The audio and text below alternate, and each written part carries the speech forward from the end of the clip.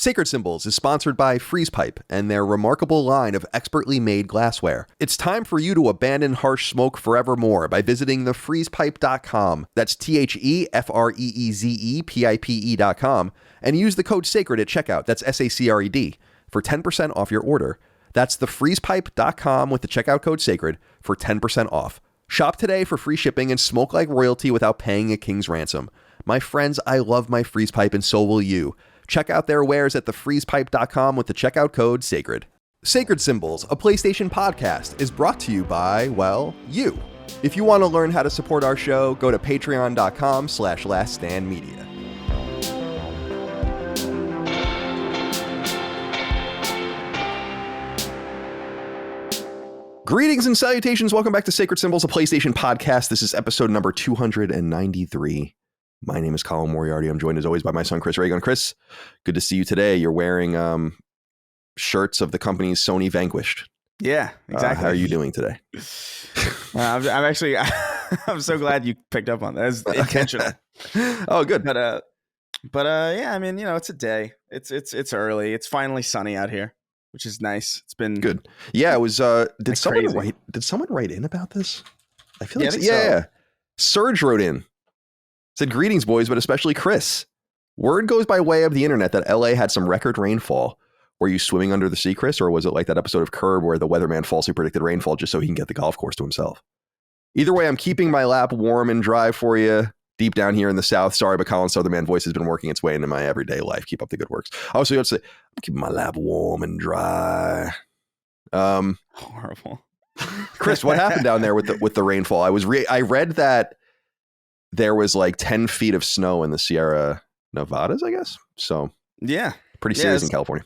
Yeah, it's pretty crazy. It was like felt like 5 solid days of rain, which is annoying because I don't like rain at all. Like I don't like it. It was like one of the main benefits of having moved out here all those years ago. It was like, oh man, at least I don't have to. A lot of things might suck out here, but at least I don't have to contend with rain. So to get 5 straight days of it really was really annoying. But it's back to sunny now. It's back to normal, which is it's all good.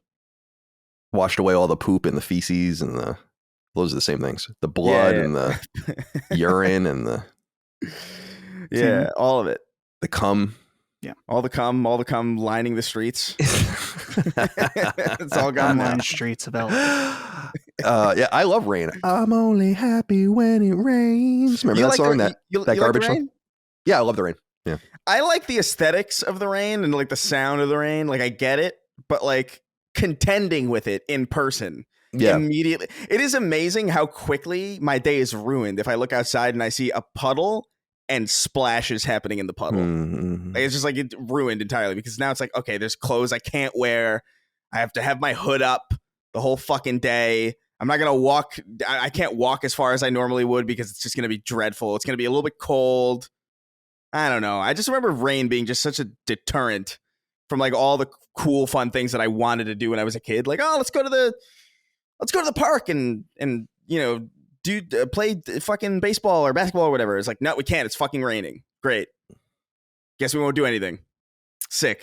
I do remember that when over summers, I would play roller hockey and we played in these outdoor rinks and I would always be watching News 12 Long Island to see the weather situation. It would always be a bummer because you get rained out sometimes. That's totally true. It is a more principled philosophical thing as long as I don't have to interact with it, like you said. But right. The problem with rain for me now is that it gets, I have to like go out into the rain and like basically empty my pool sometimes because like during the rain or it's going to overflow. Right. And that's so fucking annoying because you don't want to get the water behind the liner and everything like that. And it's like, oh my God. So you got to keep an eye on all this. It is a pain in the ass. It's a bitch. The whole thing. It's like, I don't know. I know a lot of people complain about snow, but at least snow has like a very nice aesthetic to go along with it. Right. Snow's fun. I mean? At least for like the first day, you know, when it's a new snow. Mm-hmm. But we're rambling. We're taking, you know, we still haven't gotten to Dustin yet. Who cares? Oh, not about rambling about it. Who cares? Dustin Furman, executive producer. Welcome to the show. How are you today, my friend? Doing okay. An update from about a year ago. Told the audience. I went to the eye doctor and my eyes had improved. my one eye, just not both, just the one. Went yesterday. They're doing all kinds of crazy shit, taking pictures of my eyes. I don't know what if you guys experience with eye doctor. Mine does like this thing where they like shove your face against this thing and then yeah. I know exactly what I always do the OptiMap. It costs extra, but I don't want to get dilated. Under no circumstances do I want to get dilated. Here's the old trick I used to pull in when I used to go to the eye doctor in San Francisco, and they did the same thing where they had the machine, but then they could dilate your eyes, and it was more expensive to use the machine. And they'd be like, so do you want to use the machine? It's like X amount of money. And you would just say no. And then they'd be like, all right, well, we're really scheduled tight today, so we're just going to use the machine anyway. So you had to just know the trick that you weren't, you're like, yeah, dilate my eyes. Go ahead. I fucking dare you to dilate my eyes, and it's going to take you way longer. So they would just be like, all right, well, whatever, fine. And then they would just get you to use the machine. At least they don't puff the air in the eye anymore. They do use this thing where it tests the pressure of your eye, and it just kind of like is right on the surface there, which is a little interesting.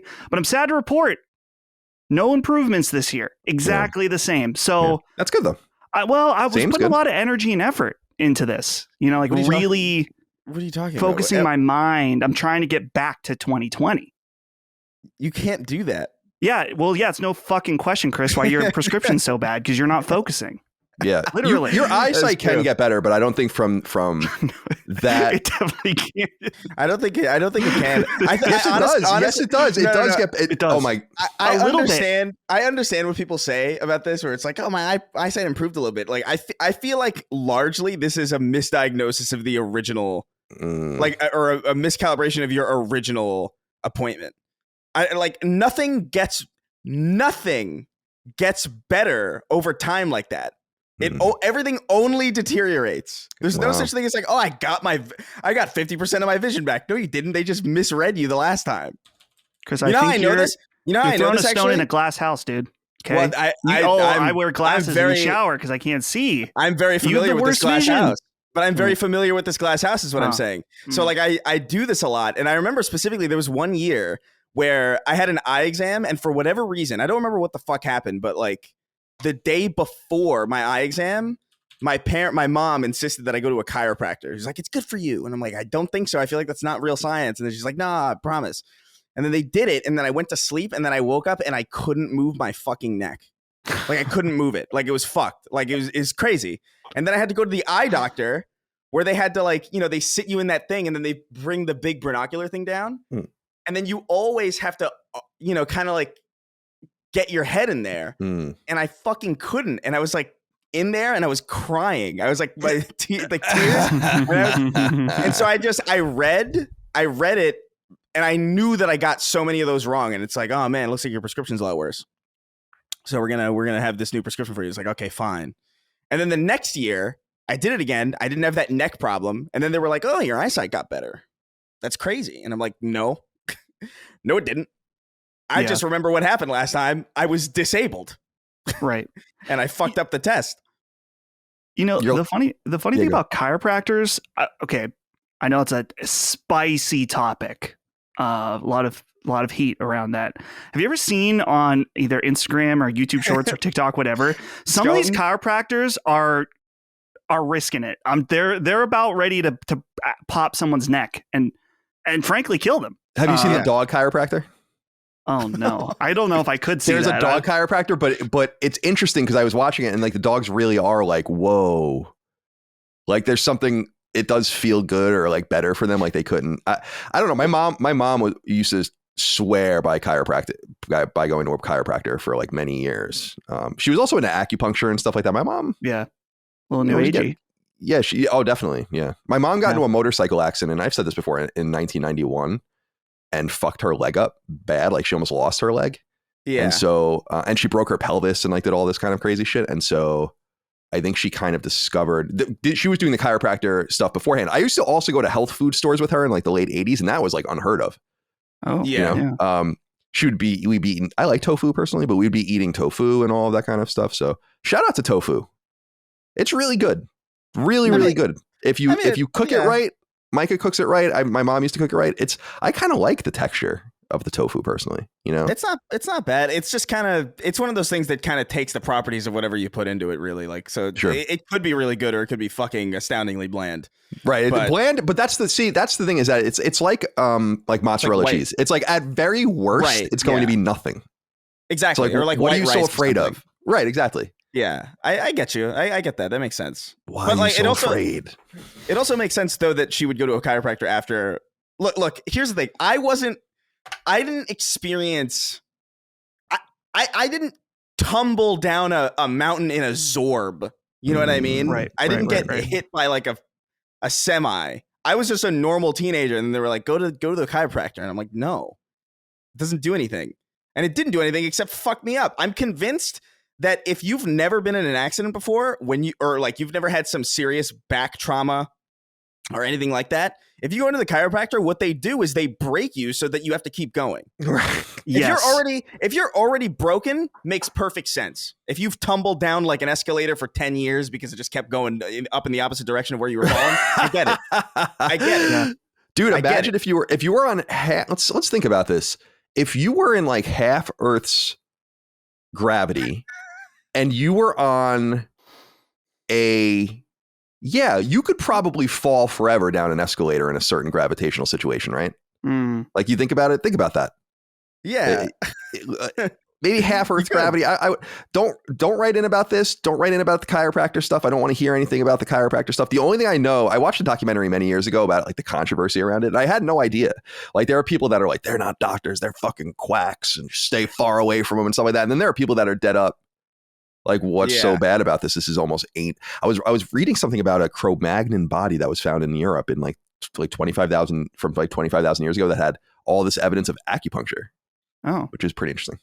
Yeah. I will say one thing to defend the chiropractors or the people that use it. I went to a guy when my parents went to him in elementary school, and I knew even at 8 years old. And I think this is when my parents woke up to this guy. I came in and it was during the school day because I was sick. I had strep throat, but my parents had an appointment. And he was like, oh, he's sick? Bring him here first next time before you go to the doctor. I'm like, are you fucking kidding me? Oh, boy. And he was the type, like Chris said, that's like, come in twice a week, every time, $40 a rip or more. I go to a guy now. I see him maybe 2 or 3 times a year at most. And sometimes my hip gets a little fucked up. He does this little thing. Too much banging? Too much banging. Just banging all the time. And so you know what? When he does that, it fixes it. And I'm great. Yeah. And you know what he says? He says, call me if you need me. Right. Totally different.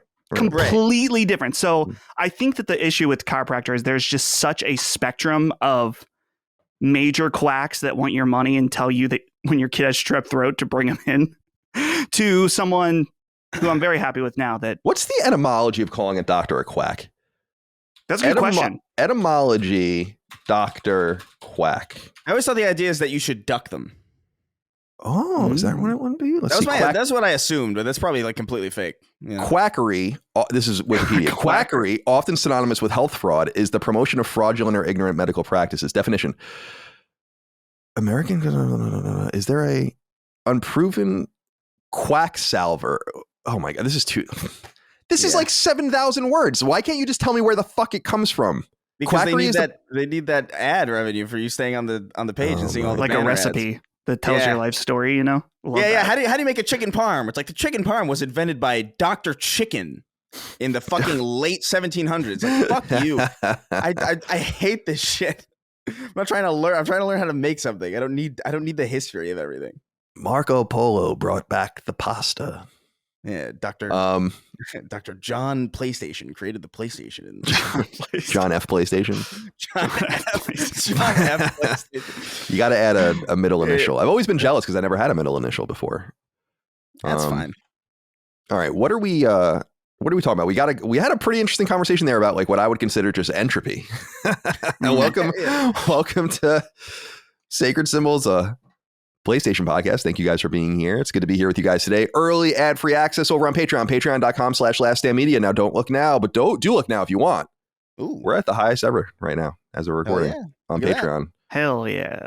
Killing. Appreciate you guys. Know you're loving the show. Appreciate that you're loving the show. Also know that you're loving Summon Sign. Also know that you're loving Defining Duke. We were on Defining Duke, all three of us, for an emergency episode about the Xbox stuff, which we're going to get into kind of in a little while. We're kind of floating without all the information we need, so let's not get too carried away yet. But if you want the show 3 days early and ad-free, amongst other perks like Discord access, RSS feed, links, and the ability to connect to Spotify and all the rest, head to patreon.com/laststandmedia, Sacred Symbols Plus, once a week over on Patreon, a perk for all patrons.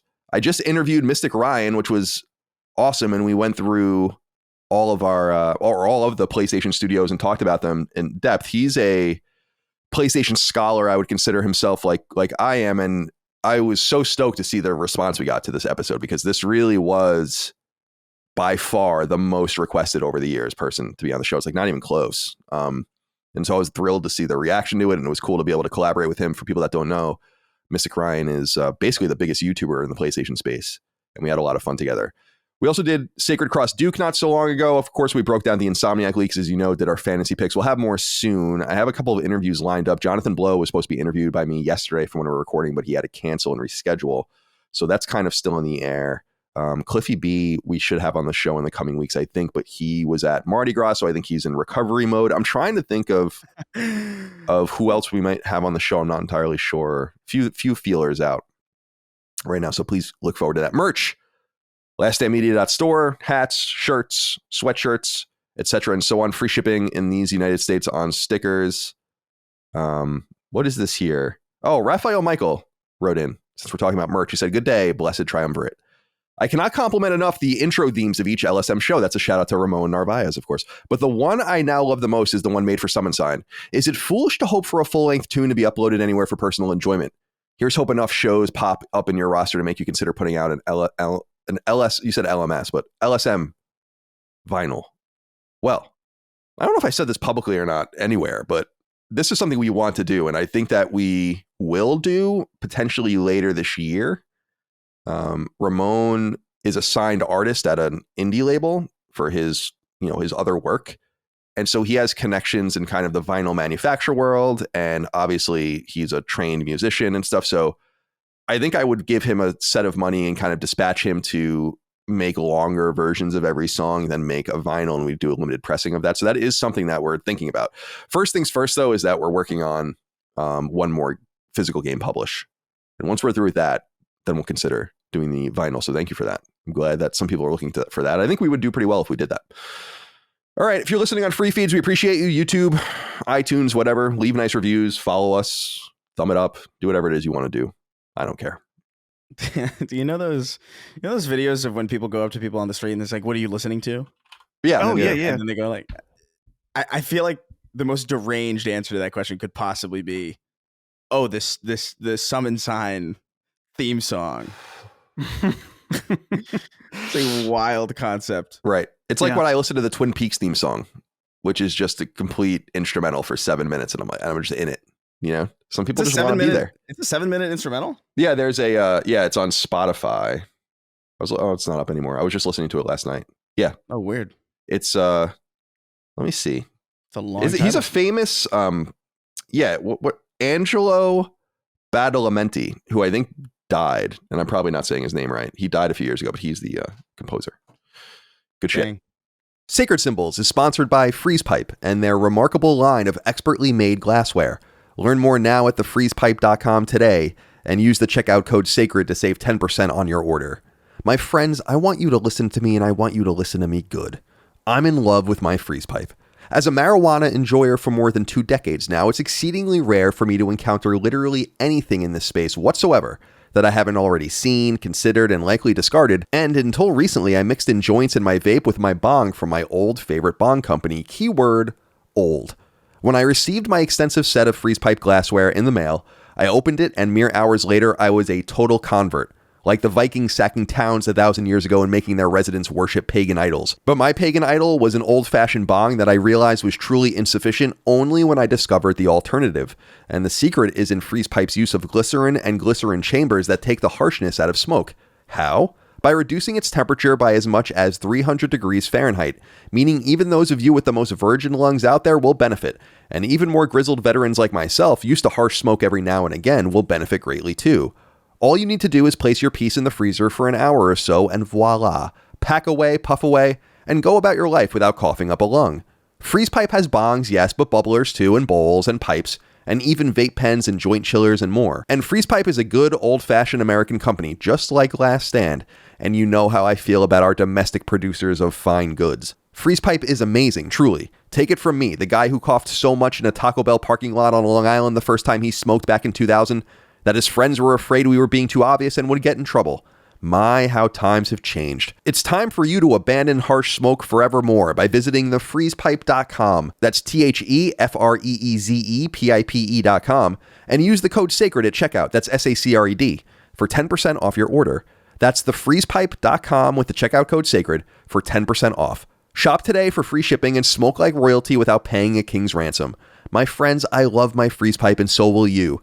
Check out their wares at thefreezepipe.com with the checkout code SACRED. All right. Let's get into topics of discussion here. Get into some smaller news items, what we're playing. We'll finish up with inquiries because I didn't write up any news this week. There's not that much big news, except for, of course, the big thing, which we're going to get to, kind of. But I wanted to start. I just wrote the word Ryan here in the notes. I was surprised people didn't write in about this because I saw people complaining about it and I was like, holy shit, you're right. Last week I was talking about how I didn't know anyone named Ryan except for the kid I was jealous of when I was a kid because he was friends with my friend. And then people were like, dude, you worked with at least 2 Ryans at IGN that you were friends with. And I was like, you're right. There were actually 3. But here's the thing. No one called them Ryan. So that's not really registered in my name because there were 3 of them. Geddes, Clements, and McCaffrey. Those were the 3 Ryans. In fact, me, Ryan Clements, and Ryan Geddes all started on the same day. July, as at full-time editors, July 16th, 2007, I want to say. Yeah. And so we never called any of them Ryan. We called them, and in fact, no, that was a different one. That's David. We had 2 Davids, Craddock and Clayman, and so they were Craddock and Clayman. We had 3 Ryans. So yeah, you're absolutely right. I did know Ryan's, but and I was close to one of them, very close to one of them, and Ryan Clements, who was one of the original hosts of Podcast Beyond. And Ryan McCaffrey is still my buddy. I was just talking to him a few days ago, but I don't call them Ryan. Yeah. So that just doesn't register in my head to this day. I don't think I've ever called Ryan Clements Ryan in my entire life. Like the entire time I've known him, I don't think I've ever once called him Ryan. That makes sense. Yeah. That's like when I was growing up, there was always like multiple Chris's in my I'm class. Sure. Yeah. And so like I would always be like, most people, like a lot of people called me just Ray because I was the only Chris with like a middle name. That was like an entirely different life where people would call me Ray, and that would ostensibly be the my middle name. The middle name as first name is key. I love that. I had a friend that did that too, and I like that. It. Yeah. To differentiate him from his dad, actually. Yeah. Yeah. Colin, I thought you were hinting about the interview that was incoming with Mystic Ryan. Like, did you not just hear me talk about this 5 minutes ago? Yeah, but okay. I would say you were saying okay. I'm confused. I don't understand. I'm confused. You were saying that you did know people. And that you were hinting. You were intentionally making a hint about the guest incoming. Oh, I'm sorry. I see what you're saying. Right. So you thought that I was playing coy. Yes. Is what you're saying. Yes. But I wouldn't even have Ryan. I mean, I like Mystic Ryan, but I don't know him very well. I don't think we're friends. I mean, we're friends like you could be friends with someone on the internet, I guess. Right. Yeah. I'm sorry. Yes. I didn't mean to snap at you. I felt like I was like, felt like you were getting pulled into like some sort of paradox, right? Did I black out for a moment or something? Right. You thought you were getting pulled into some sort of split reality.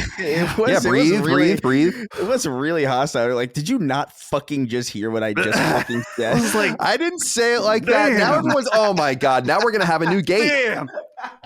Is this Yawn Gate Part 2? It's Ryan Gate. Ryan Gate. It's a double gate now from last week, too.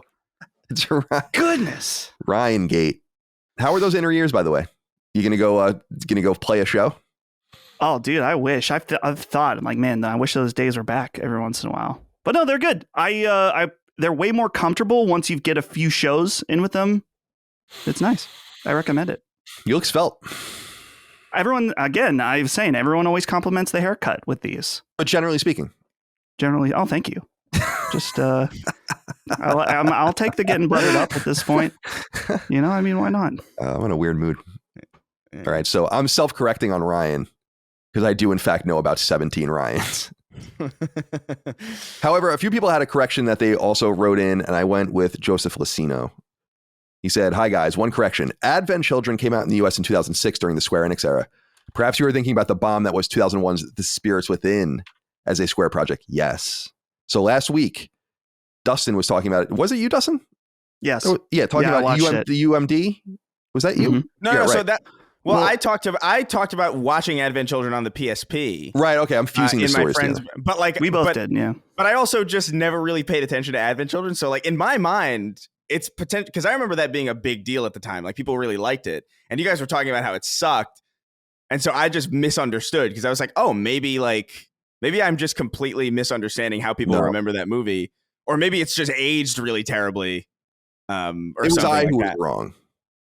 That's bad English, but it was me who was wrong. I was thinking of The Spirits Within. I don't think I've ever, because that Spirits Within, so The Spirits Within was the first Final Fantasy animated project, and that's what I was thinking about the entire time you were talking about it. And I was like, that shit sucked. But that was a late Squaresoft product, and people were so amped about the movie. I'll never forget it as long as I live. So I had them confused. I don't think I've ever seen Advent Children, to be perfectly honest with you. And if I have, I don't remember it. Joseph Lucino, thank you for writing in. Lee is Cool Jenkins wrote in and said, "Hey, Sacred Dudes, Colin, give that boy Dustin a break. I've seen him popping up on Defining Duke, Constellation, Summon Sign, and his own shows this week. Is this legal? He's tired, boss. All jokes aside, this has been an amazing week for LSM content, and Dusty Boy has been the MVP. Thanks as always. MVP accolades for Dustin Furman. Is that right?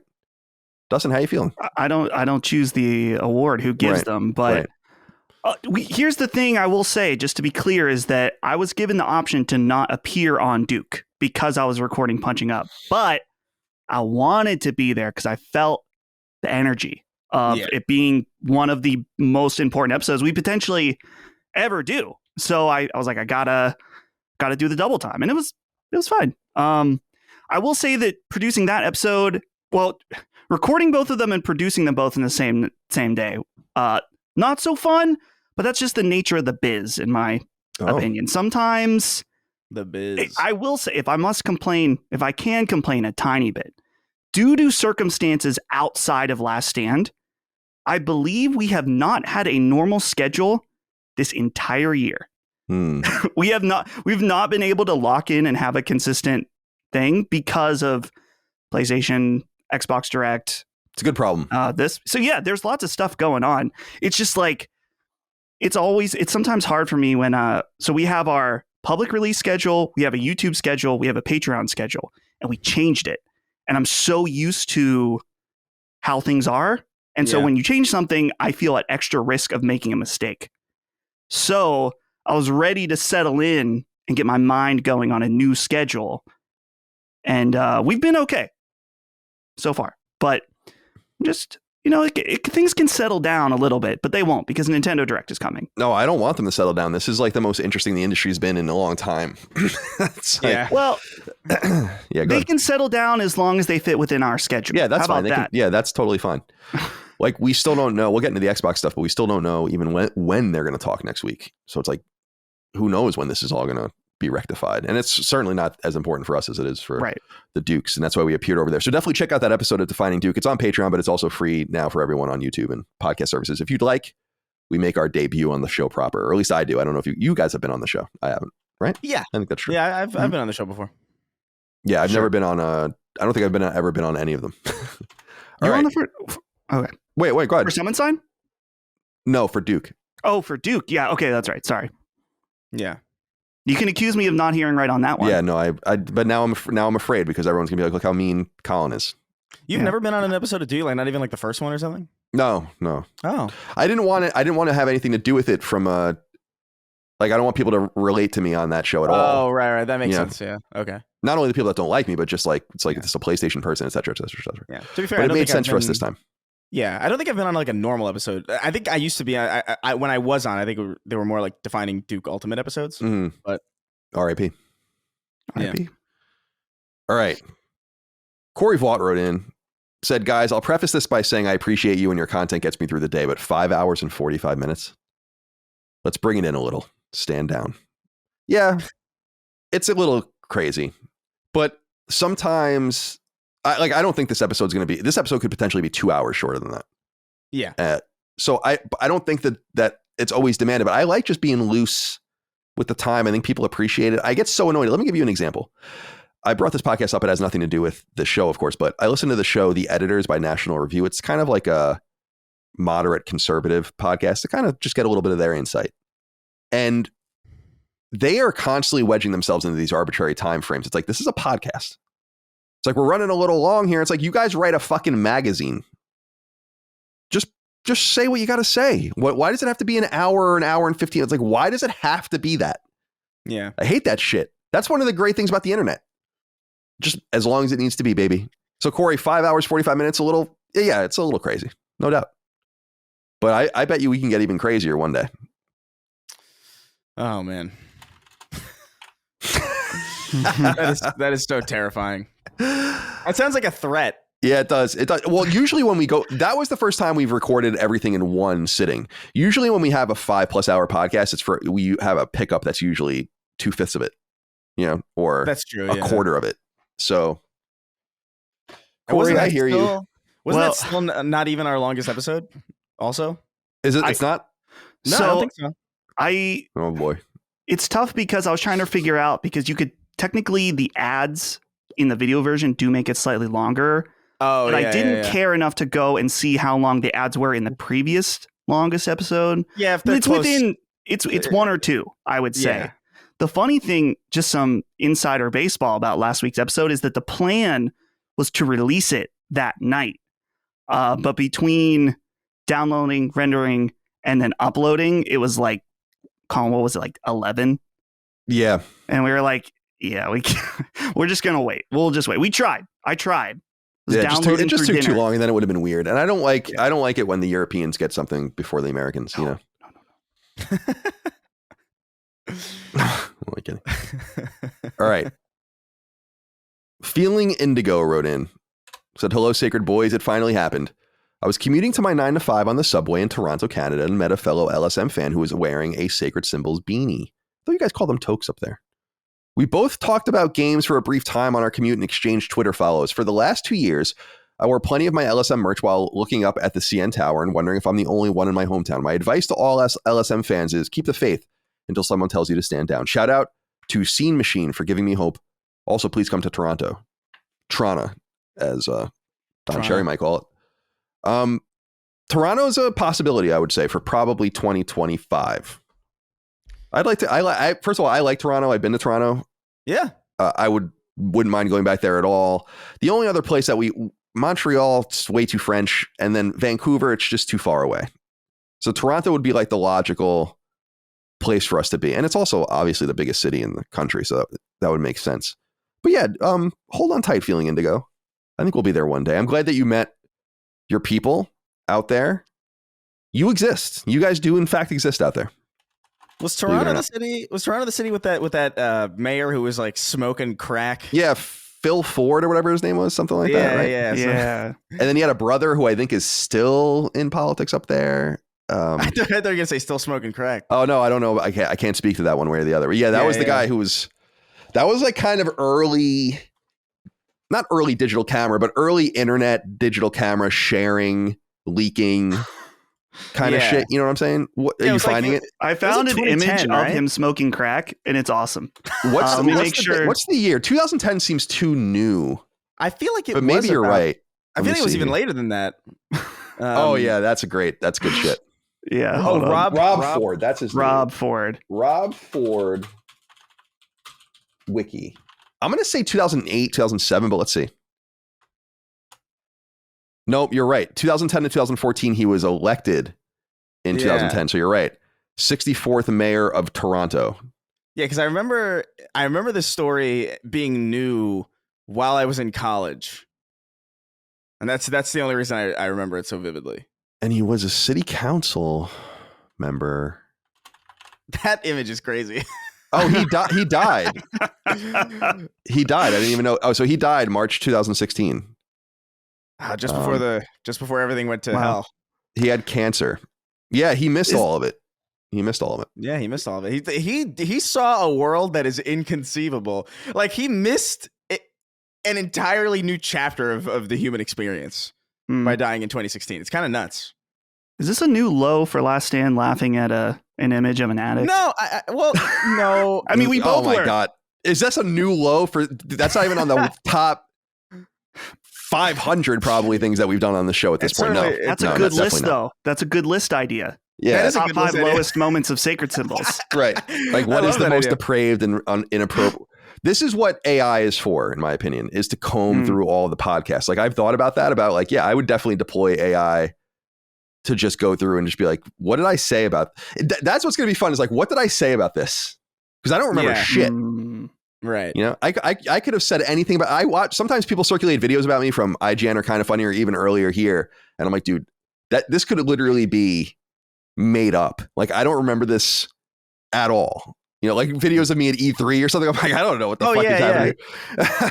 Yeah. I would be concerned if you asked the AI that, though. That might be the beginning of the end. Like, it's like, please comb through all of sacred symbols to figure out what I said about this. And it responds and just says, no. It's like, oh, shit. That's a lot of work. That's the turning point. Or it just says, I'm not listening to that shit. Yeah. This picture is crazy. It looks like he's smoking a spirit bomb. It's so fucking bright. It is so I don't know. Should we put this picture of the show? I don't know. I already have a timestamp, man. Oh, okay. To put it in. Yeah, he's deceased, sadly. Yeah, he's got a Gatorade back there. Also looks like and a little empty. You gotta hydrate when you're cracking yourself up, you know? It's clearly a hotel, right? Yeah, probably. I don't know. Whatever. Why do people always rent hotels to fucking debauch? I don't understand that. Why can't you debauch? Well, I guess you don't want to debauch in your home. Yeah, it's irresponsible. Don't shit where you eat. Hotels are for that. Hotels are like, that's you know, the mirror on the ceiling, you know? Yeah.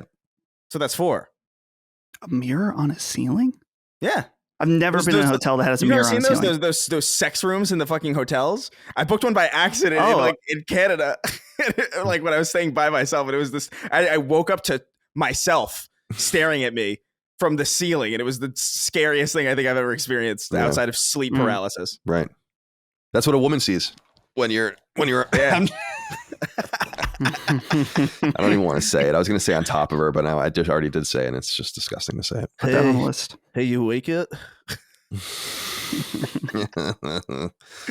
Oh God. All right. Let's see. Oh, Serge, we already got yours in because I was it earlier. So, Gatman 20XX says, "Good day, gentlemen. My time has come. I have a wonderful family that has another edition on the way, and it's becoming ever more apparent that I need to change for the betterment of my family and myself. Cutting out video games in my life is going to be tough, but I plan to soften the blow by still listening to all LSM content. Although I'm not totally done with games, just until my son is old enough to grasp the concept of video games. Just wanted to say that you guys have the best boom for your buck entertainment product hot and possibly all around that I've ever experienced. Thanks for all that you do, and be safe out there." Thank you. Really? You're going to give up games for your kid? Yeah. Seems a little extreme to me. Yeah, seems like a lot. Consider this. You're going to regret it. Yeah. Well, maybe he might not. The way the industry's going, he might end up with like a great value of like all the best versions of every game, all the complete edition for $15. If he gives, you know what I mean? Right. We talk about that all the time about like why there's really kind of no reason if you can handle not being a part of the conversation or not playing something as soon as it's out, you're better off doing that. Quite frankly, you know. Initially, when I was reading over this question, I thought the same thing, but to give him a little credit, you know, I do believe that there's like video game addiction to some degree. There are some people that maybe can't control themselves, and maybe this is a know thyself situation. Where he knows he can't do both. Here's my argument, though, is that kid's going to grow up and leave.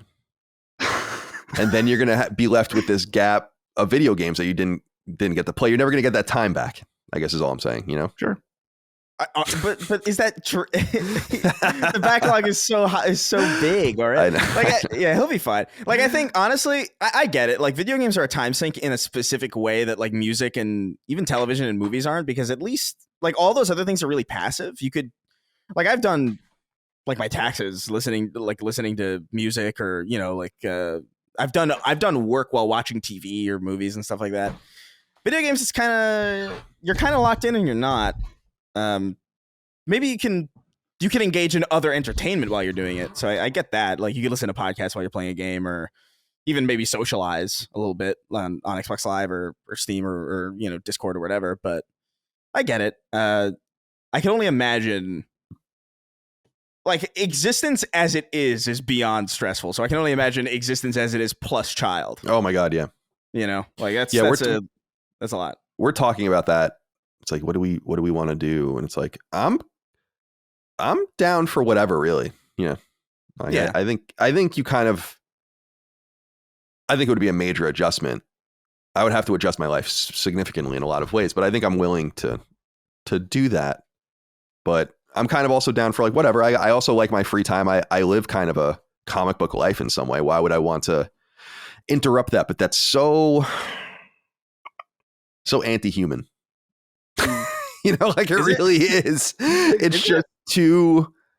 It's just living in that Randian self-obsession is too anti-human. If that's what ends up happening, but that's fine. But going out of my way to ensure that happens, I just feel like that's just too much. Like don't you think that there's an inherent self-obsession in recreating yourself? Yeah, you know what I mean. Where it's like, I want another me. Yeah, because I'm great. I think the world could benefit from like another me. I think. But it's Malthusian though to think otherwise. Like I think there's a middle ground here, right? Where it's like, listen, there's a lot of unwanted kids. Adopt. True. Yeah. Adopt. This is where first of all, I am not against that at all, that idea, but the idea of having my own blood is right to the point you're saying. Because right, but isn't that in us? Like I came like I don't want to say thousands of years ago, pre-Mesopotamia, our progenitors or our ancestors, I should say, were not living for any reason other than to get to the next day, basically. Right. Yeah. And so they wanted to make their own to obviously have and so we still carry that. I don't think there's anything wrong with that. I think that I'm also not opposed to adoption at all. I don't think that there's anything wrong with that. And that's vital. In fact, I would rather see a lot more adoptions than abortions. I'm not trying to wade into that at all. I'm just saying, like, if there was a conduit by which women had a viable way to connect with families that maybe could do better for them or their kid. But that is the thing that people just like, I don't want to adopt because I want my blood. And it's like, I get it, but like, it's also like, why? It's like, I get it and I don't at the same time. It's a very bizarre kind of thing. Yeah. All right. I brought up abortion on the show. I'm sorry. All right. By the way, I'm pro-choice if anyone's curious. Yeah. Okay. To a degree. Let's not get crazy with it, all right? Out there? Yeah. I think up until 16 years old, I think you right. I think I think it should stop. Here's the thing about it about abortion is that it should stop somewhere reasonable, in the 3-4 month, whatever. And then it should begin again ages 5 to 15, Right. Like if you start noticing, like, I really like Yuji Naka's designs. You're right. It's like, time to restart. Right. Or you set the kid up to commit his own insider trading scheme and he goes to prison. Yeah. Following the legendary footsteps. Yeah. He's your hero, isn't he? What the fuck is going on? I don't know.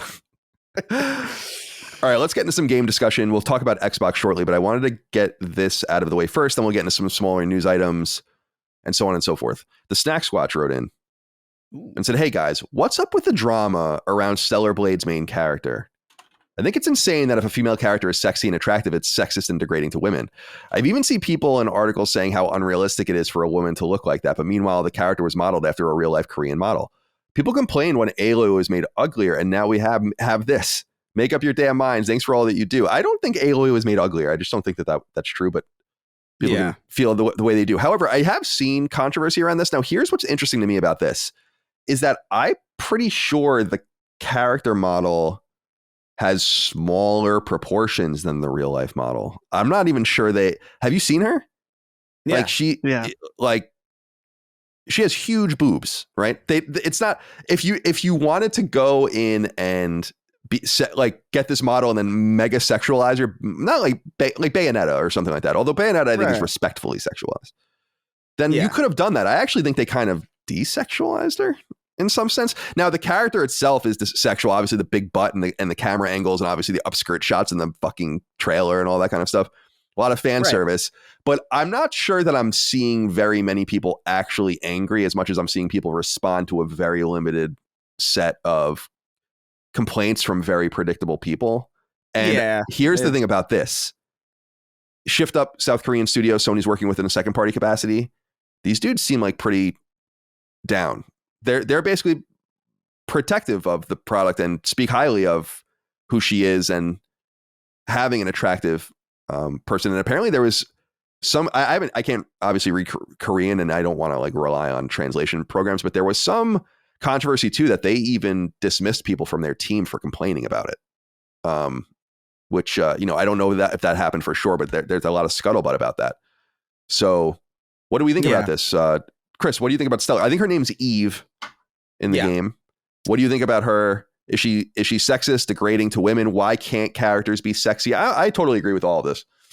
Yeah, I think the outrage is largely overstated. I just feel like it's like a limited pool of articles. I even saw a video of like some guy going around. It's like, here's what New Yorkers think about Stellar Blade. And it was like this video of like, and it was like 5 people in Union Square, like kind of over and over again. They just kind of kept cutting back to him. It's like, look, man, with all due respect, I've spent a lot of time in that specific area. You really had to go out of your way to find these people. Like, there's no place more disrespectful than that area. Also, it's like what? Also, it's out of context. It would be like walking up to someone and showing them Basic Instinct or something. And be like, "What do you think of this?" Right, and also just it's like I don't know. I don't know what you're even showing me. But you also know that like it's they asked a bunch of people and most people didn't give a shit, and then they pick the ones that are gonna get the most traction on social media or get the most people talking, and that's obviously the people who have a problem with it. I think I don't know, man. Like I think it's. The Stellar Blade looks fun. She's hot, and I think that's fine. Like it's an artistic medium. I think it's silly when people argue that like, oh, this game character's not hot enough or this game character's too hot. It's like, this is all fiction anyway. Like, what does it matter? It's all the artistic license and the artistic intent of the people making the art. And you can not like it or like it or whatever, but like to say that it's like a fundamental problem or that it should be undone, I think is ridiculous.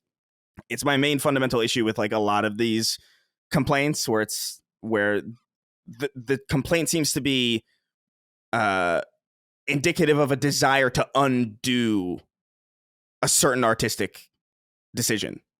And like that, I don't value that at all. I think you should make the art you want to make. I think your art should come from, if you're going to make a video game from like a political perspective, I think it should come from whatever political perspective you fucking want.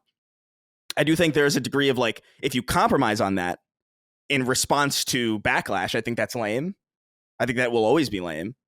But to just have a political message in a game or left, right, whatever, to have a sexualized character, to have a not sexualized character, to have a character that's specifically made like a little bit more realistic so as to not be as sexy, I think it's all fine. Like, I really don't see the fucking problem with this. It boils my brain when people have a problem with this stuff. I don't get it. Yeah. I don't either. I personally do believe Eve should be an obese, pink-haired, pansexual academic, but that's just my opinion. Dustin, what do you think of the controversy or lack thereof around Stellar Blade? Will you play it in front of your wife? Yes, absolutely. Yeah, I think about Bayonetta. And how I think that, imagine if Bayonetta came out now and we were getting trailers, I think we would be having the same conversation. But look at how, outside of the third game, Bayonetta was viewed by the larger gaming bubble, in that it was very much a yes, queen, like she owns her sexuality, and because people had played the games and knew about her character. But as of right now, we don't know very much about Eve at all, other than what we've seen in these trailers. So I say, hold your fucking horses a little bit before going on a tirade, which, to be fair, some of these people, like Chris mentioned, were just randomly asked to give input. But some of these people are starting to raise the pitchforks on Twitter. I don't know if it's crazy yet, but let's just wait a bit. And maybe there is a possibility where her character is written in a way that to some could come off as sexist or something like that in combination with her looks. And then maybe you'll have a more valid argument. But to immediately start this path before the game is released at all, very silly. So chill out. Just chill out for a bit. I know it's hard. Chill out. Yeah, I feel the same way about just like when people was like, why did they're making these character models ugly on purpose because they're trying to take away your sexy characters. And it's like, I just think they're bad at translating models into their I also just think that they're trying to be more like, this was a big thing with MJ. It's like, right, the model of MJ that they based her on is far more attractive than MJ in the movie or whatever, the game. In the game, yeah. But I think that's like not, there's like no debate about that. But I think I think it's to normalize, like, we're not always made up. We're not always the best dressed. We don't always look our best. A lot of us are just mediocre looking normal people. Why can't stories happen to those kinds of people too? Sometimes stories happen to your beautiful people, and sometimes stories happen to normal people. It's like, why can't that just be the explanation? Like, why does Aloy have to be attractive? She's a fucking future Indian living with fucking robot like, what is she putting on mascara and fucking lipstick? I don't understand what you want. That's the confusion for me. Yeah, I think it's a mix of things though too. It's like, well, because I think Peter looks fine. I think everybody in that game looks fine except for MJ. I really do think it's just like I don't think it's like an intention. Well, to be fair, like they all look kind of off a little bit. Micah, by the way, insists, who's my wife for people that don't know, insists that, you know how that picture of one of the writers goes around and it looks just like her? She's like, there's no way. And I'm like, that has to be a coincidence. Like, that's crazy. And she's like, that can't be a coincidence. Like, she believes. No, it must be. Like, that's not how that works. I know, but I'm like, it is weird. It's one of those it is strange, cosmic coincidences. Right. Yeah. Anyway, go ahead. I don't know. Like, I just do think that there is a conversation to be had about like, why are certain studios just really good at importing their models and other people aren't? Like, it's not even a matter of like, oh, they're done up and no makeup or whatever. It's just a matter of like, yeah, she looks. Mary Jane Watson in Spider-Man 2 looks like Tim Minchin, the Australian comedian. Like, I'm not even remotely joking. Like, it's straight up. Like, it's very bizarre. It's very strange. And you look over at like a game like Mortal Kombat 1, where like I feel like the models are like really well and true to life imports of like their actors, and it's like, oh well, there's clearly a skill differential in how some studios are able to import their models and translate them to the engine that they're working in. Clearly. Because I don't think anybody would ever argue that Insomniac is an untalented developer, but I also don't think any of them would ever argue that they have really good character models. At least we've never really. I would wonder. Yeah. I wonder what kind of. Maybe we'll see it more in Wolverine, which seems to be more linear. Where if they don't have to work within the confines of these open worlds, what do their games look like? We haven't really seen that since PS3 with Resistance 3, which was really pretty and did have nice character models actually for the time, as I recall. So yeah, it would be interesting because I think about like Uncharted. I think Uncharted does a really good job. When you think about Chloe, who's kind of like the bombshell type, you know, sexy spy, but you know, then you have Elena, who is pretty, but is a tomboy and out there with the boys and all of that. And I think they do a really nice job of balancing those things. I understand what people are saying, like you want something pretty to look at when you're doing these things or whatever, and that's cool. But I like the realism of having a whole mixture of all sorts of different things. That's why I was talking about the desexualization of Eve. It's like, go look at the pictures of the model. I mean, didn't. It's not really like people are like, oh, you can really see the difference. I'm like, you kind of tell, but in my opinion, they actually desexualized her, even though they kept her in some way sexual. So, and by the way, you said that game looks good. I think that game looks fucking awesome. I gotta be on the record on that. I think that game looks fucking dope. I can't wait to play it. Yeah, late April 26th, I think, something like that. So we have a ways to go. But thank you for writing in about this. All right. It's time to talk about Xbox. Now, I want to frame this for everybody. First of all, the Defining Duke episode that just went live is probably what you really want to listen to about deeper thoughts. We went for over 3 hours with them on this. So I don't know, you guys can disagree with me if you want, and we'll talk this through, but I'm of the mind that we don't really have all the information we need to talk about this in a deep way. I think we only have like a third of the information. It's clear something's happening. It's clear that games are coming. but we got to really wait to say everything that needs to be said. And I know people are excited about it, but let's wait for most of the dialogue. We'll get into a few things here, though, from the audience. And I want to just begin, though, before we start, by going around the horn and what are our overarching thoughts? Have we thought about it anymore? Because we recorded a few days ago. So more things have happened. Dust has settled a little bit. We're eagerly waiting for the event from Microsoft. I'm wondering, Dustin, let's go to you. Let's just kind of give, for people that don't want to listen to the Defining Duke episode or want some updated thoughts, I mean, just take some time and talk about your overall thoughts and where you stand right now. Then we'll get into some of these individual questions and we'll move on for now. And then I promise next week we'll break it all down. Yeah, I would say the biggest thing that is clear to me is just that, and some of this is going to be repeated from that episode, like Colin was saying, but the way this is going down is really interesting. Maybe even, I don't want to say more interesting than what happens, but there's a lot to be said about the messaging, right?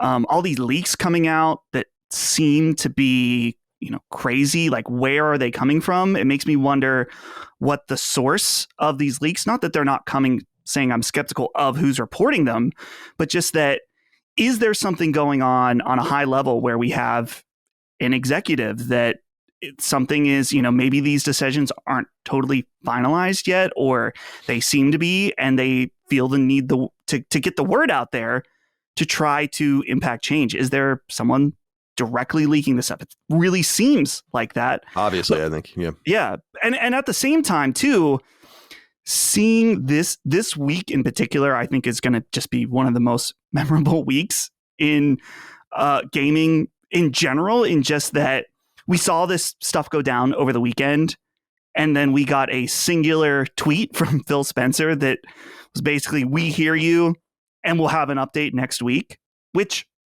is so conflicting because in some sense, I understand that when you're working with one of the biggest corporations of the world, you can't just go out and immediately say what's happening. These things need to be cleared through many sets of people. And some things, like I said earlier, probably are not set in stone. But at the same time, to just say, hey, I know the house is on fire, we'll tell you about it next week, has created a very interesting landscape for us. Yeah. And like you were saying earlier, very, very fun in terms of coverage. Not saying finally. Xbox, yeah. Right. Yeah. So in terms of the change, it's hard to say exactly, like you said, Colin. We only have a part of the information. So a lot of it is like end game speculation. What if it's this direction? What does that mean? My main takeaway was just that if this is the worst case scenario, it worries me that we already have Sony. We're not quite back to the PS2 era, but we have some of the similar aspects where we already see Sony so focused on big things. We see nickel and dime Sony. We see, in some ways, complacent. And if Xbox isn't there in the same way, depending on what that looks like, I get concerned that Sony loses some of its edge. And that would be okay because they don't have anyone pushing them. Obviously, maybe that's not the factor at all based on what actually happens, but I'm always going to root for the strongest competition possible in order for us, the consumers, to win out. All right. Yeah, well said. Chris, let's hear from you before we get into some of these inquiries more deeply. Yeah, I mean, I think we're going to see a dramatic shift in how the console landscape looks. I don't think Xbox hardware is going away. I feel like I'm pretty bullish on that. Like, I don't think it would be weird to me if they stopped manufacturing hardware just because they might be in like third place. Because in my experience, I feel like the only time they've really done that was with like maybe like if you guys remember the Windows Phone. Yeah, of course. Which is actually kind of cool. Like I remember fucking my mom had one. I remember messing around with it. What was the thing? They had some special like OS, right? There was a word for it. Yeah. Well, I think it was just Windows 8. Tiles. That's what it was. That's what I was thinking of, Tiles. Yeah, it was which was shit on computer, on PC, but on the phone it worked pretty well, and I remember liking it kind of. But yeah, I don't know. I think they're still going to be there. I do think you're going to see a shocking shift in strategy. I've seen like some rumors. I can't speak as to whether or not this is real, but saw something going around on Twitter about how like even the Xbox, the higher up team at Xbox is kind of completely unaware of what the fuck is going on. Yeah, it might have been they might have been removed from the decision making, which means they're going to get fired. Yeah, so I don't know, man. I think we're in an interesting time. We're going to see a lot of drastic shifts. It's going to look very, very different, but I also don't necessarily think it's going to be the end of the world. I don't think it's going to be as nuclear as people think it will be. It'll be a blast, for sure. Conventional bombs. Yeah. Bunker buster. More like Dresden and not Nagasaki. Right, perhaps. Yeah. Both really bad, though. Yeah, like I'm under no... Like, I really don't think, like, if you have a digital ecosystem, if you have a digital library on Xbox, I don't think that's going away. I know that that's, like, a big concern for a lot of people. It's like, I would bet on the idea that's probably going to stay intact for quite some fucking time. But, yeah, I don't know.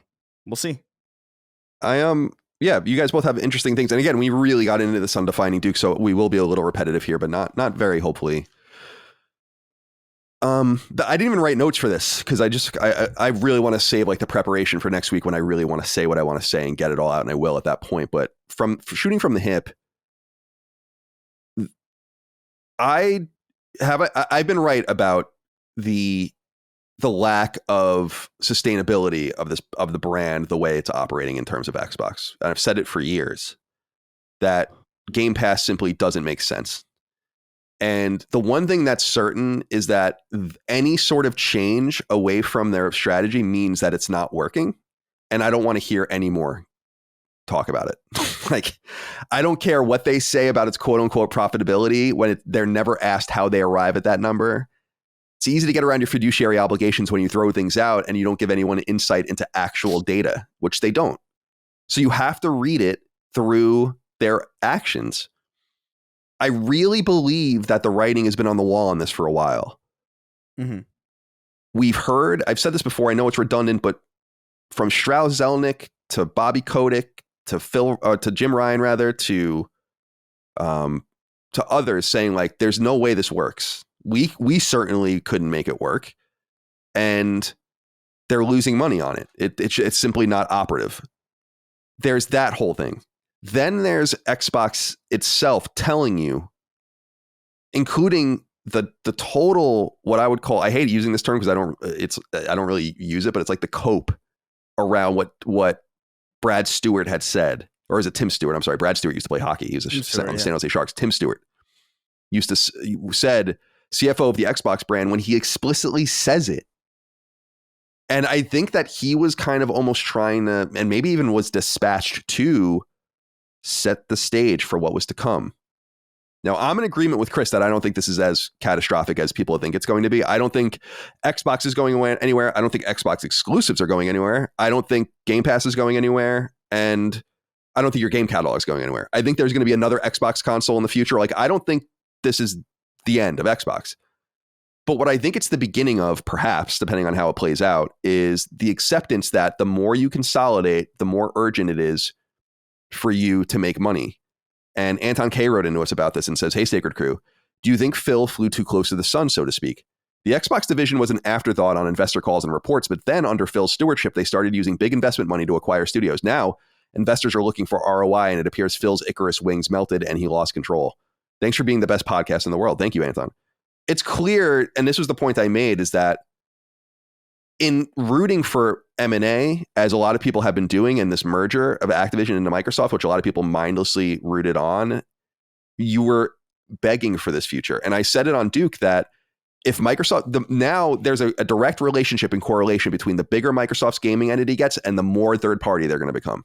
There's no future now, knowing that Game Pass is simply not working the way that they wanted it to and not growing in subscribers the way that they wanted it to. There's simply no way that buying more means that you're going to become more exclusive. It means you're going to become less exclusive. If I'm an Xbox fan, I would want them to stop. And in fact, I would look at this deal with Activision and all and wonder if this was actually the thing that pushed us over the edge and we might have been able to hold on if we didn't do this. Right? Think about it. Think about it. Major investment that will take 35 years at Activision's current current profit trajectory to make any of that money back or all of that money back to get essentially one game that will remain on everything. Meanwhile, you actually did have a series of exclusives and exclusive studios funneling their resources towards this one product, and you blew it up. And that to me, that as I've been thinking about it over the days since we recorded, I'm like, that to me is actually the most interesting thing. They did fly too close to the sun, way too close. Now, there's a lot of things that came in, including the fact that it took 2 years to close the deal. Microsoft vastly overpaid.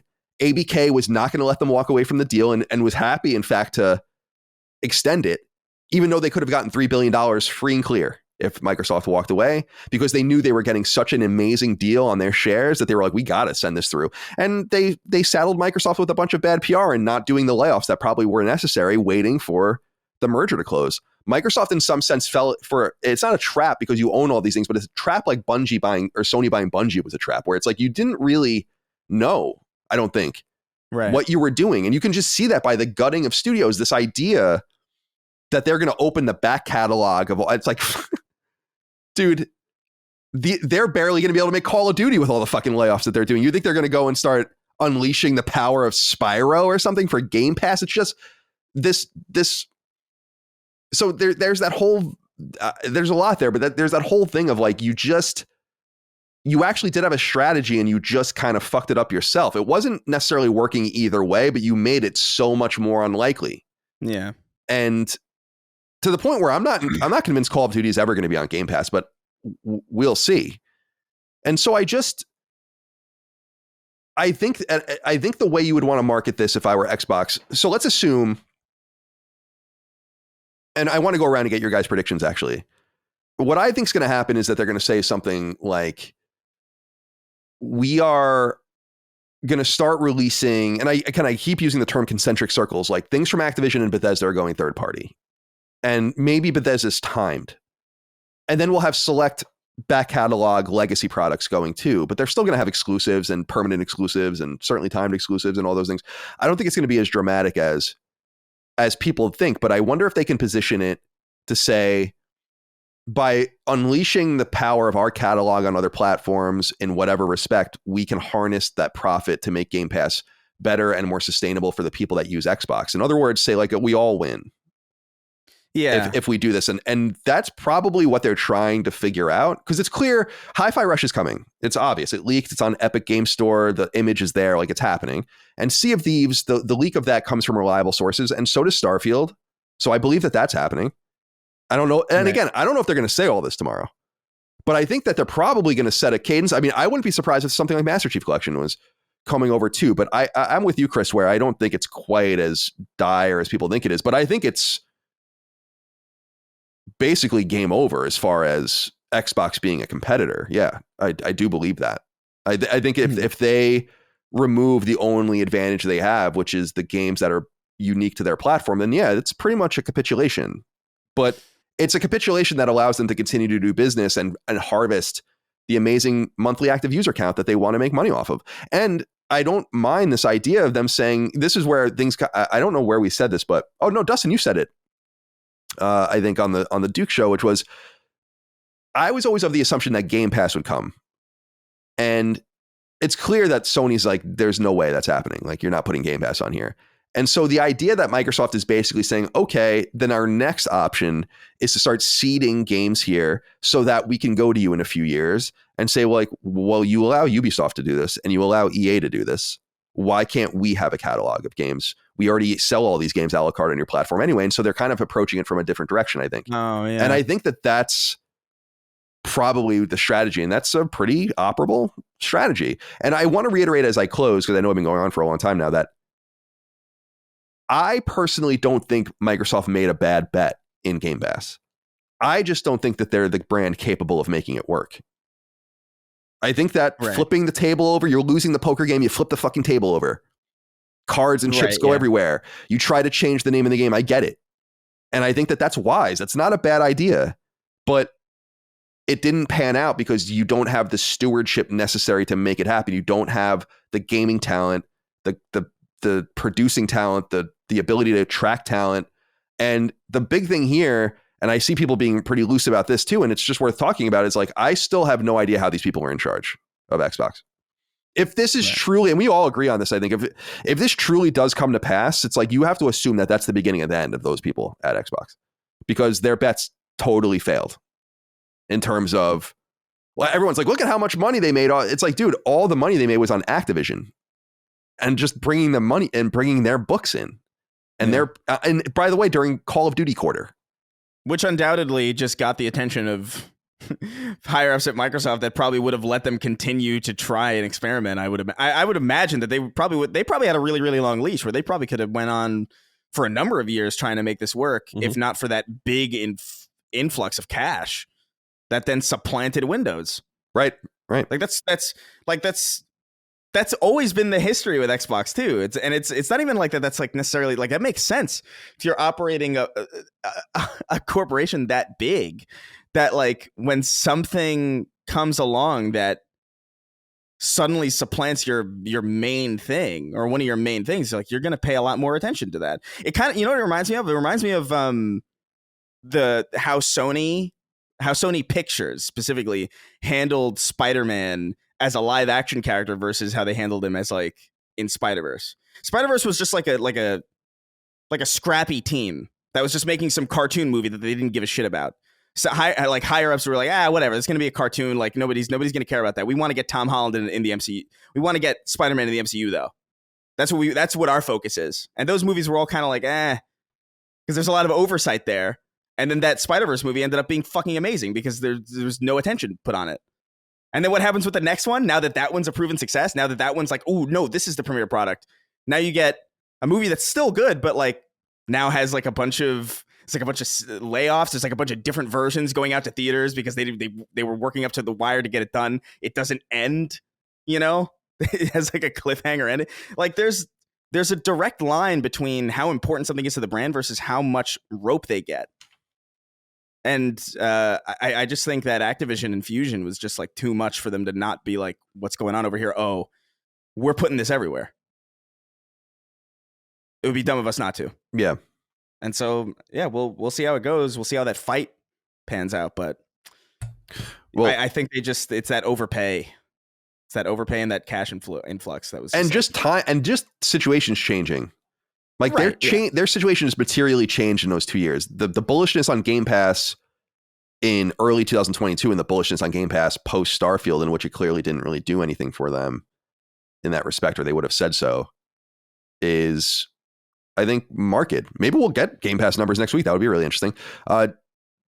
WTF wrote in and said, "Hey, gentlemen and Dustin, how do we feel about the upcoming Xbox news, and do we have any predictions?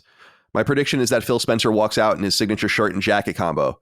The shirt under the jacket is a beautiful blue, and he has a big smirk on his face. He starts giving the presentation with the Xbox logo projected onto a screen behind him. The lights dim. We hear that all too familiar world premiere voiceover. Uncle Phil looks point blank into the camera and says Xbox will publish games on PlayStation. He unbuttons his jacket, and the blue shirt has the PlayStation logo on it. Phil lets out a maniacal cackle. The image projected onto the wall changes from the Xbox logo to his name, Phil Spencer. And then hear the PlayStation 1 startup sound and see his name transition to his initials, PS. Then it transitions again to the PlayStation logo. The lights go out and then come back on a few seconds later, but Phil can't be found anywhere." I like the idea that his name is PS. Yeah. It was right under our noses the whole time. Yeah, we've been looking at the shelf behind him, but we should have been looking at his initials. So let's get you guys on. I talked a little bit about what I thought was going to happen, which I think is the beginning of the teeter totter, but it's not this full explosion of like Xbox is over. I don't believe that at all. So let's get you guys on the record. Chris, let's start with you. What do you think is actually going to happen? I'm not even convinced this is going to be a video of any kind. Like I don't know if they're really like, what are they going to rent, like an event space, or they're going to like put him in front of a green screen and go through an editing pass of him kind of saving face. Like I don't know. Like I almost don't even think Phil Spencer will be involved. I feel like it's a possibility that this is just if he's not involved in this, they are fired. Like that. Well, yeah, you would have to assume, right? You would assume, yeah. I mean, I don't know. Like if it's Satya or something, it's like I don't think that's good news for you. No. But the thing to me is like they call it a business event.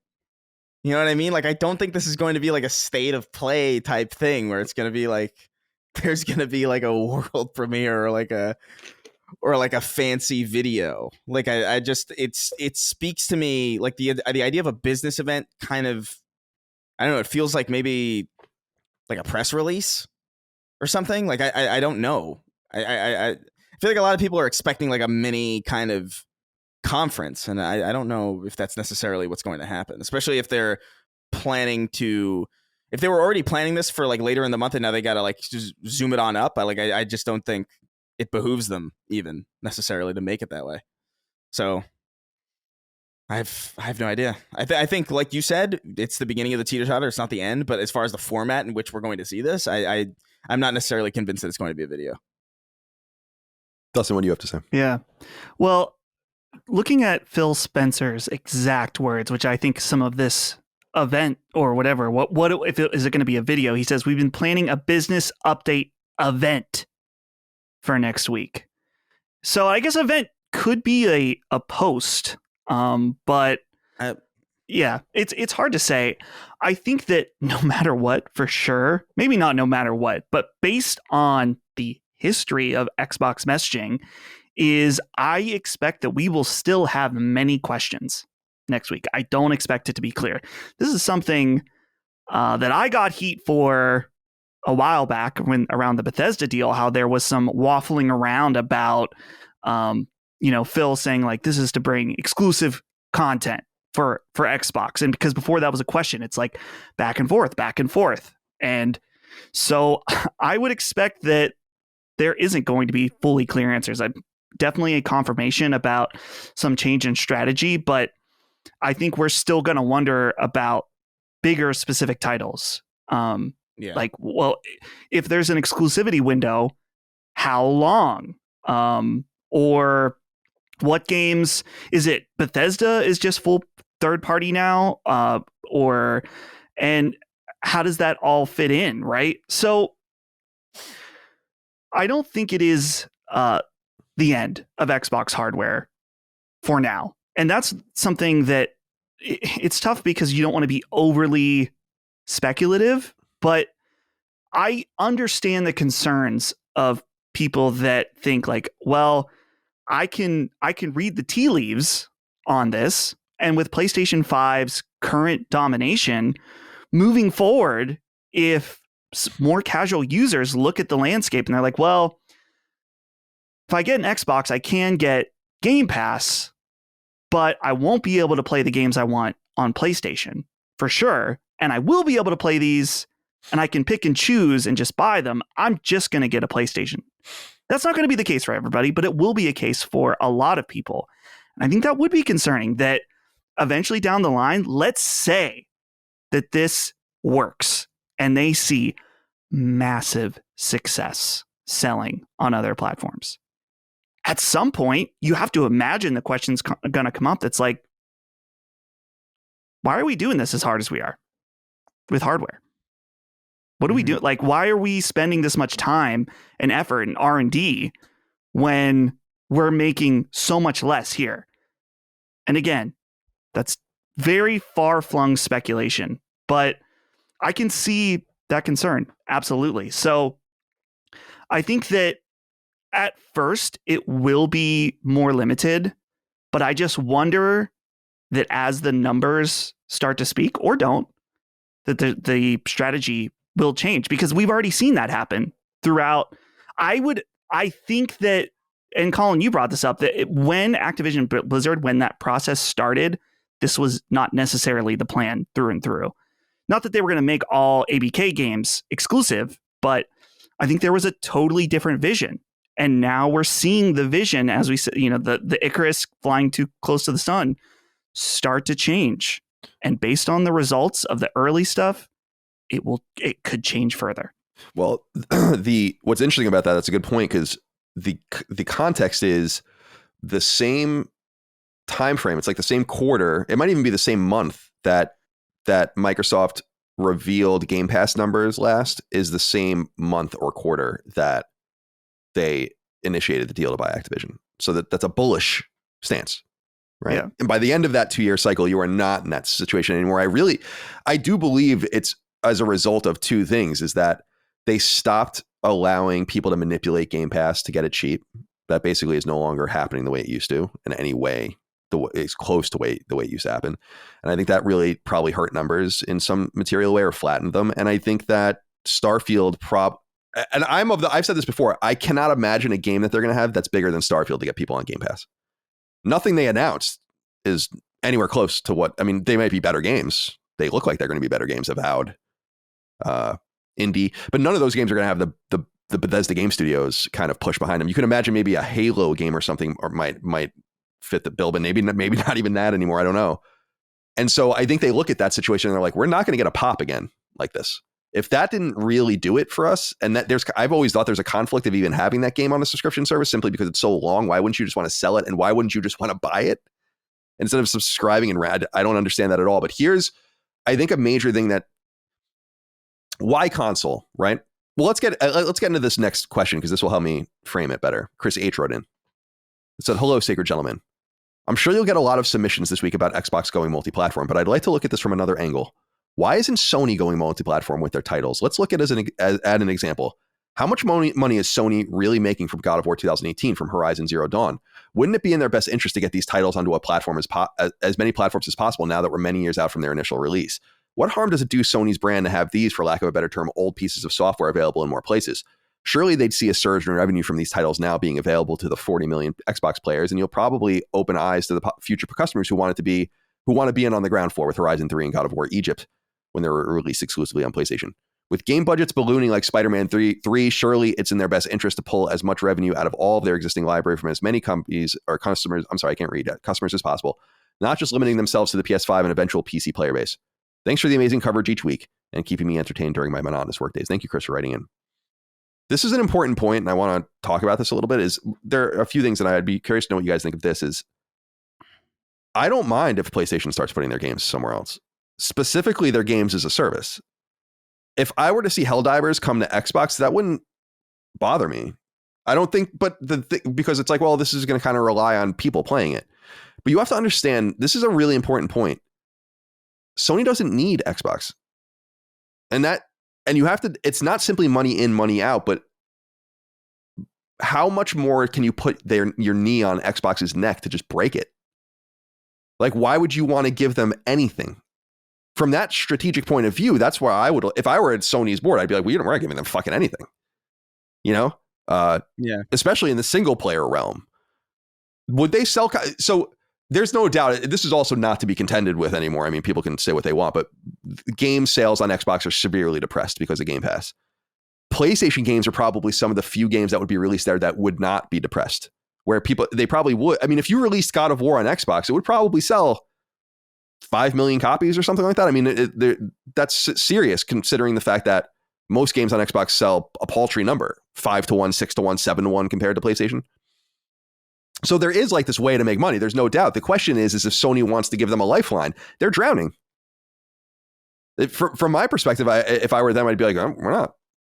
It's like it's like the high five, the hand of the drowning, and the guy gives him the high five, and the guy just drowns. As you know, it's kind of like that. It's like you're kind of helping them in a way that you don't really need to. Let them just continue to fumble. Yeah, you know. It's also from their perspective that they're throwing a lifeline to the biggest company in the world. Like it just well said. It just doesn't, like, I understand that we look at it as Xbox and PlayStation, like, and I get that makes sense. Xbox is floundering, PlayStation is doing well, but Microsoft is doing very well.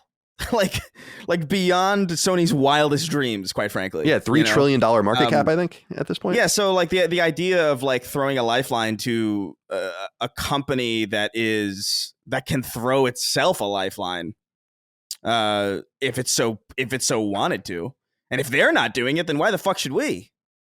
You know what I mean? That's how I would think about it. It's like, if Microsoft isn't throwing a lifeline to Xbox, then why the fuck are we as PlayStation going to do that?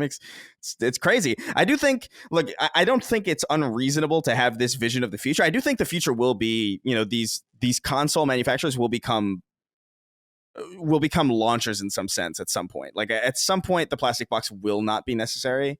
I don't think we're anywhere close to that necessarily. I think that's probably like a good 15 to 20 years away, probably, before we have the tech to really justify that. And I think it behooves them to make a value statement for their digital library now. So that when that eventually does happen, people are locked into that ecosystem. They got like, man, I got like 20 years of history here. I've got 20 years of digital games here. I got my PS profile. I got my trophies. I've got, all this history here. I think it makes sense to keep that and to keep those games, as exclusive as possible. I think honestly, like one of the biggest mistakes that Microsoft made, I think, wasn't even Game Pass. It was just the way they went about it, because it was always my thought process was always like, dude, why wouldn't, like, even if you're trying to sell your console as like a primary, like, hey, this is an exclusive, right? Why not make the case of putting Halo on PlayStation at a full $70? And then have a machine where that's available to you ostensibly for free. Right, exactly. This goes into my splash screen. This goes into my splash screen argument of having a new splash screen that's literally Xbox Game Pass when the games start up. And yeah, I've always felt that way. I was just like, they're leaving a lot of money on the table, and they're doing a reasonable thing in my eyes of making a distinguishing difference between the two platforms. Where it's like, hey, look, yeah, it's over on PlayStation. You could pay say $70 for it. But over here, you can pay the subscription service, which is a fraction of the amount, and you get way more for it. And why not have that beat every single time? Why not rake in as much money as possible over on PlayStation and attract as many people to Game Pass as possible? I feel like in some ways their bullishness on exclusivity was really, really at odds with what Game Pass needed to do to make a point for its own. Or to justify its existence. Because if your option is like, oh, I'll buy it on Xbox or I'll play it on Game Pass on Xbox, it's like, that's not really that's a choice, but it's fairly superficial. Yeah, that's a good point. Because you're right, Chris, in the sense, I love what you're saying in the sense that they've never made the value proposition explicit. To your point, they've done it with third-party games that people aren't really like that torn up about specifically. Like, get Outriders on Game Pass or get Outriders for $70 or $60. And it's like, I'll just buy it for $60. I mean, it's not that big of a deal, but they've never done it. They've never had the gambit of like the big guns. And they've never reached over in that way. They've never reached over into that ecosystem to be like, hey, like, because a lot of people like have the mindset of Xbox being like this kind of like paltry ecosystem with not a lot to offer, and that's just it's kind of crazy because it's just not true. But no one would know that if you didn't make the case and you didn't meet people where they were. You're not gonna open up. You don't open up a pizza shop in the mountains. You open it up in a urban fucking environment where there's going to be a lot of people walking around hungry. And so that's, I don't know, to me it's like we're at a weird place where they're ending up where they probably should have been, but not for the reasons that they should be, and not in the way that I think they wanted to. Because I think Xbox has always flirted with the idea of multi-platform. I think even Microsoft, even before it was Microsoft Game Studios, I think they published some games on PlayStation, like some Microsoft like Word, like Windows style games on PlayStation. Mm-hmm. So like they've always had this weird kind of reach across the aisle mentality. Obviously, Halo on DS you talked about, right? It's inherent. It's in Microsoft's blood. Like, it's in their blood to do this. Yeah. It's in them, and I just don't. I don't know why they took so long getting there when it's clearly what they've wanted for so long. And they could have made a really big splash if they just went with that strategy, I think. Or it could be that I'm totally wrong. Maybe it would have been even worse for them. But ultimately, they're in the same position that they would have been if that didn't work. So, I don't know. It's a crazy... It's all so wild that we're even having this conversation. Yeah, it's very interesting. And again, contextless still, because we don't know exactly what's going to happen. Right. Dustin, come in here. Yeah, so... Come on in here. Come on down. Chris writes like, why... Not Chris Raygun, but our writing, Chris, about why isn't Sony giving up their games? And what I have to say is very close to what you said, Colin, but I think about Nintendo and how valuable their IP is. And you're not going to hear an argument from me that Sony's IP is anywhere near as valuable as Nintendo. I mean, like, even their C tier characters from Nintendo are more well known and valuable to that platform than a lot of PlayStation characters. But I think there is an argument to be made that in 2024, that PlayStation's IP are a huge draw to the platform, specifically, whereas Xbox had some of those draws to the platform, Halo, Master Chief, Gears of War, stuff like that. And they have kind of run their course. I'm not saying to the quality of those new Halo or Gears of War games, but they don't have that it factor anymore. And it's like you said, there's 40 million players over there that sure, maybe they can make some money off of, but it's not worth losing any of that appeal or to some degree helping their competitor. I don't know if this completely relates, but I was thinking about how with just game sales and related to Xbox, I was thinking about how you would think Persona 5 Reload, they just announced there was over 1 million copies sold. It is the fastest selling Atlas title.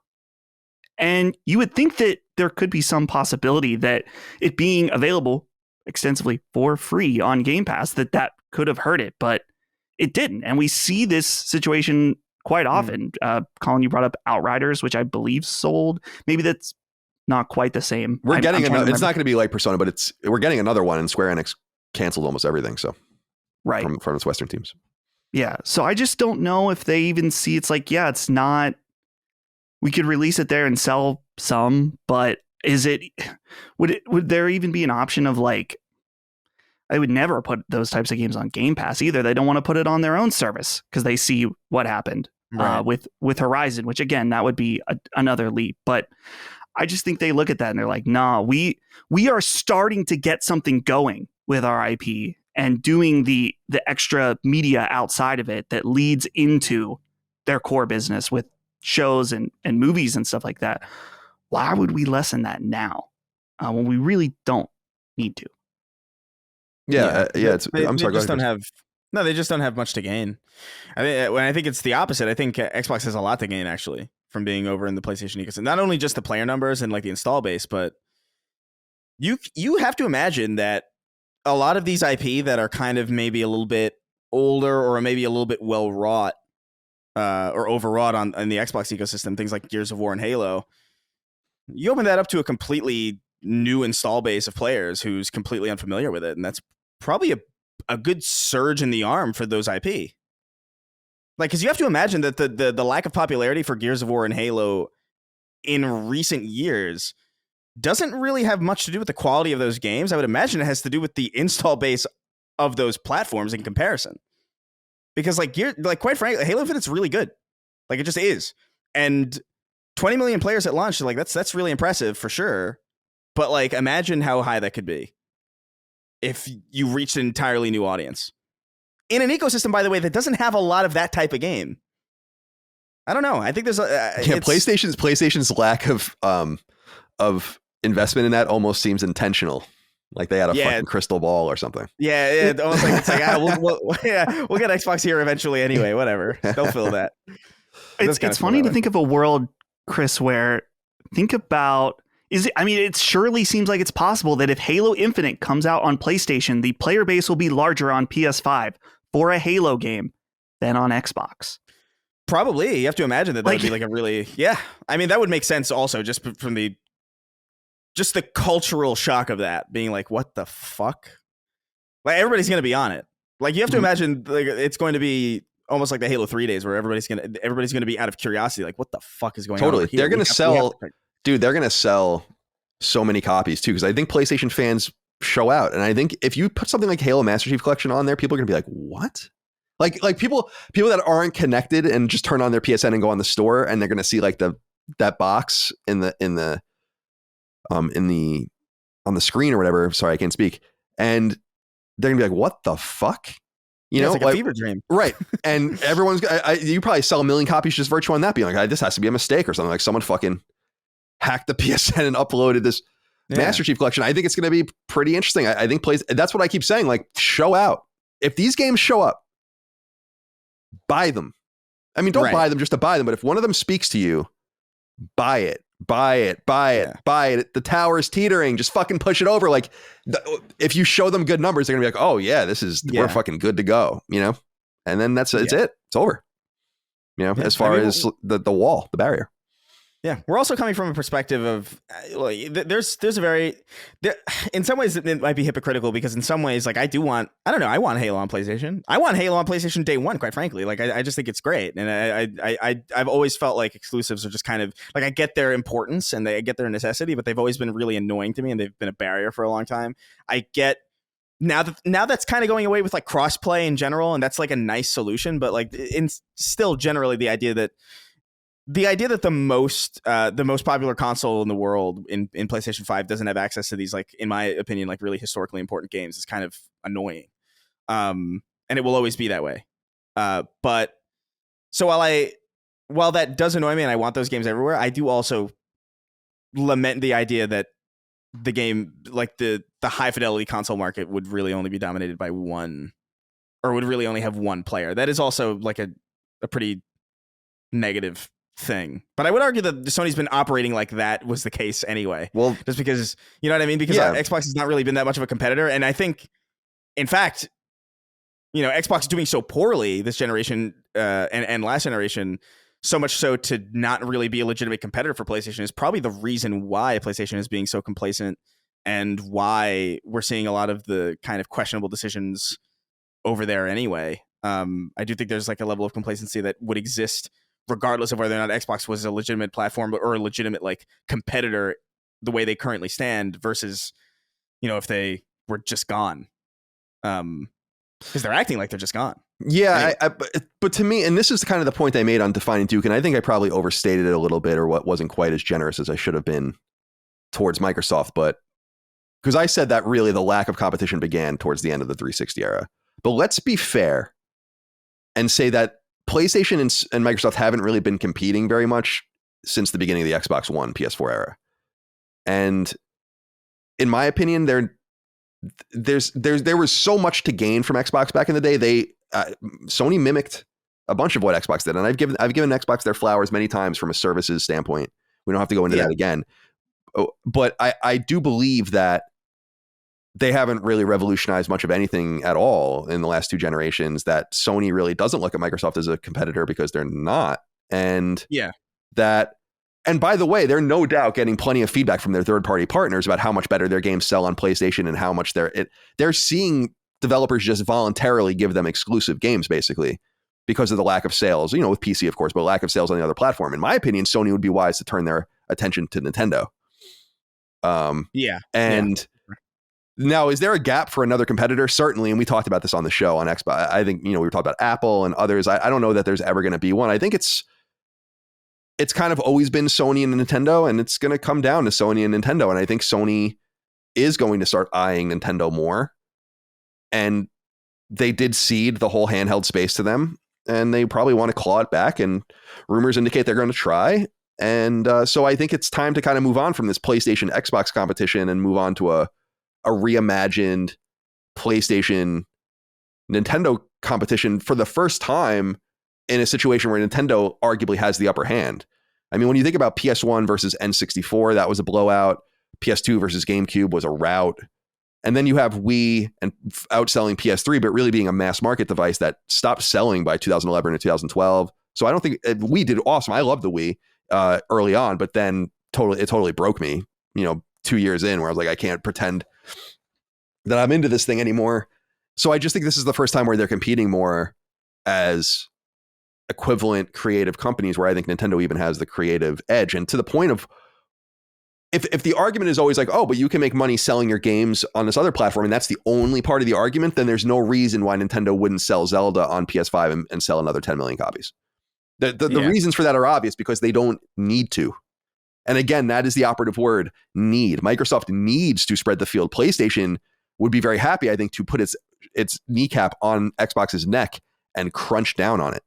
And I think that they're in the process of doing that. And by the way, I'm not, even things like the Square Enix stuff with Microsoft, where everyone was like, oh, this is really positive. I don't think people were thinking about this from, like, when they got Final Fantasy 14. You have to have Game Pass to have to play Final Fantasy 14. You know what that means? They licensed it. That wasn't a voluntary, like, we're going to play nice with you. They're licensing it. Like, it doesn't look good out there. And so I think it's time to kind of accept that, regardless of what they announce next week, that it's kind of, they created an ecosystem where people just don't buy many games. So Game Pass must work, but they're also telling people not to buy Xboxes. But you need to buy an Xbox to become captive to Game Pass. They aren't in a conundrum. So now this is the next best thing, you know? And I think, by the way, as I said before, I think Game Pass would be their option on PlayStation, but I think that now they have to do it backwards. Yeah. You brought up Final Fantasy 14, and I just am coming back to the Persona thing. Such a wise move of Atlas to say, well, okay, why not? They're offering us a shit ton of money, and we're predicting this isn't going to affect our sales at all. So why not take their money, and we'll still sell over 1 million copies at $70 a rip somewhere else. And yeah, that's exactly what happened. They're like that double dip. And it seems like Square Enix is also perfectly fine taking Microsoft's money because they know it really doesn't affect how sales do somewhere else, which you would think it would, but it just hasn't. That's why I think it's like, we don't have all the data on if a Game Pass like service could really work. I just don't think Microsoft knows how to do it very well, or doesn't have the content necessary to make it work. Is it that we're seeing, to your point about Persona 3, a kind of built-in, this is the cap? Like, these are the people that are interested in renting games. This is the cap. Everyone else above that is willing to buy the games. And it's simply a bad idea that doesn't permeate gaming, like a one-of-a-kind sort of thing? Or is it that we haven't had it done right yet? And I'm not entirely sure which is which.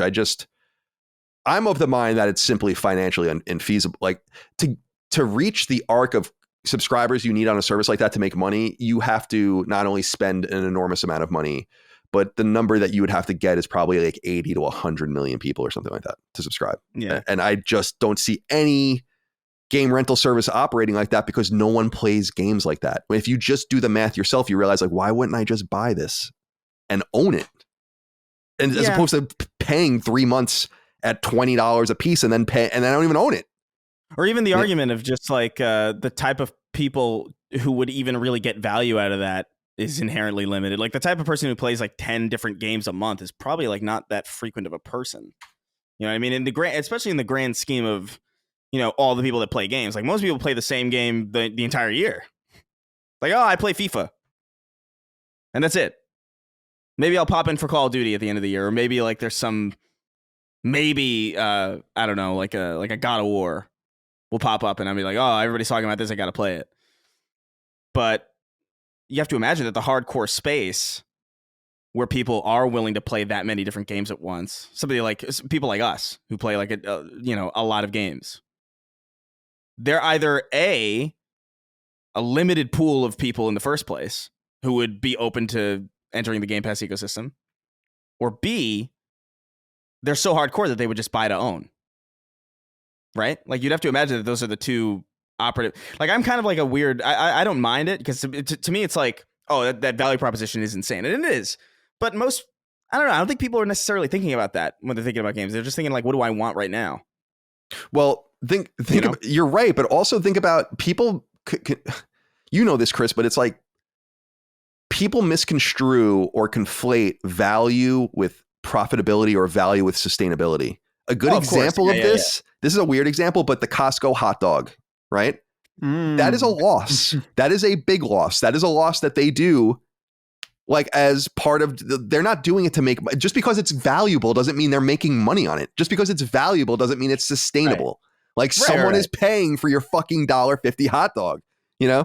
And people just couldn't wrap their minds around this. It's like, but it's so valuable. And I'm like, yes, someone's paying for it. Someone somewhere is paying $500 or $400 or whatever $1 million to create and market Starfield. Just because you're not paying for it doesn't mean someone isn't paying for it. It's just such a strange divorce from reality. I don't know. I just don't get it. But one final thing I want to say before we move on. Kyle Taylor wrote in and said, hey guys, I was late to the Duke episode to write in. However, I have a question mainly for Colin. Do you think there will be trophy or platinum support for the seemingly inevitable and hypothetical Xbox releases on PlayStation? If so, would this entice more PlayStation players to engage with said releases? I know it would draw myself in. Would it entice you, Colin? Certainly, but yeah, obviously they're going to have trophies, which is crazy. That's the craziest part of all is the Halo Platinum, the Gears of War Platinum. Tempting. It's strained. The Halo, I just looked yesterday on my achievements because I played Halo 1, 2, and 3 in the Master Chief Collection, just normal, and played it through. And I think I have a combined 460 achievement points from those 3 games. So you have to like go well out of your way to get but that's going to be so weird and so interesting. And so, Dustin, what's going to be your first platinum trophy on Xbox Platinum Trophy? We do a little bit of trolling. There's something appealing about Halo 1, the game, man, and Halo 2. But those 2 games, even though Halo 3 is better, very nostalgic place in my heart, but would be pretty difficult, I would imagine. I'm gonna have to look at that trophy list, and actually, or not trophies, achievement lists, because when I played through all of those games last year, I have no idea to what degree I got those. It's probably pretty limited. Like is it probably Chris? I'm imagining it's a lot of skulls, and like use these 3 skulls and. Yeah, I mean it's a lot of the original list and also like collection specific lists. So I don't know. I've been trying to 100% the Master Chief Collection on Xbox for a while, and it is so hard. It is so difficult. I wonder if they're going to. My curiosity about it, I kind of hope they don't, but like because the way that it interacts with PC is that it kind of signs into your Xbox Live profile, and so I wonder if like that will, because when you sign into Master Chief Collection on Steam and you've played it on Xbox One or Xbox or whatever, it'll unlock all those achievements for you, like the ones that just happened to me when I bought Master Chief Collection for $10 on Steam Deck, and so when I logged in, it was just cycling all of these Steam achievements. I was like, oh yeah. Okay. So I wonder if they'll do that for people returning. I'd imagine they'd benefit greatly from not doing that, or at least having a choice, but it's a difficult list. I almost feel like it needs to be reworked in some way for a platinum. Yeah. But I have 120 out of 700 achievements on Steam for Master Chief Collection, which I didn't play Reach, and I did play through on normal on all of them, but oh my God. I actually never looked at so I have 376 out of 700. Yeah, you've got that's a lot, but you've got a ways to go. That is so much numbers. Chief. Oh, I don't know. God. The other one I think of that I think I would imagine that this game would migrate over because it's like, who cares? Is retro, what is it called? The rare retro collection or whatever. Yeah. Rare replay. And that one, didn't that have like 10,000 achievement points or something insane like that? I might even have more than that, like 25,000 achievement points or so. It was like something insane. And I wonder if they would release that with all the platinums. It was like some of their games from the early Nintendo era games that they didn't necessarily publish with Nintendo. But anyway, I digress. For me, I don't know. I'm a Gears of War fan. I don't know if a lot of people. It comes up once in a while on the show. I've never played the newest one, and I never beat 4, but Gears 1, 2, and 3 I really like. And so I think that if they released a Gears games a la carte or as a collection, I would be all over that for sure. And if they release Hi-Fi Rush, I'm buying that for sure as well. But I don't think I don't really care about the trophies in it. It's just like, that's like an oddity. How can you not buy that? That's just strange. Yeah. Like, you got to buy that. Sea of Thieves, I won't be buying. Is Sea of Thieves, if you don't have Game Pass, is Sea of Thieves free to play? No, I don't think so. No, it's you buy it. I'm pretty sure. Yeah, that's an interesting one to migrate over because I've heard arguably that's like Xbox's greatest game, basically. It's since maybe the 360 era.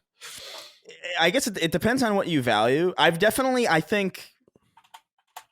I've had some of the most fun I've had playing Sea of Thieves, but it also is very, very contingent. It's kind of like Monopoly, where like you really need friends for this. It doesn't make it a bad game just because you need to play it with friends, but you do need to play it with friends to really get like that experience out of it.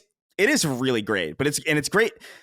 It's great in a unique way that I don't think PlayStation has answers for, which is why I think it would make I feel like Sea of Thieves is going to be huge on PlayStation, honestly. Because there's really nothing like it. It's very Lethal Company coded in that way, where it's like PlayStation doesn't really have games like that. At least not real zeitgeist ones. All right. That's it for the Xbox drama discussion. We'll talk more about that next week. We'll have answers, I think. Maybe to Dustin's point, maybe we won't have any answers. I think the Xbox fans will have more questions than answers. The funny thing about this is just something to talk about and it's fascinating, but I don't really care. I'm not being a dickhead, but if they said tomorrow, like, this is all false and we're not releasing anything on PlayStation, I'd be like, whatever. Well, it's like, no big deal, but I don't think there is too much smoke here. It's just, do I think it's intentionally leaked? This stuff's intentionally leaking? Yes. By the way, do I think a lot of people's reputations are on the line right now? Yes. I don't know a lot of these random people that I'm seeing these things talk, but like, there's got to be an accounting of this shit later about who's talking out of their ass and who knew what and all this kind of stuff. Because I'm surprised a lot of Xbox people just missed this happening at all. So it was a pretty well kept secret, because they must have been. I've said this before, but Sony knows that this is happening, if it is happening, because they have to lease the kits and they have to look through all the paperwork about the games you're pitching and want to put out on PSN. They know. They're probably like sitting there. For the audio listeners, I rub my hands together like a maniacal villain. All right. Let's get into some of these news items. I wanted to point people towards this election that Capcom is doing. It's like this. It's at Captown, captown.capcom.com. And you can find this, as the Slob Father writes in a Capcom election. He says, howdy, will you gents be taking part in the Capcom elections? Have your say on what's remade next. So you have to sign in and do all this kind of stuff, but I have my screen up here and I thought we would go through these questions together if you're interested. Yeah. So number 1 says, which of the following Capcom games do you like best? And it by the way, it gives you a field to type in. Now the answer is Mega Man. So let's see if we can get him to come up. Mega Man, the Power Battle. Okay, here we go. Oh, Mega Man is one word. Wow, every Mega Man game. So the answer is Mega Man 3. Next. Who is your favorite Capcom character? Man. Dr. Wily. No? Who do you guys think? I don't know. Leon? Leon. Leon's the one that comes to mind. Well, this is my election, Dr. Wily. Number 3. What do you look for in Capcom games? Please select up to 3. Exhilarating gameplay, unpredictable and exciting storylines, unique worlds, replay value, memorable and moving music, unique and captivating characters. So, you know what? I'm going to do this. I'm doing it live. I took a screenshot of it. You don't have to put this in the show, of course, Dustin, but I'm going to put it in Discord so you guys can just see what I'm talking about. Oh, okay. Yeah. And I'll put it in the Sacred Symbol channel. Here it is. So again, to read this to people, what do you look for in Capcom games? Exhilarating gameplay, unpredictable and exciting storylines, unique worlds, replay value, memorable and moving music, unique and captivating characters, superb graphics, first-time experiences, new genres, parenthetically, ability to play with players worldwide, difficult but satisfying and rewarding gameplay. How do we answer this? Let's see. I don't know. I feel like replay value speaks to me. Replay value. It's the lamest one. It's like the most. That is the lamest one. I agree. Milquetoast one, but it is also like. I feel like when I think about Resident Evil 4 and every game from Capcom that I like, that is the like as Marvel vs. Capcom 2 doesn't have fucking, unique and captivating characters. These are all stolen characters. Or like from other games with their own stories. You know what I mean? There's no story in fucking, or at least not that I remember from Marvel vs. Capcom 2. It's all replay value. And they're really good at that. Dustin, where are you on this? Yeah, cause I was trying to think. Exhilarating gameplay. I mean, I feel like you got to select that, even though it's boring. I don't really care about replay value as much. I don't care about that at all. Yeah. Like that's the least important thing to me. I don't care about superb graphics, though I like it. Unpredictable and exciting storylines. Yeah. Yeah, I like that. I like that one. So the correct answer is exhilarating gameplay, unique and captivating characters, and unpredictable and exciting storylines. Guys, the next one is here. What image do you have of Capcom? This is an interesting question. Select 3 of the choices. Pioneers, masters of its craft, playful, extremely meticulous, the HQ is in Japan, weird in a good way, a hub of amazing creators, unique, global competitor. I don't have a specific image of the company. I love that last one. Why don't you just tell me the name of the movie you selected? There it is. I think weird in a good way is the one that I think of personally. Yeah, I would put master of its craft too. Definitely. Thinking about the new era of Capcom. Yeah, I would say weird, master of its craft, and the HQ is in Japan. Oh, I think don't you think that's reasonable enough? Yeah, I think so. All right. So, oh my God. Are there any Capcom game series, including spin-off games, that you would like to see get a sequel? Select up to 3 choices. Darkstalkers? Well, I'll go 3. So Darkstalkers, we don't care. If Dagan was here, Dagan wants to marry Morrigan, and has since the 90s. Okami, can we just leave Okami alone? Onimusha. Yes. Ace Attorney? I like Ace Attorney. I think I'm good on it. There's been a lot of them. Yeah. Street Fighter, we know that's going to happen regardless. Sengoku Basara. I don't even know what that is. I know what that is. I mean, I've seen it, but I don't know. Is that an anime? Right? I don't know. No fucking clue. Dino Crisis? Yes. Sure. Dead Rising? No. Devil May Cry? Kind of already around. Yes. Really? Didn't we just get one? Yeah, we did, but I want more because it was so good. I'm going to select it for now. Dragon's Dogma is about to come out. Toraware no Paruma. I don't know what that is.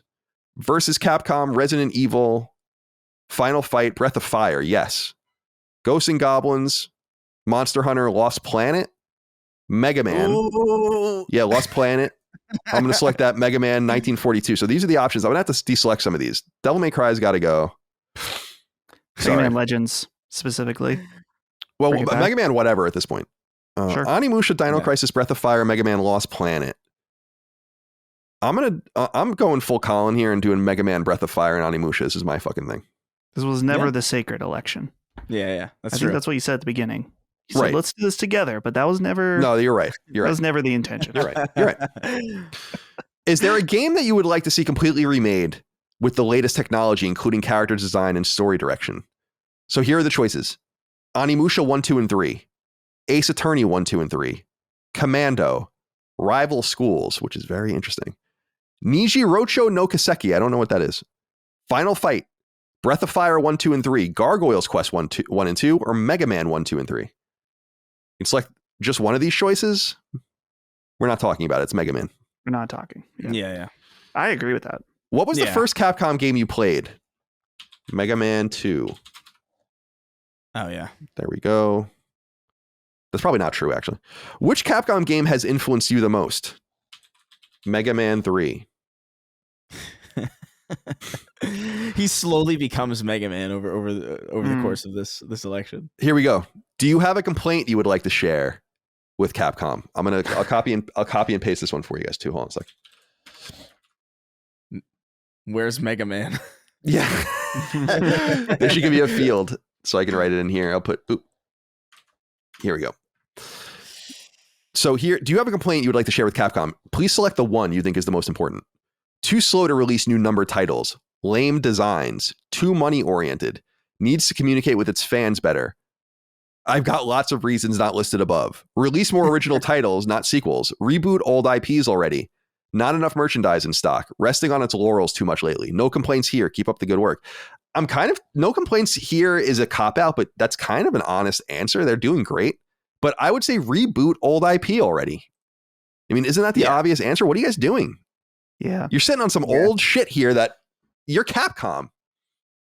Like, let's get going here on this. It is crazy. So I'm selecting that. Finally, we welcome all of your support for Capcom. What? That's it? Well, no. this is this doesn't even make any sense. Hold on, watch. I'm going to copy paste this. This literally makes no sense. You might want to put this in here because it's funny. Here. This is what it says. It says, number 10, we welcome all your support from Capcom. Yes? No? It depends on how Capcom acts.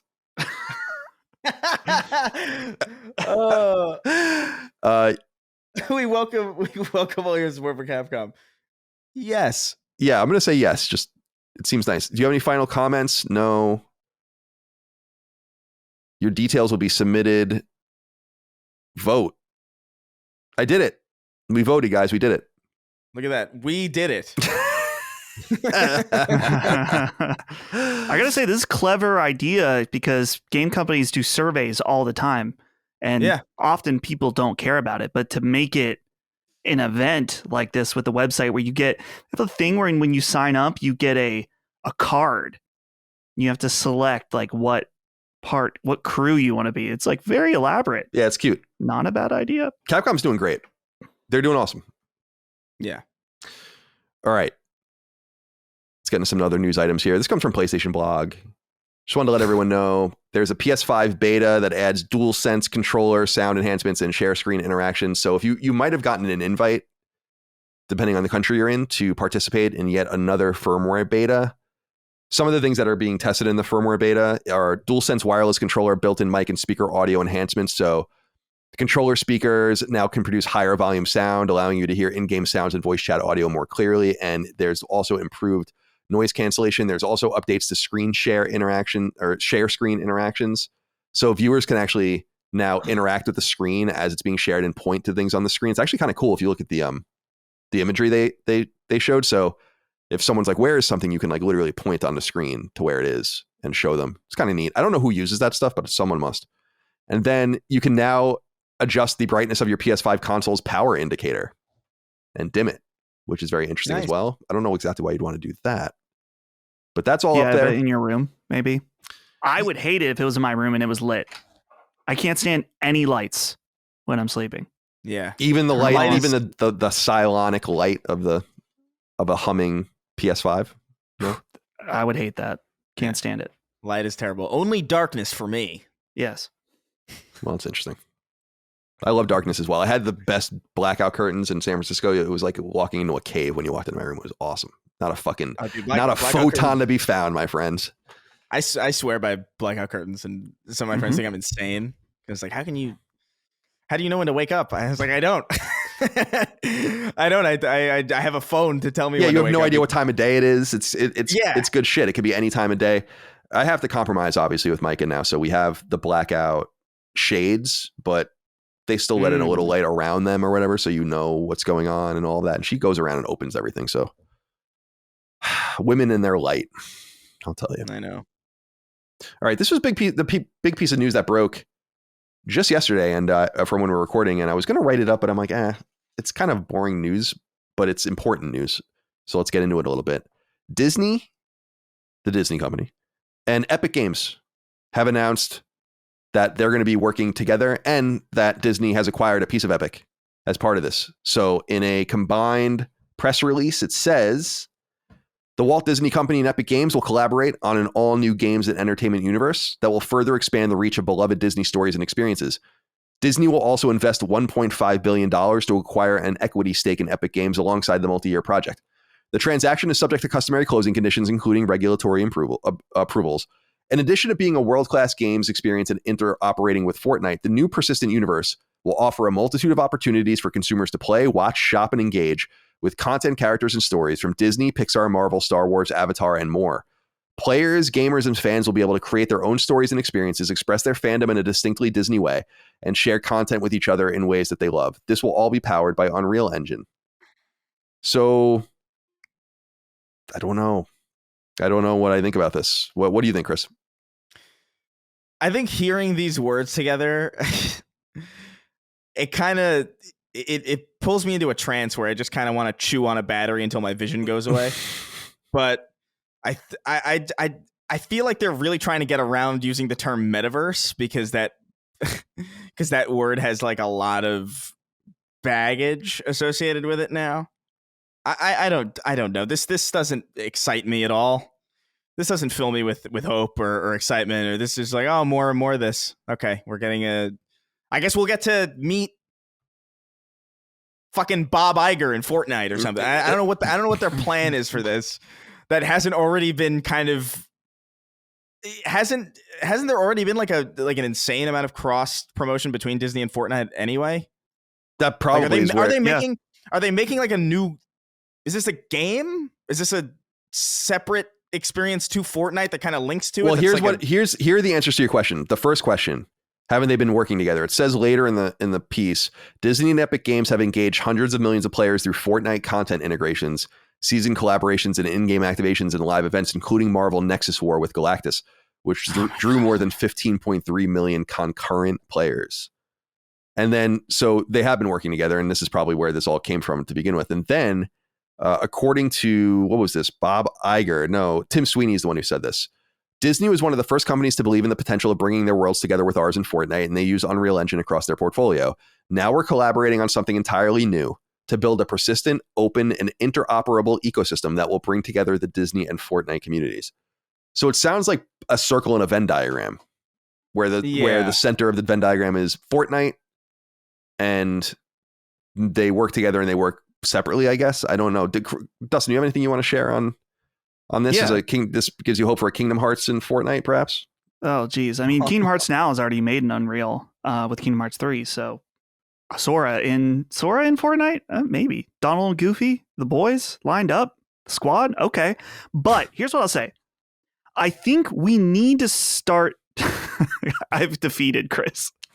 Chris is dead. That was such a. You have to understand how vivid that imagery is, and how clearly I can imagine that start screen with those characters, and how devastating that is emotionally to me. Yeah, sure.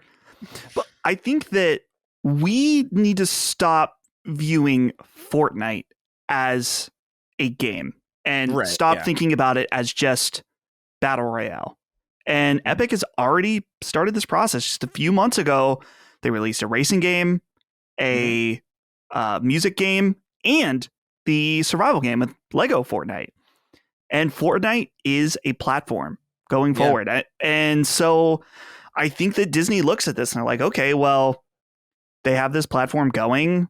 We've already worked with them and made millions of dollars for practically doing nothing, but just letting them use our IP as $20 skins.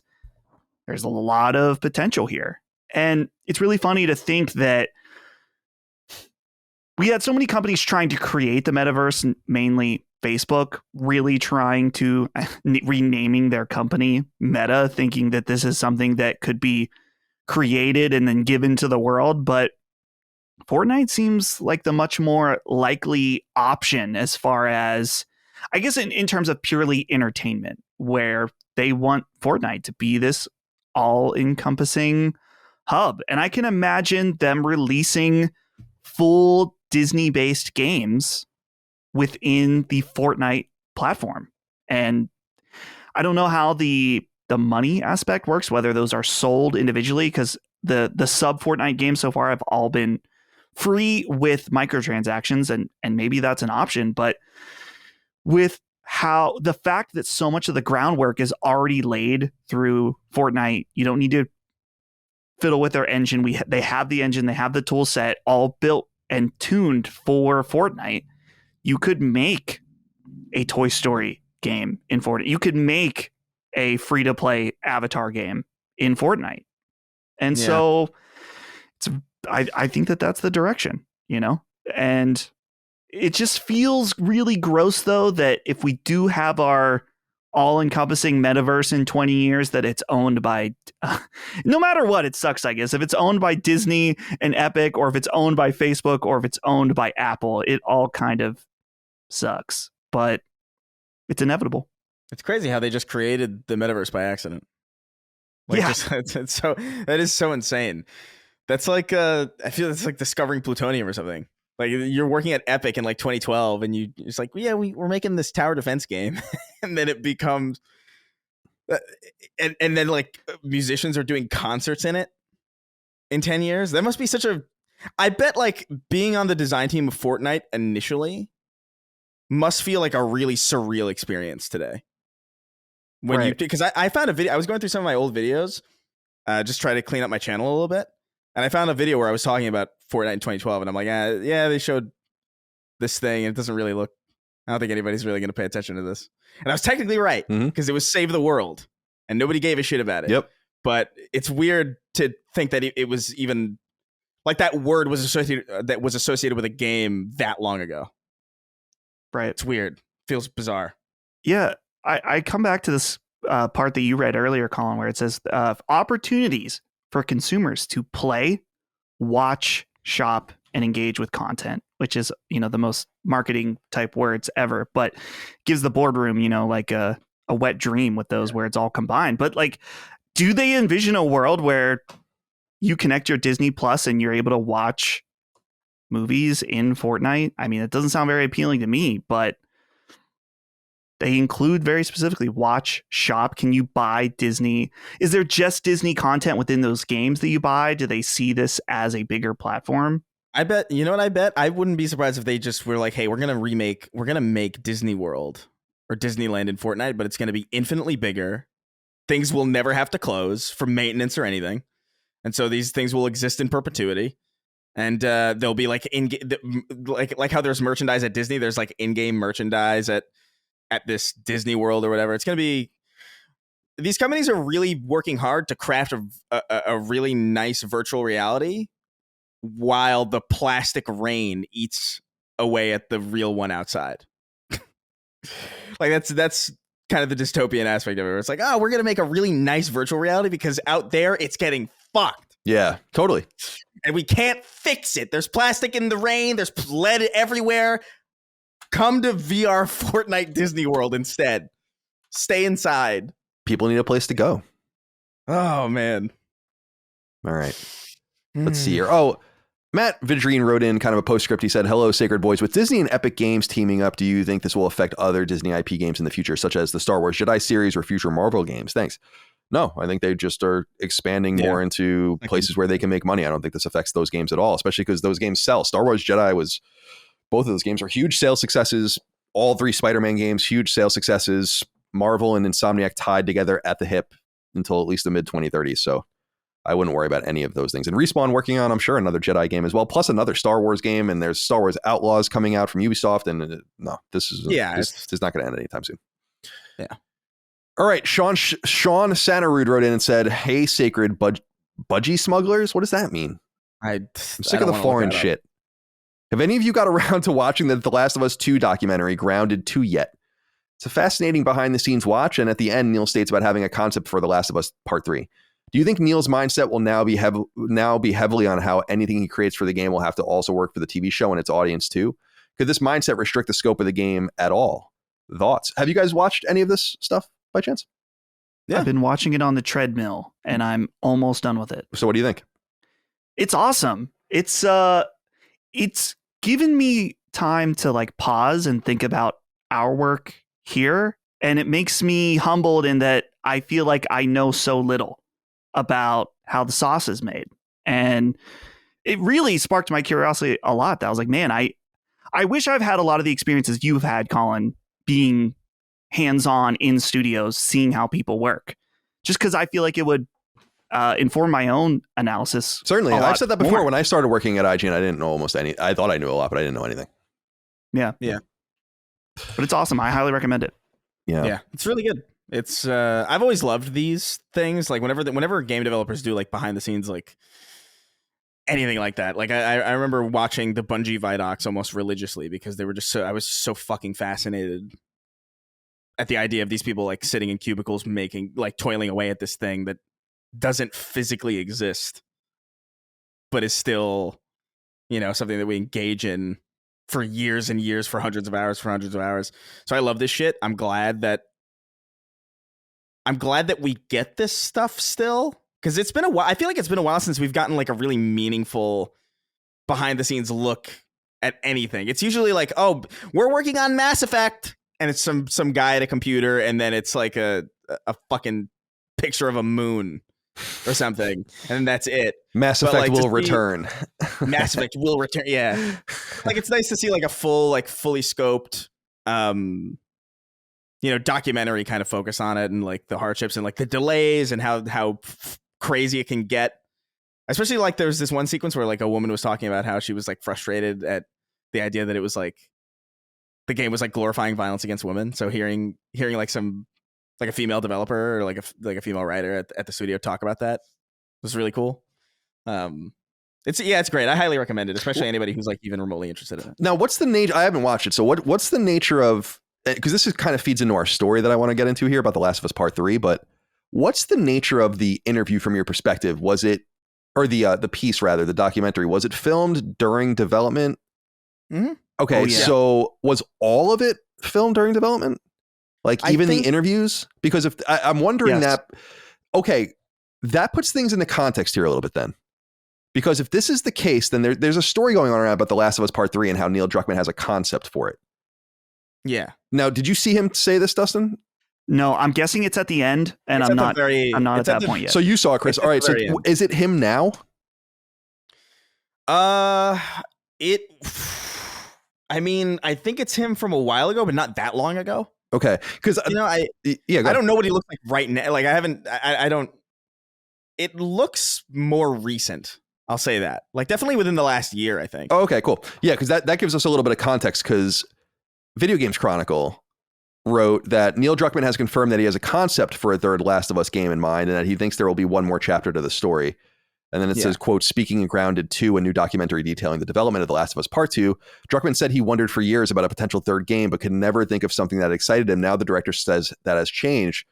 And then he says, quote, I don't have a story, but I do have that concept. To me, is that as exciting as 1, as exciting as 2, its own thing, yet has the through line for all 3. So it does feel like there's probably one more chapter to this story, end quote.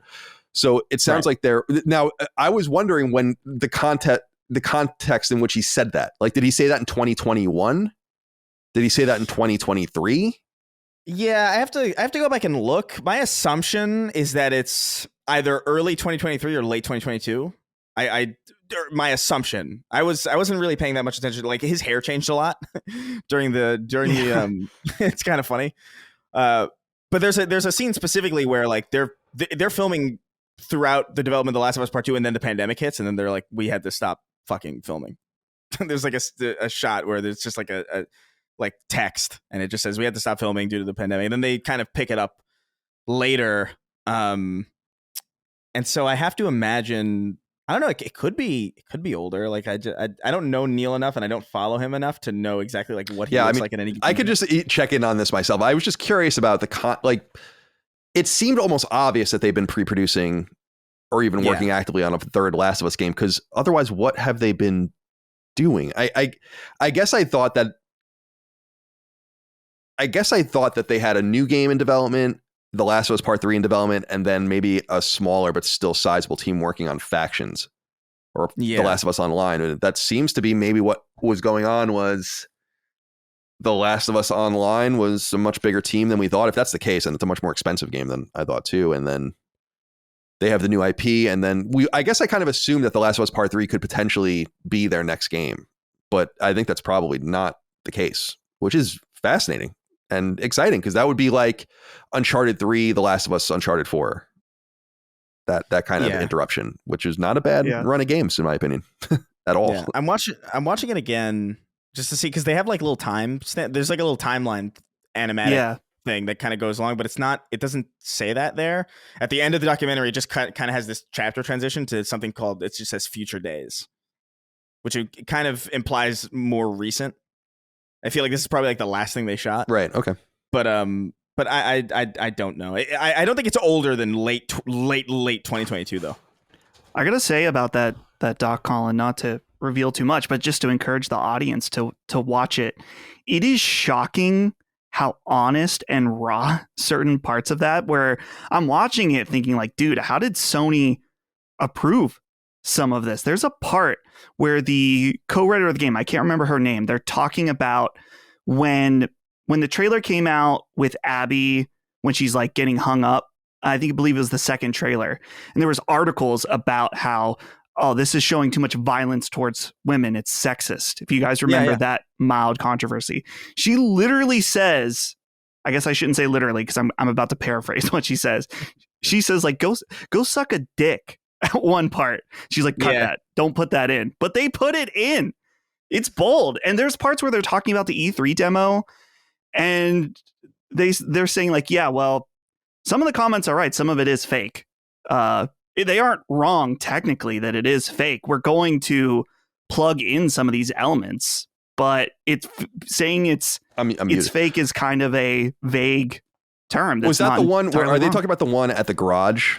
Like the parking garage, that demo? Yes. Yeah. That demo was unbelievable. And in hindsight, it didn't. When you play it, it's not that kinetic. Well, because they were talking about how it's like, we don't have the drag out from under a van thing figured out just yet, but it's in the it will be in the game. Basically, like they faked a lot of it, but a lot of it will be in the game. Basically, is how they're talking. But I'm with you where it's like I really liked how raw a lot of it was and how real you see people like really fucking stressed out. It really did remind me of like that Halo 2 documentary that came out. I think where like they're just like the game's 4 months out and it's not fucking fun.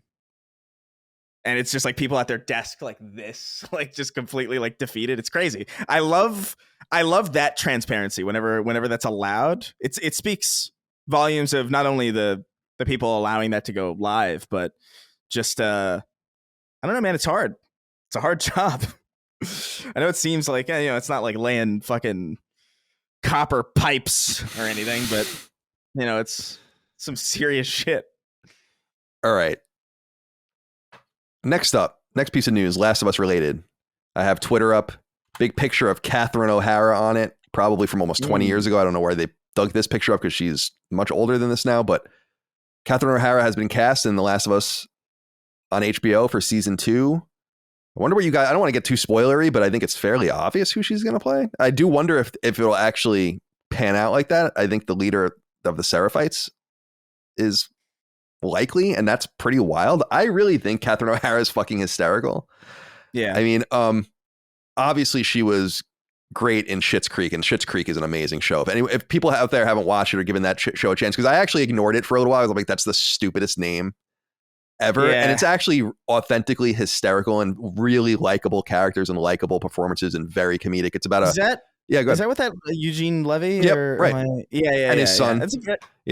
Yeah, it's about like a very wealthy family that loses all of their money and the only thing they're allowed to keep is this random town that they own, but they have to go and like live there and work there, and it's fucking hysterical. It's a really, really special show. And it was on a Canadian station, I think, so it got picked up by someone here, but it's a Canadian show. And she's also well known as being in the stable of Christopher Guest actors and actresses in his mockumentaries. So she's in like Best in Show and Mighty Wind and random shit like that as well. And she's hysterical in those. And Home Alone. And that's what I was going to say. Obviously, her seminal role is the mom in Home Alone and Home Alone 2. But Chris, what I was going to say to you is, do you remember the Curb Your Enthusiasm character, Bam Bam?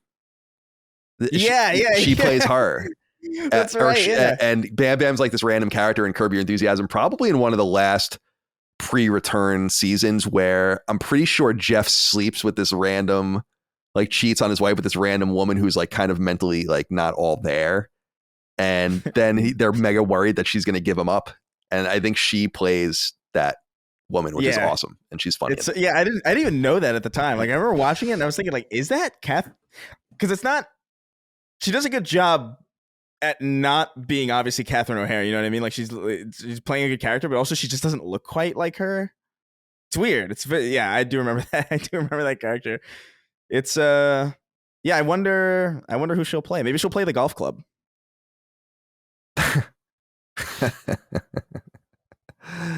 Yes, maybe she will. I don't think the golf club's going to be in the second season. No, I don't think so either.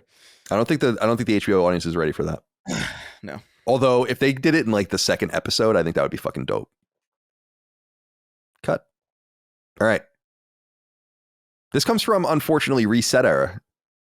We hate those motherfuckers, but we got to cite everyone as need be. Blue Moose wrote in.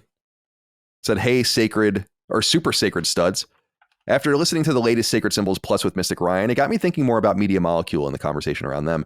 Did you guys hear that they had a planned PS5 and PC port with mouse controls completed, but it was axed in the end? Seems strange to axe those ports when still giving the game new content just a few months ago with the train game that was released. What do you guys think about this? And Do you think they should have released it? Love all the amazing content and stay sexy. So if you go over to Reset Era, there's a thread that basically claims that Media Molecule had a PC version of the game ready to ship and it was canceled and the PS5 version was in the works. And this comes from media personality Lance McDonald, who apparently was citing sources on a Twitch stream that he did, where he claims that a friend of his that worked at Media Molecule said that they had a PC port basically ready to go of Dreams and that the PS5 version was in the works and that both were canceled and the PC port just never shipped, obviously. This isn't a huge surprise to me if this is true. It's like, you don't, if it's over, it's over. Yeah. I really don't know that. We've said many times, Chris, that spreading the field with Dreams would have been the wise move, but the spreading the field immediately, like not after it's dead already. It should have been a day and date thing to capitalize on the momentum of like a new launch. Like you're not gonna, because look, it's cool to have something like this available on PC, but the reality is that PC already has. You download fucking Unity, or you download Unreal. If you're serious, you know what I mean? Like the whole point would be to kind of have this synergistic launch with like, oh, hey, it's available on PlayStation and on PC. And like, look at all the stuff that's kind of happening on PlayStation. Look at how interesting this is. Like, ooh, I wonder what people on PC will come up with. And, you know, this should not have been an afterthought at all. This should have been a key strategic move from the outset. And yeah, it's not surprising to me that they were like, hey, 5 years later, we got a PC version running. It's like, okay, we don't need it. It's over. Sorry, I was muted again. Any thoughts you want to share on this, Dustin, before we move on? Just a couple more items to get through. Yeah, it's always upsetting just because from my experience with Dreams, there was so much potential in there. I almost feel bad for Media Molecule in that I think that Sony hamstrung them greatly from what the vision could have been, which is really to be like Roblox, I think, more than anything else. But, we see Sony looking at the landscape, particularly just being careful about like, okay, well, if we do this, then we have to support it. And clearly the vision changed at some point where just like Last of Us Online, and I'm sure with this too, they're like, maybe we don't want to do this.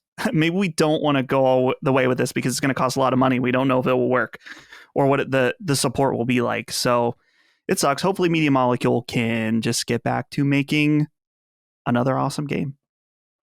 We'll see. I'm hoping Mystic Ryan and I talked about how we think that they're one of two obvious closure candidates. If the rumor of, well, it's not a rumor, it's in the Insomniac leak that they were thinking about closing one studio. It would have to be either Media Molecule or Bend. We would think one of those two. Yeah. All right. I don't want either of them to close, but that's just reality. Okay, a few more quick pieces of news. Valiant Hearts, the wonderful kind of adventure game from 2014 from Ubisoft Montpellier actually made it. They're the guys that just made the Lost Crown, the Prince of Persia Metroidvania. They released a sequel to this wonderful World War I adventure game, and I didn't know this actually until I was reading about it. So there's a game called Valiant Hearts Coming Home, and it was released on Netflix about a year ago. And Netflix is still attempting to get their gaming shit off the ground, and to varying degrees of success. They have a lot of stuff. I think they're spending a lot of money. They have a lot of internal stuff going. I don't know if people are playing the games or not. That's another thing entirely. But VGC reports that the previously released Valiant Hearts Coming Home, the Netflix game, will be released on PlayStation 4, according to Brazilian ratings board leaks. So I'm going to probably check that out. I really liked Valiant Hearts. It was a really, really good game. And I remember that and Child of Light were kind of the back-to-back UBR booms of the like kind of the mid or the turn of the generation. Yeah, like 13, 12, 14, something like that. Yeah. Right. It was I loved Child of Light. I never played Valiant Hearts though. Might be worth it. Yeah, it's cool. I mean, it's not my kind of game, but I love the subject matter. It's a very unique and interesting game, and got a lot. It's World War I, right? Yep, World War I. Yeah. So that's coming en route to PS4. Please look forward to it. Unknown time. Insider Gaming reports the following. This year, quote, this year, Call of Duty is set to embrace an open world campaign in Black Ops Gulf War, Insider Gaming has learned. It won't be the first time that the series has seen an open world-esque campaign, though, as the first glimpse of such a campaign was first explored with Modern Warfare 3 and its open world missions. However, sources explain that unlike Modern Warfare 3, Gulf War's campaign has been built from the ground up rather than using assets from previous entries. Currently, the game's open world will see the player and their squad navigate the map more akin to that of Far Cry than anything we've seen in the Call of Duty universe. Players will be able to utilize vehicles to get around, as well as using fast travel system to get to one point and the next. Although the scope of how many linear missions there will be remains to be seen, sources confirm that some linear missions will be integrated into the game. What? That's so exciting. I'm so excited about this. It's so exciting. That scared the shit out of me. Did it scare? It was because it was like moving it.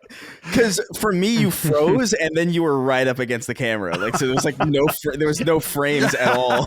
I love it. This is very exciting. So Raven apparently is the lead studio on this, which is very exciting. And I'm wondering what you guys think. Far Cry plus Call of Duty, very intriguing, because Call of Duty has the mechanics that can bring Far Cry to the next level. Although I think Far Cry's mechanics are very, very nice too, very arcadey and very fast. But this sounds very exciting to me, as if I might check this out if it actually comes to be. Dustin, would you play Black Ops Gulf War if it was open world like a Far Cry game? It's definitely very interesting and very appealing, just because these Call of Duty campaigns have been so stagnant for so long, except for last year with Modern Warfare 3, it was this cobbled together, from what I hear, I didn't play it, but short open world experience that just wasn't very good. So to see them actually take that idea and do it properly sounds like it could be pretty interesting. And it's perfect for my Call of Duty in and out, where I played a lot of Modern Warfare 2. I did not play 3. So by the time this comes out, it'll be, I've had some time away from the IP. And this sounds pretty cool. It would be extra cool if they also include Far Cry style multiplayer in the campaign to play co-op. That would be cool, yeah. Yeah, so I don't know if that's in this article at all, but it's not, I don't think. It's still pretty early, I would imagine. It would make sense if they did, though. Yeah. No, it would make total sense. That would be a great... Yeah. Not only... That's a great idea. Yeah, like this piques my interest quite a bit, honestly. And just because I feel like... I don't know, like I feel like open world campaigns for shooters, like I feel like there's always a lot of potential there, but they always miss the mark on design. And what they specifically say here is that, it's going to be an open world campaign, but there will be linear missions that still happen. And I think that's really, really important, because that's what Halo Infinite did not have. Yeah. Where it's like, I thought the open world part of Halo Infinite was great. Like it was like enjoyable, it was fine, but it was like it was clearly like a supplementary thing that would have been a lot better had it been also served alongside these very linear kind of set piece, very design driven mission structures where every encounter is accounted for. That was a big drop. That was a big missed opportunity on Halo Infinite's campaign's part. And if they address that here, where they have, hey, listen, we're going to have a fun open world sandbox that works in the framework of Call of Duty, and you can use vehicles to drive around, and maybe you can play with your friends, but also you're not going to miss out on that curated set piece driven Call of Duty experience that defines what this game is. If they can nail that, if they can strike that balance, then absolutely. That's awesome. Yeah, that actually kind of reminds me lightly of how Elden Ring, very open world, very different from Dark Souls, but they have the legacy dungeons, which are very much traditional Dark Souls style levels, quote unquote, that are awesome. And it's nice to have a mix of both. So it would be cool to see them pull that off.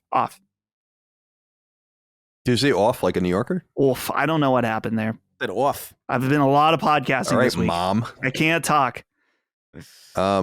There is something kind of strange in this, though, that they go on and write about. This sounds so fast and loose. Quote, outside of Black Ops Gulf War, sources also revealed that it's likely the series could lean into more open world campaigns over linear moving forward. Call of Duty 2025, codenamed Saturn, which currently doesn't have an assigned leading developer, is also pitched to have an open world campaign with its map being separated into several different biomes and locations. While the pitch for the game is very much in flux due to its early development, 20 months until launch at the time of writing, it was said that the campaign shift from linear to open world is primarily based on streamlining development over anything else. But whether this changes or not by release is unclear. And then Black Ops Gulf War is currently forecast to be released in October 2024. They haven't locked in a lead developer with 20 months to go. I think it sounds like this Call of Duty machine is about to break down in some sense.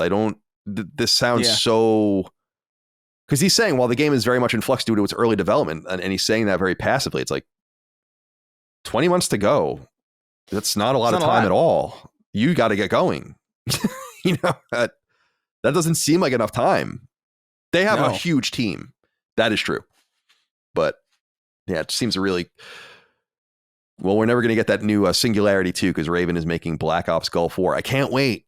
And no one's going to freak out about the Gulf War game, probably. We're getting really close to current day stuff now in a lot of different ways, things that actually happened. And for some reason, this is a problem with the 6 Days in Fallujah game, but not with Gulf War. Maybe it will be. I don't know. We'll find out. All right. Finally, just want to let you know that more than 1 million people downloaded Silent Hill: The Short Message, the Konami published stealth drop from the State of Play. If you it comes from the Silent Hill Japanese Twitter account, the news, and if you translate it, it says Silent Hill: The Short Message. It has exceeded 1 million downloads. So congratulations to them. I guess, Dustin, you didn't like it. It doesn't seem like anyone really likes it. So this reads that's like 1 million plus hours from humanity lost. That we could have done so many great things, or just not wasted our time with something that's not very good. I was gonna say, like, it kind of reads almost like 1 million people harmed in Crash. You know what I mean? Like, it doesn't feel like a 1 million people experience this. Oh no! Right. It actually probably is bad that happened for Silent Hill 2 remake, where they're like, oh dear, I don't know. I'm not gonna check it out. No trophies, I thought was a mistake. I'm not saying you have to give it a platinum, but you would think that would be obvious. Like, you would think Sony would say to them, oh, you want to put a few trophies in here for sure. A very weird move. You don't have to pay. You don't have to charge to have trophies in your game. My friends, it's time for us to get into what we're playing. And we're all playing three of us are playing different games here. I guess I'll go first and just get out of the way because I think I have the least amount to say about this. I think I am going to be on Summon Sign, though, to talk about this game, as well as Helldivers, which I haven't played yet. Oh, yeah. So you'll hear more about these games in a deeper way. But Brian Lonsdale wrote in and said, good afternoon, gentlemen, and Chris. My question is for Colin. You mentioned you've been playing Grand Blue Fantasy Relink and that you weren't really into the story partly because it thrusts you into the world with all these characters, but did you forget that this is not the first game in the franchise? You're the one who always gets annoyed when people that don't play the first game in a series, so is this not a bit hypocritical of you? Just curious what made you jump into the first game in the first place. Thanks, and keep making the great content that makes my workday all the quicker. As I understand it, this is the first core game in the United States or in the West for Grand Blue Fantasy. There's the fighting game from Arc System Works, but the core Grand Blue Fantasy game, I'm pretty sure, is a Japanese only mobile game. So I would have no option to play Grand Blue Fantasy. Now there is an anime for it, but as I said, is it hypocritical? Sure, but I must admit that it's a little bit more out of ignorance than anything. And I said this, I think, a week ago when I was discussing the game, was I sometimes pay so little attention to games that look good to me that I have no real idea what it even is. And I go into it kind of maybe more ignorant than I should be out of an attempt to preserve the game. So when I saw it, I was like, when I saw the fighting game, so here's how I lined it up in my own mind was, there was the Arc System Works game in this game, which was originally from Platinum, and it was going to come out on PS4, right? Before PS5 was even supposed to come out. And then they had the fighting game come out, and Platinum lost it, and Cygames, which is the publisher, and now the developers kind of internally took it. And then the fighting game came out, and then they released the fighting game again, as you guys might recall, because this game took so long to come out that the fighting game was supposed to come out afterwards. And so they got the fighting game out 2 times. And so I kind of just take umbrage with the fact that I should have really known that I needed to have been familiar with again, I want to underline, Japanese only MMORPG that came out 10 years ago. I just thought that Grand Blue Fantasy was this. I thought it was going to be like the story of Grand Blue Fantasy. I guess is what I thought it was. I didn't think it was going to just be, it's like, it. I don't know. I don't understand how anyone knows any of these characters. And I've talked to a few people that played the game that feel the same way, where it's like, I don't give a shit about the story. Now, I must admit, there's a little bit of an intrigue for me with this game that's grown. I don't think it's very good. I wouldn't really recommend it, but it is something to play for me in this very interesting pocket while I was waiting for Helldivers, and I didn't really want to get into something longer that would distract me from it. So I just kind of stuck with it, and I beat it. And then I beat a bunch of the post-game and end-game content, and I've unlocked almost every character. There's only one more character for me to unlock, and I've almost maxed out my level on my main character, Gran, the captain.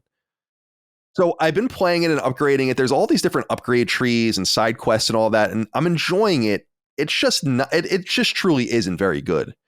And if there was something else to play, I would just have probably beaten it and walked away. But I was just mega curious, like what is here? The one thing I will say about it is that it's just not very hard. It's actually comically easy. I've died, like gotten a game over screen once, and it was on the last boss, and it was because I wasn't really paying attention. It's really hard to die in the game, and especially if you're playing with AI characters. So I don't know. It's a strange little game, but do I think it's a hypocritical? No, it's you, Brian. It seems like you're, with all due respect, speaking from a perspective in which you don't understand that the core Grand Blue Fantasy game is not even playable in English. So it was, what other option did I really have? I will say they play a little fast and loose with the girls in this. I keep making Michael laugh, like, oh, look at this girl. Let's see how old she is. And then you go into like the character bios, and a lot of it is like unknown. You know, whoa. one of them is like this, like she looks like she's 14 or whatever, and then you look into it and you read her bio, and it's like, oh, she's an ancient goddess. There it is. The 4,000 year old dragon or whatever the fuck. Right. Actually, she's 4,000 years old. Thank you very much. Yeah, exactly. It's so, and then one of them is just straight up 11. So you got a little bit of that mixed up in there as well. It's funny. There's like some really funny, Dagan loves especially the play of really small and really big. He loves size differentials with characters. And it's funny that there are a lot of characters in the game that are like these little tiny characters, and then there are huge characters. It's interesting, but again, maybe check it out if it becomes cheaper, or if you're really intrigued by it. I think the gameplay is a little thin. Maybe it's harder on. I'm playing the hardest side quest. The side quests are separated by difficulty level, and I'm on the extreme difficulty side quest, and I'm having no problem beating them. So we'll see. Yeah. If anyway, but it's doing really well. It had over 100,000. I don't know if you saw. It had over 100,000 concurrents on Steam, which is crazy. So for a game like that, I had no idea people were that intrigued by it. So that's that for me. Dustin, let's move on to you. Yeah. So I'm primarily through and through playing Persona 3 Reload, and I am having a fantastic time. And basically, I was trying to think if it was like meeting if it was under or above, and it's kind of exactly what I expected to be, which is fantastic. So it is, of course, a remake of the original Persona 3, which has had 3 different versions of it. There's the original, there's the FES version, and then there's Persona 3 Portable, which just got ported to modern consoles. But this is a full-on remake of the game, but not in the Final Fantasy VII remake type of way. It's very faithful in that you have the same story, same characters. There's been some additions, changes, and tweaks, such as one of the main issues with the original, which they changed in Portable, was you couldn't directly control your party members, which is insane for a turn-based RPG that deals with trying to attack individual weaknesses of enemies and stuff like that. So that has been tweaked. And overall, it's just visually a really good looking game. To my understanding, at least on Digital Foundry, they say it runs at 4K 60. It has ray tracing in it, specifically in its reflections, and reflections look really nice. There are if I'm being nitpicky, a few like cost cutting things in there that maybe not cost cutting, but just weird elements of lack of polish. I talk about this in depth on Summon Sign, but your main home, so your dormitory, there's something that when I saw it, I was like, this looks kind of weird. This looks off, but I'm not smart enough to understand why. And then again, I watched that Digital Foundry video, and the entire room lacks, I don't want to say it lacks any shadows, but it doesn't have, and they describe this as ambient occlusion, which is kind of like corner-based shadows and where the light would be darker. It almost feels like there's a part in the area where there's stools and they look like just assets in 3D space because they don't have any shadows. It's very peculiar when the rest of the game looks so cool. This one area that you're in all the time, man, it just looks so flat. But everything's been great. I know that there's been some debate about the soundtrack, which is so core to the Persona experience because you hear the same songs over and over. They re-recorded them and used a new vocalist, which I know a lot of people had a strong attachment to the original. The original vocalist sounds much more late 2000s rock voice, which is a very particular style that if you like that, then I can understand this. This new singer is much more smooth. I prefer the new vocalist to the old one, but it's been awesome. I made a tweet because I remember when I started playing it, I was thinking, man, this feels so good. This feels like a homecoming. Like I haven't played a Persona game in so long. And initially I thought, I'm like, well, it's only been a few years since I played Royal. And then I realized Royal came out in 2020, 4 years ago. So it has been quite a bit since I've dove into the Persona world, and I'm just having lots of fun. I will admit, Colin, I'm not using a day-by-day guide like you have with Persona games, but I can't play it any other way. It would break me down to such a degree. I'm watching Micah play the original or one of, whatever the classic one that's on Switch. Yeah. I'm like, I would be so paralyzed. She's like just doing whatever she wants. Like, what is going on here? You can't do whatever you want. You got to do it in such a way that, but of course you should be doing what you want. In Persona 5 Royal, since they added extra time, you have a lot more leeway to not be as efficient with how you spend time with people and level up your stats.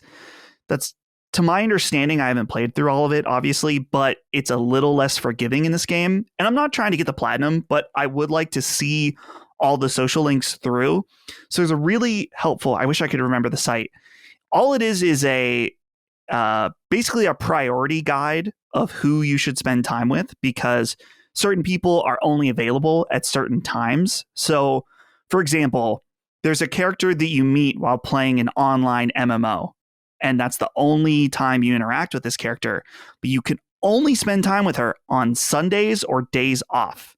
So it's a very limited window. So if she's available to hang out with her, you absolutely should, because unlike some of your student friends, you can hang out with them very regularly. So I am lightly using a guide, but not a day-by-day situation. But yeah, it's awesome. I highly recommend it. Many people are asking me, is this a good entry point? And really, you can't go wrong with this remake or Persona 4 Golden or Persona 5 Royal. Really, any of them are fine entry points, I would say. But if you want to play this because it's new and exciting, go for it. I think would be a fantastic place to start your Persona journey. Chris, it says here you're playing Suicide Squad Kill the Justice League, and we have a write-in from Joey Wren, who says, Hello, Sacred Souls. Suicide Squad Kill the Justice League is dope. It's more of a Chris game for sure, but it's awesome. People should really give it a chance before shitting on it. Its biggest downfall is being made by Rocksteady in the shadow of one of the greatest superhero games of all time. I had my reservations about it too, but here I am, 40 hours in and still having fun. I think the sales on this one are going to surprise the haters. I do not think the sales on this one are going to surprise the haters at all. It looks like the game is dead on the vine, at least on PC. I don't know if that translates to console. However, some people are enjoying it. I wonder if you're one of them. I'm of many minds of this game. I think a lot of the reasons that people hate this game are not, or specifically the people who talk about it online, are very they're very bad reasons. I think we talked about it a lot about like, how they respect or disrespect members of the Justice League throughout this game. I think it's a very paltry criticism in comparison to everything else that is truly wrong with it. I have so much to say. I started the game out kind of optimistic, where like it feels kind of good in the beginning, actually. Like it's got a really bad tutorial, but like the second it gets into the story, it's like, oh, okay, like I like these characters. They're actually entertaining when, their clips aren't being taken completely out of context in the random, on a random Twitter post.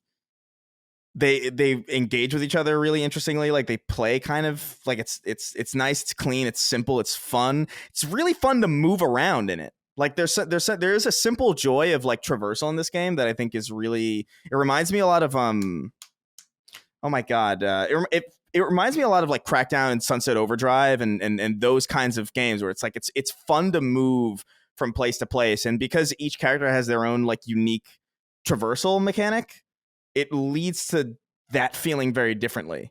Like Boomerang has like this teleport kind of thing, and Deadshot has a jetpack, and Harley Quinn has a web swing type thing that I still feel like a lot of these feel really out of character, and they don't really play well to the fantasy of being the Suicide Squad, but they work kinetically pretty well.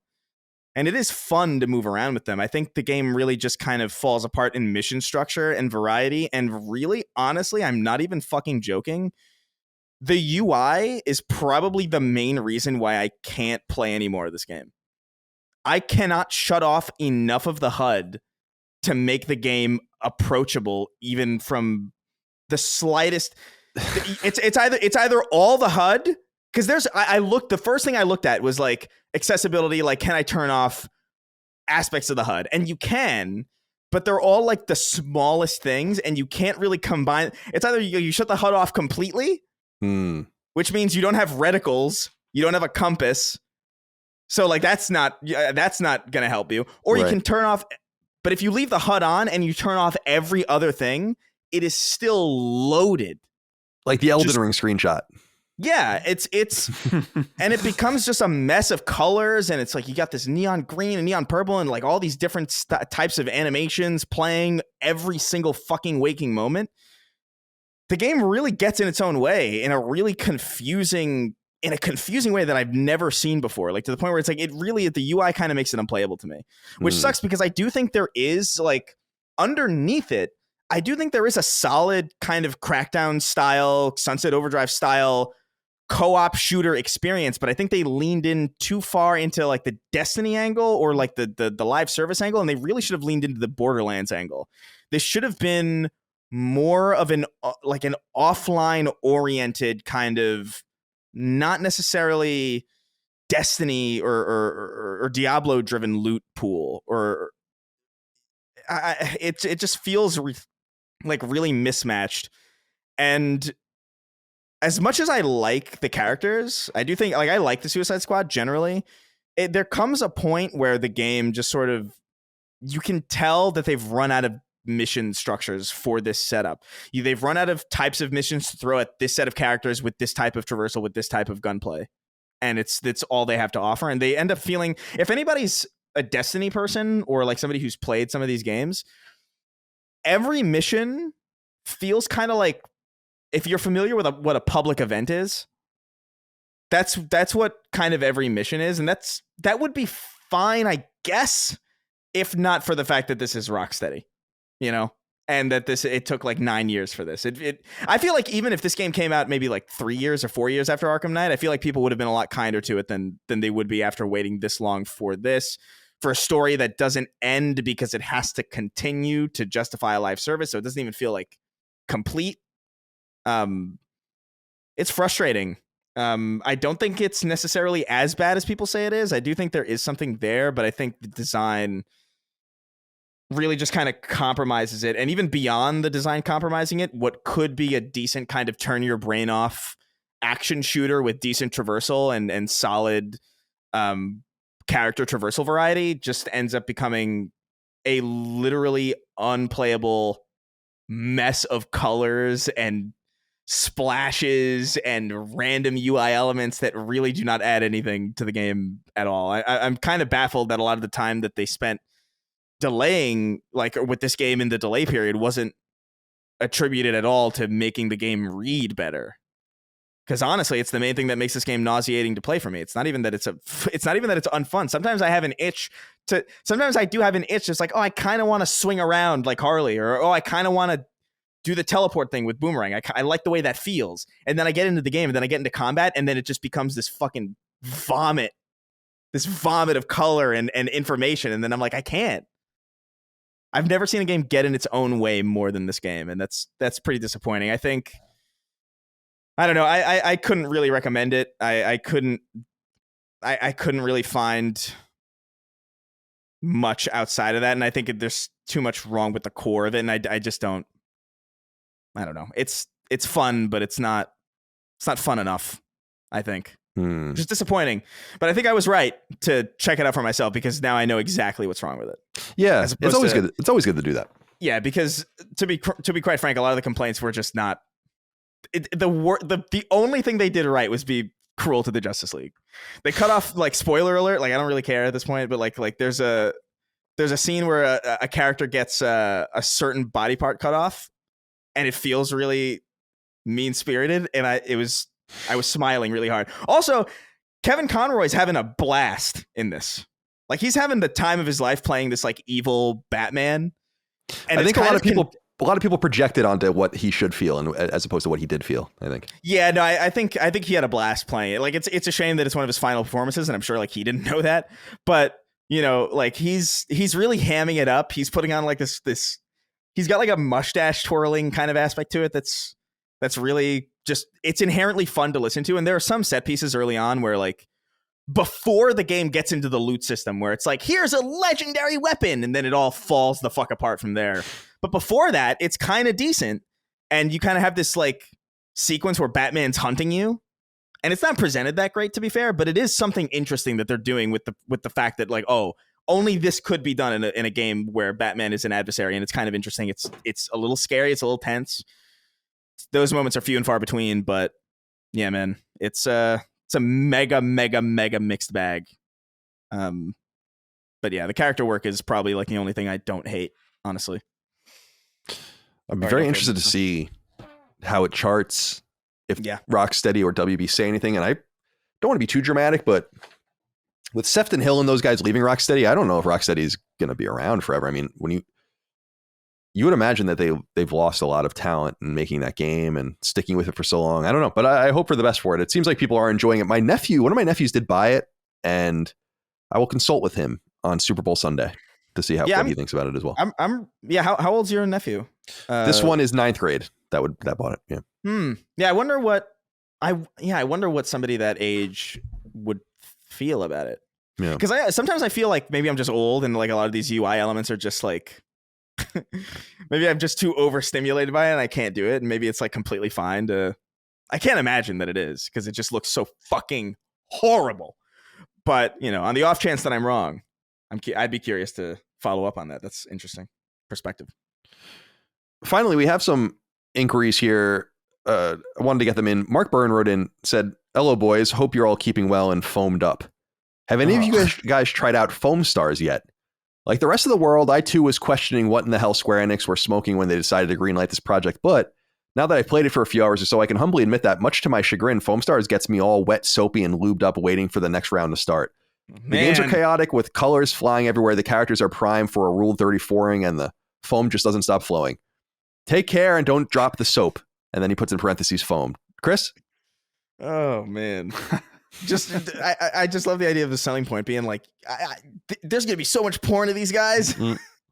Like, I don't know. Maybe, it doesn't speak to me. I'm much more curious about Helldivers, which apparently on Steam is kind of mixed. There's some interesting things going on the PC. It's issues with it's not the game though, or it's not the game. It's how it runs on PC, which is like, I was going to ask about Helldivers as well. So are you guys going to play Helldivers if not Foam Stars? Oh yeah, I wanted to. Like, I don't know. Well, I have to look more deeply into, like, what's wrong. Like, I'm only seeing, like, the tertiary, like, kind of headlines about, like, oh, it's not running well on PC or whatever. But I'm getting mixed reports about that. Okay, I got a message from our very own Lockmort at 4:22 a.m. and it was a screenshot of Helldivers. He says, "Very well polished and optimized for PC. Controls feel fluid, fast, and responsive." Here's the thing, Chris, about I've heard that the main issue that people have are there's some kind of anti-cheat that is kind of old that has something about root access and stuff that, I don't know. People are upset that the specific type of anti-cheat is in there. I don't know if it's justified. I don't know about that. Yeah. And I know that there has been some issues immediately with matchmaking, but I saw something on Twitter that they've already made a statement. They're like, we just put out a patch already on Steam to help with the matchmaking issues. It feels like some typical launch day minor issues. Yeah. Okay.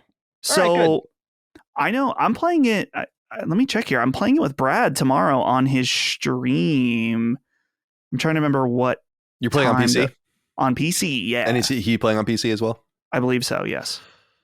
I'm gonna play it on PS5. Apparently, it's 1080p 60, but that's totally fine with me. I'm gonna play it there. What I was disappointed in with Helldivers is I pre-ordered it a couple of days ago just to have it ready to go, and then I was playing Grand Blue Fantasy last night, and when I went around midnight, I was like, all right, it's got to be almost time.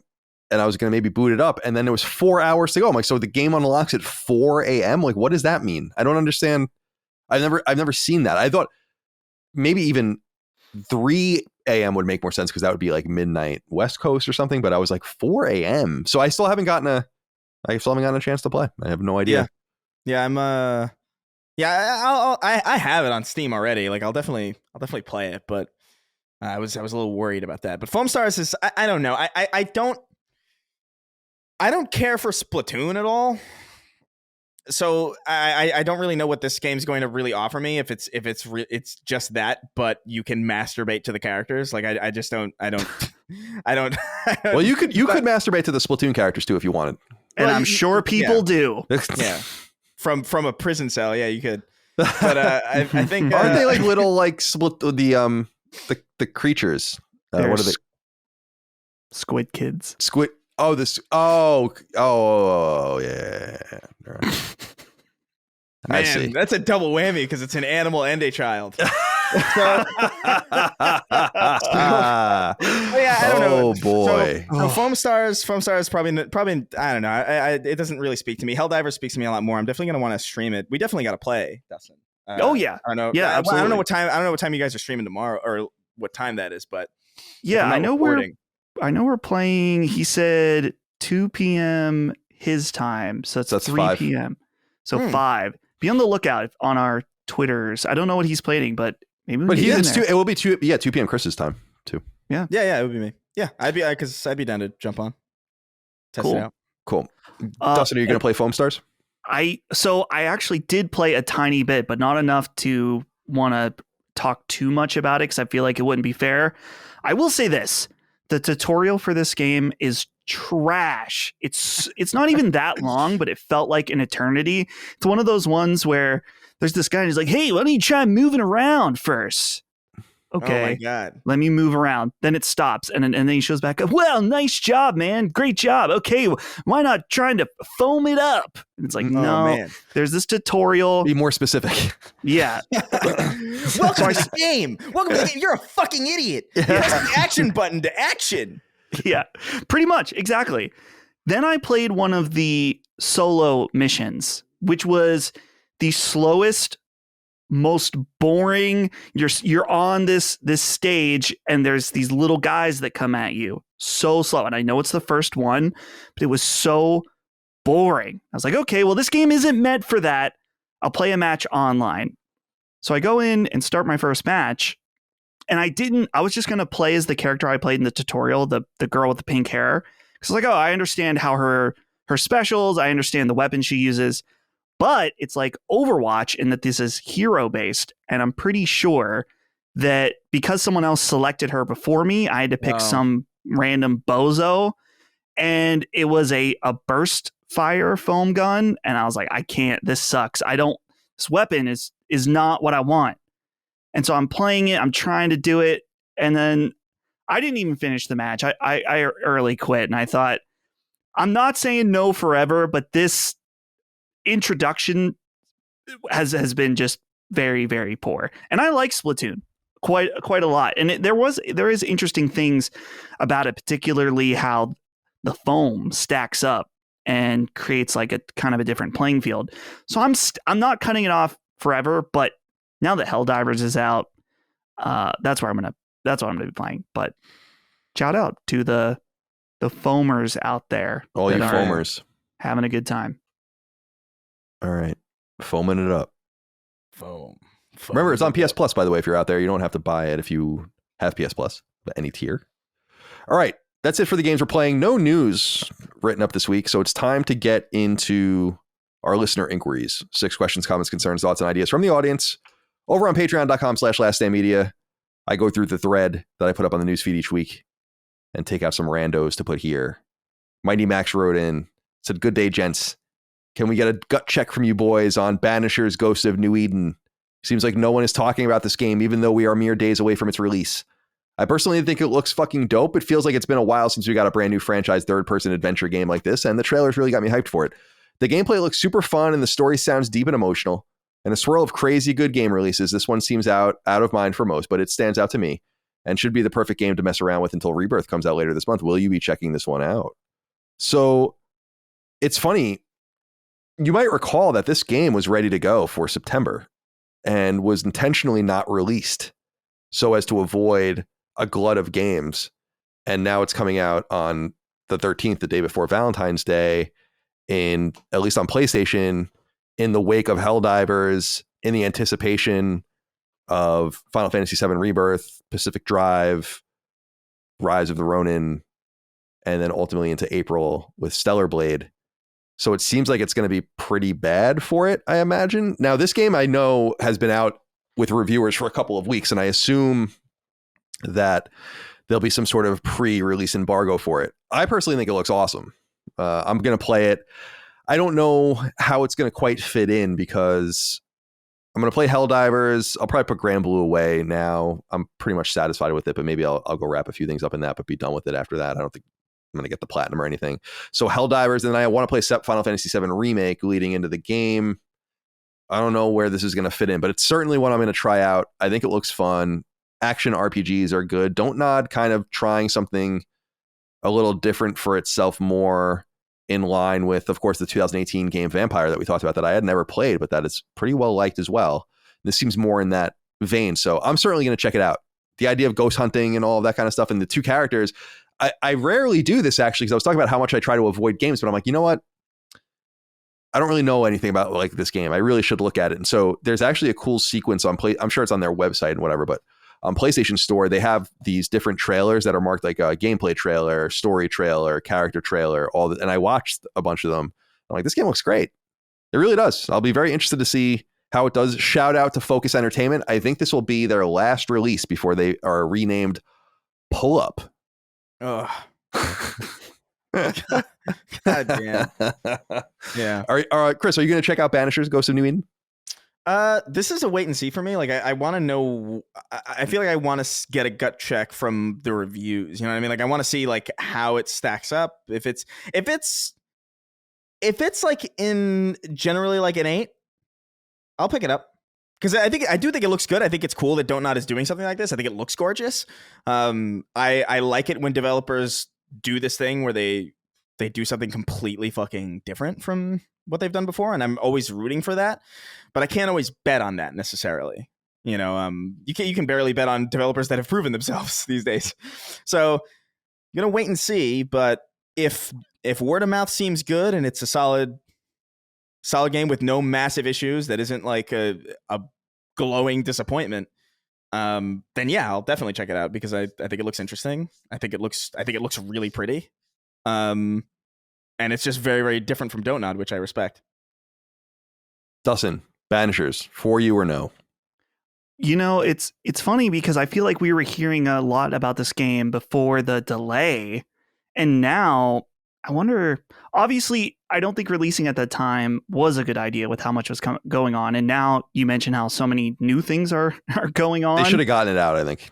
Yeah, because it feels like, again, I know they probably put stuff out on their own channels and stuff like that, but I haven't even really thought about this game at all. So when you put this in here, I was like, man, I totally forgot about that game's existence, and I'm tuned in on a lot of this stuff. So I think that for my current calendar, there's too much stuff that, and that's not speaking about the quality of the game at all, but I'm kind of booked up with stuff that I am very, very much into, with Persona and Final Fantasy Rebirth coming out. That's like, nah, it's just not going to happen. So if it does review well And especially if you two play it and really like it, then potentially down the line. But doesn't seem to be time for it for me. And I feel like that's probably the case for a lot of people as well. Yeah. And it honestly, like,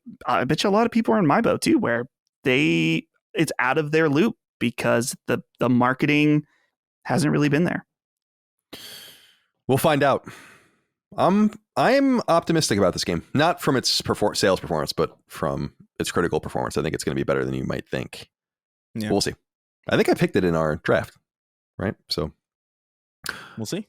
Oh, hi, Mike wrote in, said, "Hey boys, and I can answer this quickly for him. He says, last week you talked about the Ballistic Moon Until Dawn remake and how it was likely Project Bates. Is it possible that Sony wants to continue the Until Dawn franchise and Ballistic Moon will handle it? So they decided to let them remake Until Dawn to get familiar with the engine style and mechanics, etc. before they built their own game, which is Project Bates. Have remakes or re-releases ever been used like that in the past before a team takes on bigger, similar projects? Thanks for the endless entertainment. So happy for your success." There's a major example of this in the PlayStation ecosystem. Can you guys think of any off the top of your head other than maybe you're thinking of the same one I'm thinking of, but where a studio would be. The thing about this is that we wouldn't really be familiar with this stuff. Let me back up and I'll give you the example I have. All right. The example of this is Sanzaru with Sly Cooper. So Sanzaru was a studio that was like just randomly in San Mateo. They're much bigger now. They're with Facebook and they make VR games. But they, as we've talked about in the past, they made Sly Cooper 4 kind of without permission, just as fans. And they made like a little vertical slice of it, not the whole game, obviously, but a little vertical slice of it, got it working. They showed Sony. And Sony was like, yeah, this is great. Port the Sly Cooper games to PS3. And then we'll get this out and we can use it to tease the new game. So what ended up happening was, and you have to remember, this is what's so interesting about the Sly Cooper collection, is that the Sly Cooper collection came to PlayStation when it was very uncommon for anyone to do that kind of stuff. We ended up getting a glut of these games, the God of War collections and both the God of War collections, because there's the PSP collection as well, and the Team Eco collection, and the Ratchet and Clank collection, the Jack and Daxter collection. All these things came out, but the Sly Cooper collection was unique because it was really the first of its kind. But the interesting thing about it is that, and I don't know if you guys remember this, is that the three, so Sly 1, 2, and 3 from PS2, and there was also a suite of kind of mini games that they made that they attached trophies to. And this is important because in the game, there's 3 platinum trophies, and if you got all 3 platinum trophies plus unlocked all of the trophies in the mini game, it would unlock a trailer for the new Sly game that was unannounced. So it was kind of, no one does shit like this anymore. It was cool. Like someone just ran, like the first person to platinum it was like, holy shit.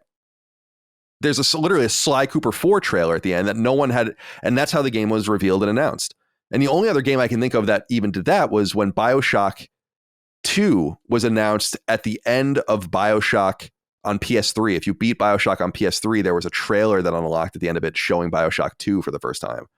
No one does cool shit like that anymore. But as far as what you're talking about, Mike, like would they be said like work on Until Dawn and get up to speed and then you'll make Until Dawn 2? Sanzaru in the second party is the greatest example of that in the PlayStation ecosystem. And that's exactly how that game happened. And I love that story, but they ended up using that story as part of their PR to show their passion. Like we loved it so much. And again, this connects all the way, as Chris and I said in the past, it connects all the way, all those years later, to Sucker Punch releasing that statement being like, no one's going to work on Infamous or Sly Cooper if we don't. So it's over. And that was a different time and a different place, because that would make I think Sucker Punch was purchased in 2011. So they would have been in the family when this all happened, but not with a powerful seat at the table. So anyway, Mike, good question. Glad to answer it for you. Deuces Bra wrote in, said, hey all, curious for Colin's take, and we can all talk about this, on IGN voting to unionize.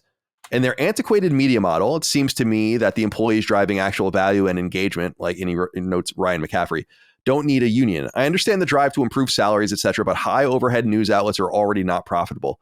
Feels like it could be the beginning of the end for IGN. So I will say first, I did due diligence and got in touch with the union. I reached out to Ryan because they have like this page and then this kind of, you can sign and support them or whatever, like a petition.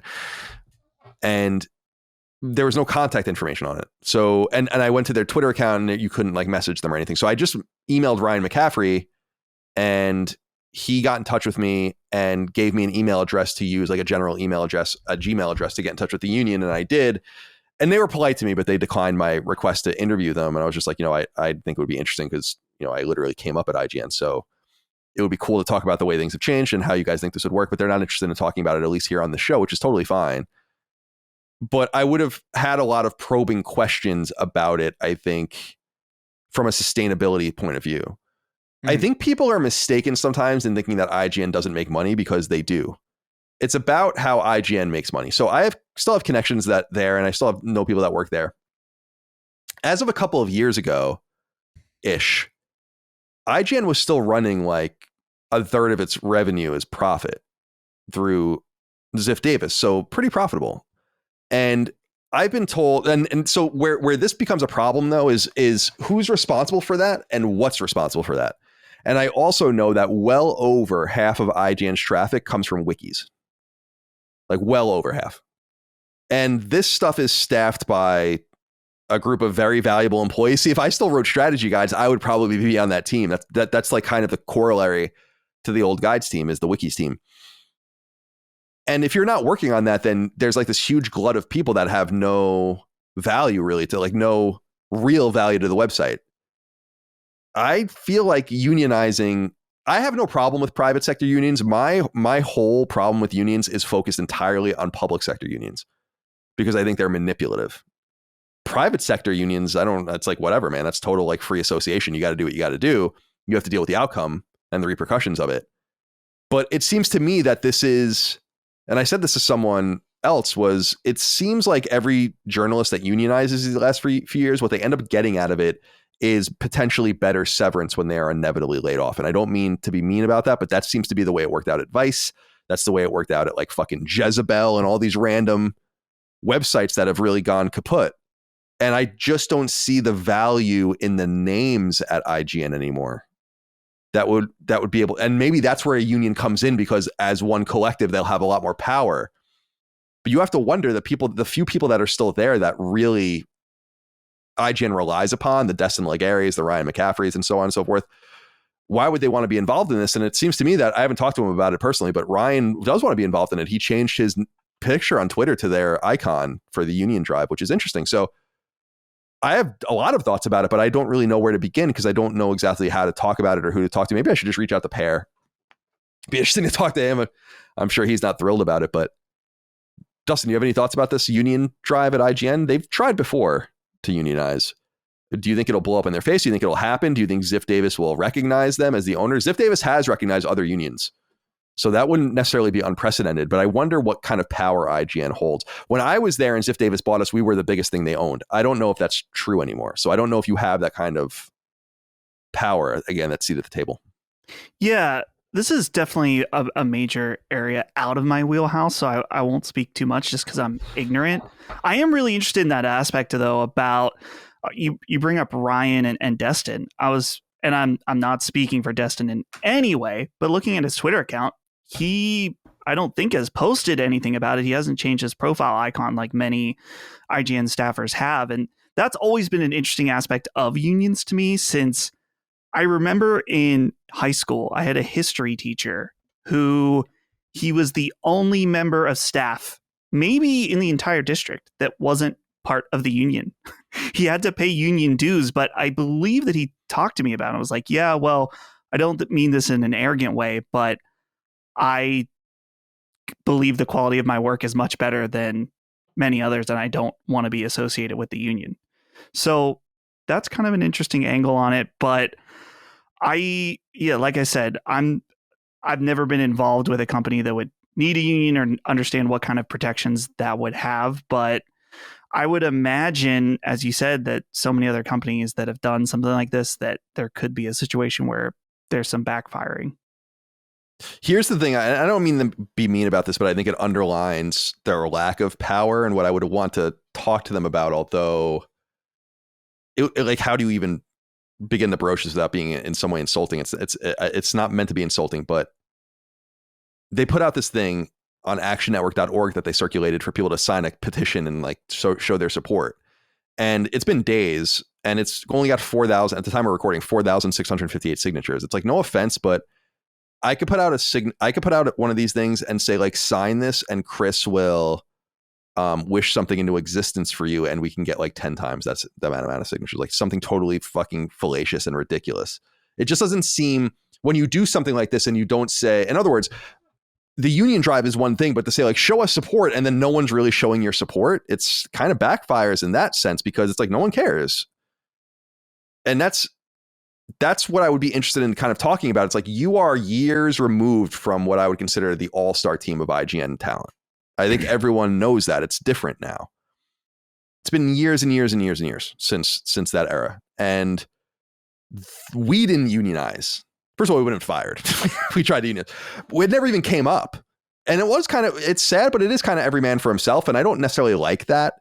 I only realized how deeply I was being taken advantage of when I left IGN and started making substantially more money, and realized like, you could have just afforded to pay me this the whole time, really. And I knew that also when they basically offered to basically double my pay to stay. So that really, in hindsight, pissed me off even more, where I'm like, you could have done this the whole fucking time, and I would have never looked to leave at all. But instead, you made me try to make it work with $70,000 a year when I was basically running all of this stuff at IGN PlayStation. I don't feel like they're paid as poorly anymore. They probably don't make what I made, all of them, but it seems like wrong place, wrong time, wrong talent, wrong ecosystem, wrong economic reality, and wrong business model, just from the sense that, again, if it's still true what my friends there knew, which is that most of the churn comes from SEO and Wikipedia, it's like, dude, AI is going to eat your lunch at some point.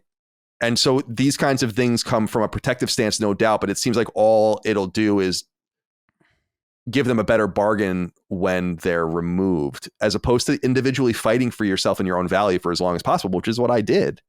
So this is why I wanted to talk to someone there, because I'd love to know what I asked them in their email is like, how I would love for you to war game it, basically. Like, what does it look like? How does it work? And IGN's an international team. It's not simple to do it. And so, yeah, I have a lot, but I don't know. I don't have any other thoughts. Anything else you guys want to share about this, Chris? No, I mean, I kind of feel similarly to Dustin, where like it's a little bit outside of my wheelhouse. I will say that, like, I mean, you bringing up the fact that like, yeah, they could have paid you that money the whole time, and then they just withheld for as long as they could without doing it, even though they could have afforded to do it. It's kind of an indication. It's like, dude, like companies will take advantage of you, and I think it makes sense to want to kind of stand up for that. I just feel like there's a time and place for certain things, and timing is kind of everything. Like we were talking about on the Xbox Defining Duke podcast, where it's like timing is mega important, and I do think what you're talking about with the economic realities, like the insane amount of layoffs that we're seeing, the economy being where it is, and also just the impending shadow of AI. I think there was probably a time a long time ago to do this a lot more effectively. But I don't know. We'll see. Yeah. We'll see what happens. Yeah, it's worth noting that capitalism requires surplus creation of goods and services, and therefore is inherently predatory on those who do it. And right. I think that that's okay in some sense. You don't want to like hurt anyone, but like for someone to say like, I own something, I make money off of what you do, and you make some of it, is the way it always works. But there's a fine balance between the way these mega corporations could and end up or in the end treating their people. And that's the kind of shit that pisses me off. It's not that people are making money on me. I don't care. It's just, fucking cut me in a little bit, dude. When I started making more money, it kind of funny. And then it's like, I became so incensed in some sense, like that you did this to me for so long, like made me live like this, It's infuriating. It reminds me of like, I had my first realization of that when I was working at Sears, and I saw the real price that the store was paying for the things that they were like, those like 3D TVs that were all the rage back then, that were like really like, they were like $3,000. The store would get one of those for like $23. So like, even when it was like a 80% off sale, they were still like raking in money. And it's like, damn, dude. and I'm making what, $7.25? What the hell's going on? I know I'm not like essential here, but like, holy fuck, at least pay for my gas. And so, yeah, it's I don't know. I do think what you're saying is like fair, but I do think it kind of, I don't know. There's a million ways to tear at that thread, but there is kind of the criticism, the main criticism of the business model that the United States kind of operates on, where it's like we're allowed to have these companies that make this much money because we have other countries that don't have the resources to not. Other countries that we use to get a lot of the resources to, hey, let's make our fucking consoles or whatever. Like, they are not first world. Like, if every country was a capitalist country, capitalism wouldn't work. Like, you need those downtrodden areas to work for no money. And there's something to be said about, like, well, how is it that we act in such a way to defend the current structure to make sure that countries don't get too good? You know what I mean? Like, it's an interesting conversation to be had. This is the argument for why, the kind of conspiracy as to why the government ultimately doesn't want to solve illegal immigration is because it's it's like a lubricating liquid for low paying jobs, but it actually ends up fucking everyone because it tears right. Cost, Exactly. So yeah, it's all fucked up. It's all fucked up. Everything's fucked. Go outside. Deuces, bro. Thank you for writing in. Jay wrote in and said, let's stay with labor here. He says, question for you, beautiful bastards. Why do podcasts and media outlets appear to be obsessed with the layoffs in the industry? Layoffs seem like a regular thing in the games industry and occur across myriad lines of work. I mean, I would argue every industry. Speaking as someone who's been laid off several times in the past few years, it isn't the end of the world, especially when it's a reality in your profession. The notion that it's some devastating thing that needs to be bemoaned is wild. It's not like Willy Wonka shut down the factory and a bunch of Oompa Loompas won't be able to find work. These guys working white-collar jobs will be okay. Are my opinions cruel? What are your thoughts on this and all of the attention layoffs garner around the web? I thought it said gamer. Thank you, Jay, for writing in. Well, how do you guys feel about this? This is a point of contention. I do kind of get it. Mm-hmm. Do we really? I care when it's kind of, this is a weird example, but it's the reason why I'm anti-war. It's because I care about conflict and suffering everywhere, and it's kind of all equal, but I don't really want to be involved in it, and I don't really understand it, and I'm not really choosing to understand it. I just kind of put out a cursory, I'm sorry this is happening to you. And the sad reality is that I think that's kind of the way everyone feels about any layoff, as long as it's not hitting you personally or someone you love. And everyone knows it's like a dice roll. So it's kind of in some way virtue signaling. And I hate that term, but there is a level of that being like, oh, this is so horrible. Now, what I bemoan personally is just the unending rupture of the economics of making games and how that stops individuals from having gainful employment to make the games.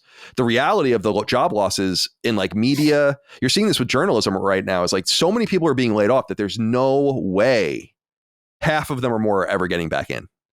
And so you have to assume they have to go to a different market or take a worse job or whatever. And so that's kind of where it gets sad, is that there are people that are permanently excised from their market. There are people that got laid off from Activision that will never get another job in the games industry, no doubt. And that's where it's sad. But the numbers game, I feel, should be looked at a little bit more vaguely, because how could it, again, to the war angle, how could you possibly care about all of this suffering? It's just a generalized thing that you care about overall. You can't get in the weeds on it because otherwise you don't have that kind of energy. And at least I don't have that kind of emotional bandwidth to fucking suffer along with everyone like that. So I get it. I get both sides of it totally. What do you think, Chris? I think you have to care the appropriate amount, like we can't all. I've long believed that we're not really built for the amount of information that we absorb on a daily basis, especially now. Like, I just don't think our brains are really meant for it. We're not meant to empathize at the absolute peak of our empathy with every tragedy that we hear about, or every inconvenience, or every bad news story. Like, it would be impossible. You'd be either crying, you'd be miserable all the time, or you would be completely numb, neither of which are ideal. So I do think, there's a level of compartmentalization that needs to happen there. However, at the same time, I do think there's levels to it where it's like there are certain people that I refuse to feel bad for. Like, I refuse, like, I saw this thing kind of going around Twitter of some guy who like went spelunking and got himself trapped. Oh yeah, that's crazy, dude. And I'm like, I cannot, like, I understand. I'm sorry that happened to you, but I cannot even for 1 millisecond pretend like that wasn't an objectively stupid thing for any human being to do of their own accord, and that's your fucking fault, you should feel bad that you did that. Quite frankly, you're an asshole for doing that because you did something really stupid and reckless and obviously dumb. Dude, the image of that, the image of what it looked like, it's like, dude, what the fuck? It's just, I don't know, man. I see that and I'm like, at a certain point, I think it makes you the bad guy. Because like you have people who love you. You're like a father or something, and you're just like, I want to see how far I can squeeze into a fucking cave. Like the world's better that you're in that cave. Quite frankly, that's called that's natural selection. Yeah, it's just no. But so when it's a layoff though, and people like, I feel for that because it's not necessarily always their fault, and it's usually the fault of people who get to keep their jobs. And so that's where I feel about it. It's like I'm not crying about it. I'm not like devastated about it, but I do feel a type of a defensiveness about it where it's like, well, yeah, that's kind of fucked up, especially because we know that certain layoffs aren't even necessarily because people are bad at their job, but maybe they're just too fucking good at their job and they're too expensive to keep. And it's like, well, okay. Well, so how does your average worker adjust to that information? Because I can't slack off and I can't slack off and be an absolute useless asset to my team or my company, despite how I'm being paid very little for that value in my perception. And I can't be too good either because I don't want to be so important that like the company views me as like a massive expense. So like, I don't know, it's this weird tightrope that like feels arbitrary to walk, and it also feels like it limits people's ability to do good work. I feel like it limits people's security. I feel like especially when people are moved from, one city to like across the country or something, they've been relocated for this job, and then like 3 months later they get the axe because some, stooge in a boardroom made a really stupid call to hire them in the first place when things weren't as dire as they are now. Even though we talk about the COVID. We talk about like the COVID bump for games and how obviously temporary that was, to the point where like even I noticed. I'm not a business guy. I have no reason to care or even notice about that. But I saw this like, oh, that's a really big boost in things, specifically because we're indoors all the time. And a lot of people are kind of invading the space that normally wouldn't be. Maybe we'll keep some of them. But most of the time, you could pretty safely bet that once this is over, we're losing a lot of those people. And it won't stay this way.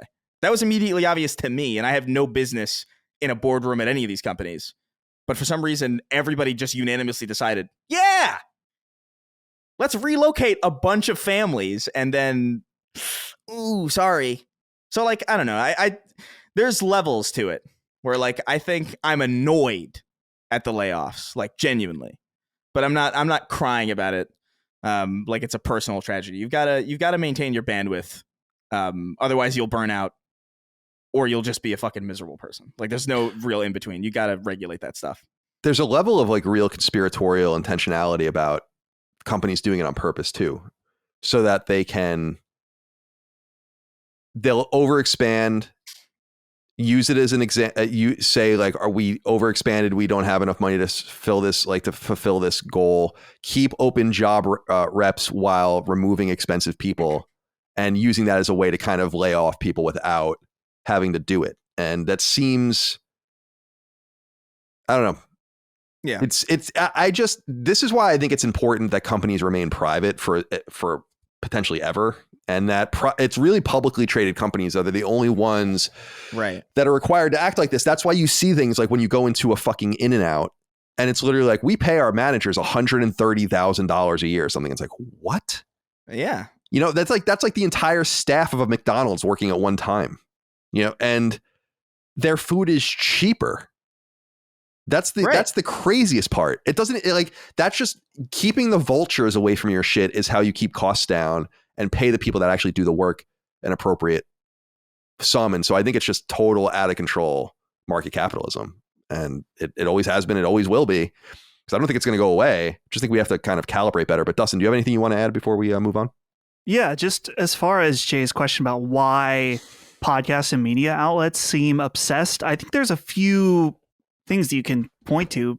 First, in that a lot of people that do this type of content, whether it's a podcast, a YouTube channel, or a site like IGN, a lot of people are close to the people at these companies that they're happening to. So there is a personal connection. Whether you want to argue that's good or bad, that's neither here nor there as far as I'm concerned. The other aspect too, why I think in particular right now, why there's a quote unquote obsession with layoffs is that this isn't just standard, oh, X company does bad or this game did bad, and now we're seeing the consequence of that. Sure, there is some of that, but we're also seeing what appeared to be successful companies and releasing highly successful games still have layoffs. And we're seeing that happen to a wide scale degree right now. Very and I think it's important as analysts to be like, okay, well, what's happening that this is happening to this at this scale and why? And we've talked about that for weeks about the idea of the expansion during COVID, now the, lessening that, changing from working at home, stuff like that. But I wonder too, if there is a degree where a lot of companies are looking around, like you said, Colin, where it's like, okay, well, sure, there is an argument that there's a lot of wasted expenses and things, bad decisions. Absolutely. But I think there are some times where they're looking at different things. It's like, why are we spending this much money for 10 people to all do approximately the same job that they're each doing about 10% of, when we could have a few people do that and do it a lot more effectively? So there is that too. Like Chris said, there's many levels and layers to this, but I think it's perfectly reasonable that it is a hot topic and thing that we're discussing and will continue to discuss, because we're going to look at the health of the industry and what things are going well and what things aren't. So, and again, this is just the beginning this year. We've seen a good amount of it, but it seems like a weekly basis now. We didn't even talk about Toys for Bob and what's going on there. I mean, it's not really our wheelhouse with it being Xbox, but this will continue to happen as we see this kind of, this reflex, this return back after COVID. Microsoft liberated the Activision employees from the evil Bobby Kotick and put them on the unemployment line. I'm sure they're thrilled. Yeah. I do want to say something before it makes no sense at all. I do think it is important for people who are in charge of like big corporations. I think it's important when you're in a seat of power to ensure that when you are a job creator, that those are not frivolous jobs. I do think there is a case to be made. It's like a lot of companies probably looked around and it's like, why do we have this many people? I think that's fair. But your responsibility, I feel like, as a job maker or a job creator is to not load the fucking market with unreliable sources of income for people working. Like you can't, because then that devalues the concept of a job in the first place. I feel like a lot of people don't even really take their job seriously because they know, regardless of how well they do, they'll be on the street in like at some point in the near future. Like it's very rare lately that you see people stay at a company for 20 something years. Yeah. The era of the company man or whatever. That's over. That's over. And so like when you have that, of course, people are going to maybe like care a lot less about that or like not really put themselves in the job as much. And then you end up with worse products. You end up with worse managed businesses. And then I don't know. I think it's a deleterious effect that has like big splash damage. And the source of that really is to ensure that when you're hiring for something, it's responsible that you're doing that in the first place. Because a lot of these layoffs could have been avoided if people just weren't hired for those things in the first place. And they found jobs that they actually needed, that the companies needed them to fulfill, more than these frivolous fucking, this web developer on Twitter that fucking did nothing. Yeah, that's what I mean? That level of corporate stability is the reason that I think partially the nuclear family is eroded, partially why people aren't able to afford houses, partially why it's like it's because if you watch The Wonder Years or something like that, it's like there's a whole arc about that actually, and how things were starting to change even then, and it is fucked up. And I do feel bad for. I just feel bad for everyone out there that works a real job. I'm so lucky. Yeah. I know that every day. All right. Eric Cave wrote in and said, hello, sacred brethren. I think it's completely unfair for anyone to call the most recent State of Play a bad show by the standard set of it being a titled State of Play. It came out with some massive titles that cannot be diminished. With that said, I think it's still fair to see where many gaming fans felt underwhelmed. Horror is this year's version of Set in Space, and quite frankly, I'm sure many others just don't feel an itch is being scratched when Sony shows a rotation of horror games with a few Japanese schoolgirl simulator games thrown in there. I realize that not every game can be a Rockstar or Naughty Dog level masterpiece, and that's fine, but those are games that make me love gaming, and I didn't see that at the showcase. To borrow terminology from UFC fans, I am a casual, and the type of games shown recently just have not done it for me at all. Thanks for all that you do and the vast amount of entertainment you provide on a weekly basis. What do you think about that, Dustin? Set in Space, the horror is the new Set in Space for games. Are people not satisfied for a reason? I look at that State of Play and do wonder what anyone wants. Like it seems to me that it's very strong. That people have been so obnoxious with like the first quarter of this year and even into April, where it's like it's weak. It's like, dude, this is about as strong as it maybe is going to get for a while. Actually. Yeah. for games you play on PlayStation exclusively or whatever, or PlayStation and PC. So what do you think about this? Everyone is entitled to their own opinion, of course. And that goes further as far as just whether you like the State of Play, but also what types of games you like. And so if you don't like the types of games shown at the State of Play, then sure, that's very reasonable. What I will say, just as a suggestion, is to broaden your horizons on what types of games you like and don't like, and keep an open mind, I guess. And I'm not saying Eric necessarily is totally closed-minded about all of his games, but thinking about that particular State of Play, I don't know how there couldn't be at least one thing that you were interested in and one thing that it maybe piqued your curiosity a little bit. I just feel like there's so many interesting things going on in games that if you only like one certain genre or a few types of games, I mean, of course, that's your right, like I said, to your own opinion, but it's such a creative space right now. Just go out there and check stuff out. I remember myself when I was in kind of 7th and 8th grade, I had this very closed mindset about what kind of music I liked, because I very much connected it to my identity. Right. Yeah.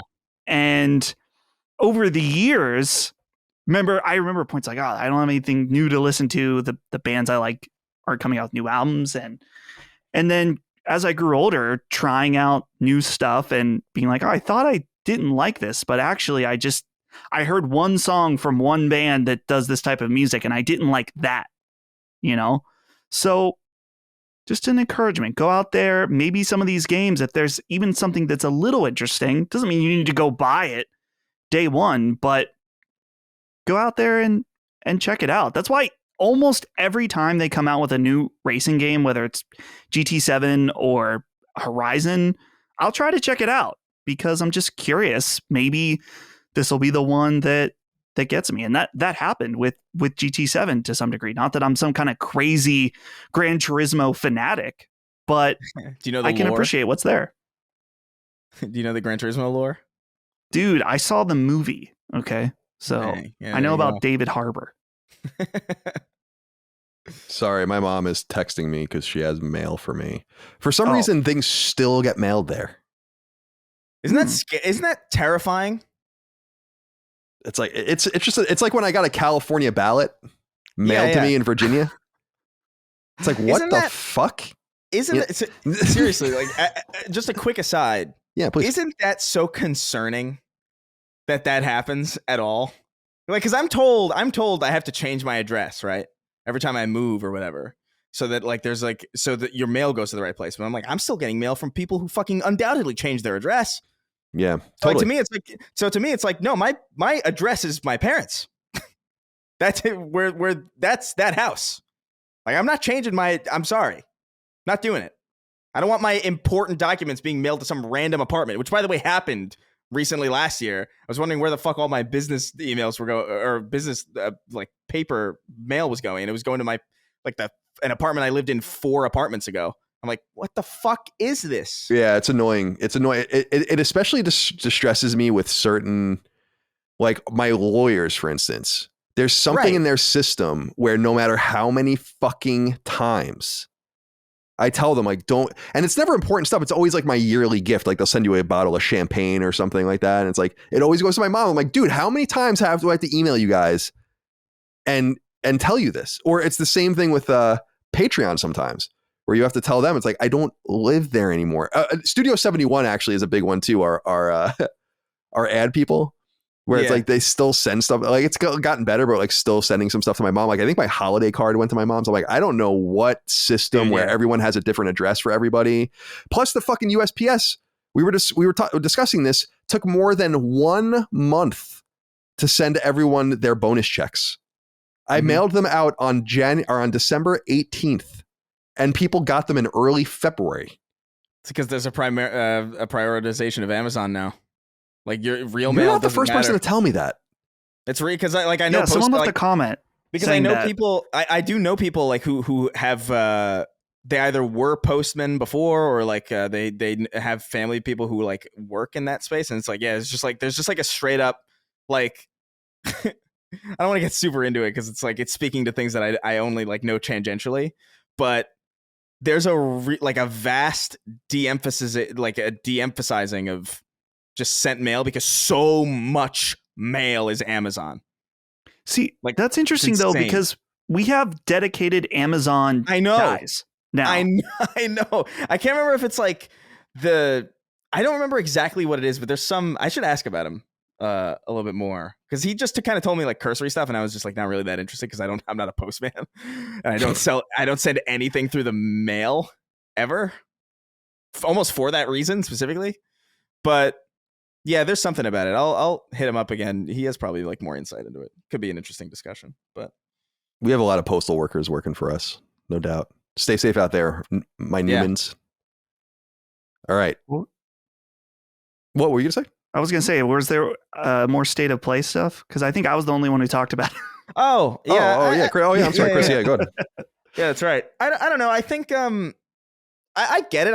I remember being young and kind of the only thing that would excite me was the specific thing that I was looking forward to. You know, like I'd be like, oh man, you know, like I hope Halo's here, and then it is. It's like yes, and if it wasn't, I was like, that was disappointing. Like I get it. Like I've definitely been there, but at the same time, like I don't know. Not every game's gonna be like Grand Theft Auto 6, and at a certain point, you just kind of be like, all right, well. And I still have that to a degree. Like there's absolutely when Bungie shows up with Marathon, I'm fucking excited. Like I'm still like a kid in a candy shop again. But I think over time, and I think it just takes time really to kind of play the same thing over and over again. And then you're like, I'm kind of looking for something else now. I'm kind of satiated with this. I might not write it off entirely. I might not quit this, but I'm definitely going to look for other things. And then you start delving into things that you might not have. I remember Child of Light was kind of that experience for me. Where I spent a lot of time playing shooters or action games like, you know, the Halo, Vanquish, BioShock, these very specific kind of games that were very, very crisp games. And then I saw this Child of Light thing come out of Ubisoft and I was like, that looks kind of nice. Like visually, it looks really good. It's a turn-based game and I'm not really great at those, but this kind of speaks to me in some way. And then I played it and I really, really fucking liked it. And, I don't know. I would just echo what Dustin said, where I try to broaden your horizons. There's got to be something other than Grand Theft Auto and Last of Us that piques your interest. There must be. There always is. So I would say, look, and you shall find. Definitely. I consider myself a deeply eclectic single player gamer and have reaped the benefits of that for many years. So I'm looking at my trophies now and it's like, this is a wide array of games, man. There really is no lane, you know, and even just multiplayer wise, like there's so much, like I've played so many multiplayer games that are just gone now. I played Section 8, Monday Night Combat, fucking Lord of the Rings Conquest. Monday Night Combat. These, like, wow. That was an old 360 digital game, wasn't it? It was an arcade game. Yeah. And it was pretty fun. It was good. Like that's a great name. That's an awesome name. Which one? What name? Monday Night Combat. A wonderful name. It is really, really it's really good. Yeah. And I remember playing it and like having a great time and even just, I don't know, there's so much out there that it's inconceivable that there isn't something out there that could be like something that you love on the level of, you know, something that Naughty Dog or Rockstar makes, not necessarily because it matches the quality, but maybe because it's so different. from anything that those studios could possibly offer you that you can't help but be like enamored by it. It's kind of how I felt about Sea of Thieves, really. Like Sea of Thieves, I remember playing and being like, this is unlike, I think, anything I've ever played before, and this is kind of amazing. There's stuff like that everywhere. Oh, okay. Now it's Micah's dad. Oh, okay. Jonah wrote in, final inquiry. Says, hi, Colin and crew. My question is about the Uncharted franchise. Is Uncharted really that popular? I personally never saw Uncharted as this very relevant thing that everybody loves. Maybe this is because I'm from Australia and most people here had Xbox 360s during the PS3 generation, so maybe the Australian market overlooked the series as did many other regions. So I must reiterate, is Uncharted really that popular? Uncharted sales figures are in the mid 40 million across all of the games. So that's Drake's Fortune Among Thieves, Drake's Deception, Golden Abyss, A Thief's End, Lost Legacy. And presumably the collection, right? And the collection, right? Yeah, that would be in there probably too. Which did very well. Shout out, Blue Point. Yeah. But is it that popular? No, it's not even the most popular Sony franchise at all. It's probably not. It might be number 5. I mean, when you think about it, it's in terms of sales, like overall universal sales figures, it would be something like Gran Turismo, God of War, Spider-Man. Yeah, Spider-Man. And then maybe Uncharted, then Horizon, something like that. And yeah. So is it that popular? No, but remember, it's been 8 years and we haven't had an Uncharted game really test the market in that time, except outside of The Lost Legacy, which was basically an expansion. And we know that The Lost Legacy didn't sell that well. It sold a couple million units, I think. And then, of course, the Legacy of Thieves collection, which probably pushed a few million units. But I would imagine an Uncharted game on PS5 is an easy 10 million sold. I mean, I don't think that there's any doubt about that. That would be 1 in 5 right now. By the time it comes out, it would be 1 in 7, 1 in 8. I mean, that seems to be an easy slam dunk. If it's a remake of Drake's Fortune, which is rumored to be at least one of the projects, then I think that that's different. But if it's a new Cassie Drake driven Uncharted game, which I think it will be as well, I think that that's going to be huge. I mean, but remember, God of War Ragnarok sold 15 million copies. Yeah. So there's a whole nother level to this that I think is important to keep in mind. So is it that important? No, but not anymore. But it was, I will say this, Uncharted was vital to pull PlayStation out of the coffin it was trying to step into for a minute.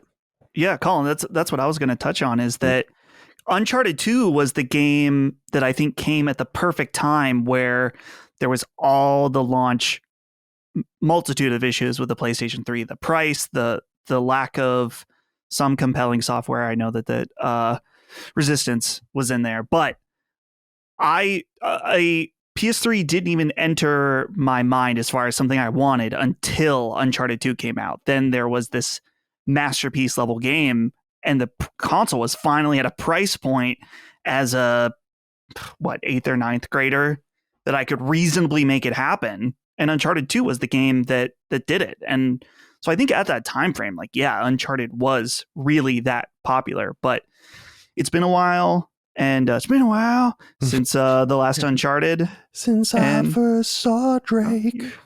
Yeah, exactly. So I wonder if it came back, though, if it would come back to a huge reception, or if it's just the old folks like us that would be excited. I think it would. I think because it's been so long, there would be an inherent excitement there. You know, and it would, because the question of why bring this back? The answer is not because we have to. You know what I mean? That's kind of the thing with sequels that kind of come out either annually or every 3 years. You kind of can bet on another one, and so they're still exciting, but they're not as exciting as something that's been gone for 10 years that just decides to reemerge. I don't know. There's an excitement there that I think is kind of inherent that would pull a lot of people for sure. Uncharted is weird because I remember being a 360 kid. I remember nobody people acknowledged that Uncharted 2 was really good, but nobody really that was such a strange time. Nobody that I knew cared at all about it. It was just kind of oh, cool, they got something. That was the attitude at that time, where it's like, oh, PlayStation got something, thank God. Good. But I think it was no doubt super important to getting like I think the start of like really high quality. Like Drake's Uncharted 1 is fine, it's good, but it didn't really. The thing about it was that it looked really gorgeous because it was like a Blu-ray, like it was this like, oh whoa, it looks so fucking high fidelity, it looks so good, but it wasn't crazy. Uncharted 2 like narratively was just like really really cool, except for the fucking Yetis. Oh, the last boss fight too was garbage. Terrible. Oh yeah, but yeah, it was super important. I think The Last of Us is really like that was the turnaround. Like that was like the leading up to the Last of Us, whereas everybody's like, what the hell is this thing? And that was like where the intrigue, and they had obviously like done a lot of good work with Uncharted and Uncharted 2 and Little Big Planet before that, so they've built a nice little catalog up until that point. So it wasn't that Uncharted was necessarily popular. It was more just that it was very very vital at that time, and since then has become very integral to just the brand and what you like. As I think of Uncharted, when I think of PlayStation now, that's the first thing I think of. Like I don't necessarily think of like Crash Bandicoot anymore, or Spyro, or even The Last of Us. Really, I think of Uncharted first. Yeah, fair enough. Says something. Yeah, I think I'll be very intrigued to see how an Uncharted game will sell in this fervent ecosystem where games sell so much stronger than they ever have, really, if they're great. So yeah, I don't know, man. Don't discount Uncharted, and don't discount the popularity of that film and the ability of a sequel to the film, which I think is likely to further the IP in some way, but we'll see. I love Uncharted. I think you're right. Uncharted 2, it was the PS3 Slim and Uncharted 2 that turned things around. Yeah. And those two things in tandem, the right price point at $300 finally, it was all working at that point. It's very memorable for me in my career. So shout out to Uncharted. We hope you come back soon. That's it, though, for this episode. We've gone under 4 hours, so we improved this week. To the request we had earlier. Chris, goodbye to you, my friend. How are you going to spend the rest of your day? Oh, I don't know. I got the whole day ahead of me now. Yeah. I honestly, I'm probably just going to relax today. I don't know. This feels like a lazy day, and I think I'm just going to take it. Nice. Do it. Yeah. Dustin, goodbye to you. What are you going to do for the rest of your day? Goodbye. I think I'll be playing Persona. And I'm streaming, like I said, Helldivers with Brad tomorrow, but I don't know if there's any kind of intro mission stuff, and I want to make sure I get it running right on my PC. So I think I'm going to dive in to Helldivers. Cool, man. In a little bit too. Yeah, I'll get into that tonight, I think, as well. See what's going on with Arrowhead and their new product. So we'll have more to say about that next week. Of course, next week will also be replete with Xbox information about what, if anything, is happening. I think we'll have something to talk about, I'm sure. Who knows how deep it goes. But in the meantime, that's not a word, meantime, appreciate you guys. Thank you for being here with me today. And thank you all out there for your love, kindness, and support of all things Last Stand Media. Patreon.com/Last Stand Media for early ad-free access. LastStandMedia.store for merch, including free shipping on all stickers here in these United States. We'll see you next time for what I expect will be a very exciting podcast. Until then, goodbye. See ya. Take care, guys. Sacred Symbols, a PlayStation podcast, is a product and trademark of Last Stand Media and Colin's Last Stand LLC, and is proudly recorded in the USA. The show is conceived by, is written by, and is directed by me, Colin Moriarty. My co-hosts are Chris Raygun Maldonado and Dustin Furman. The show is produced by executive producer Dustin Furman.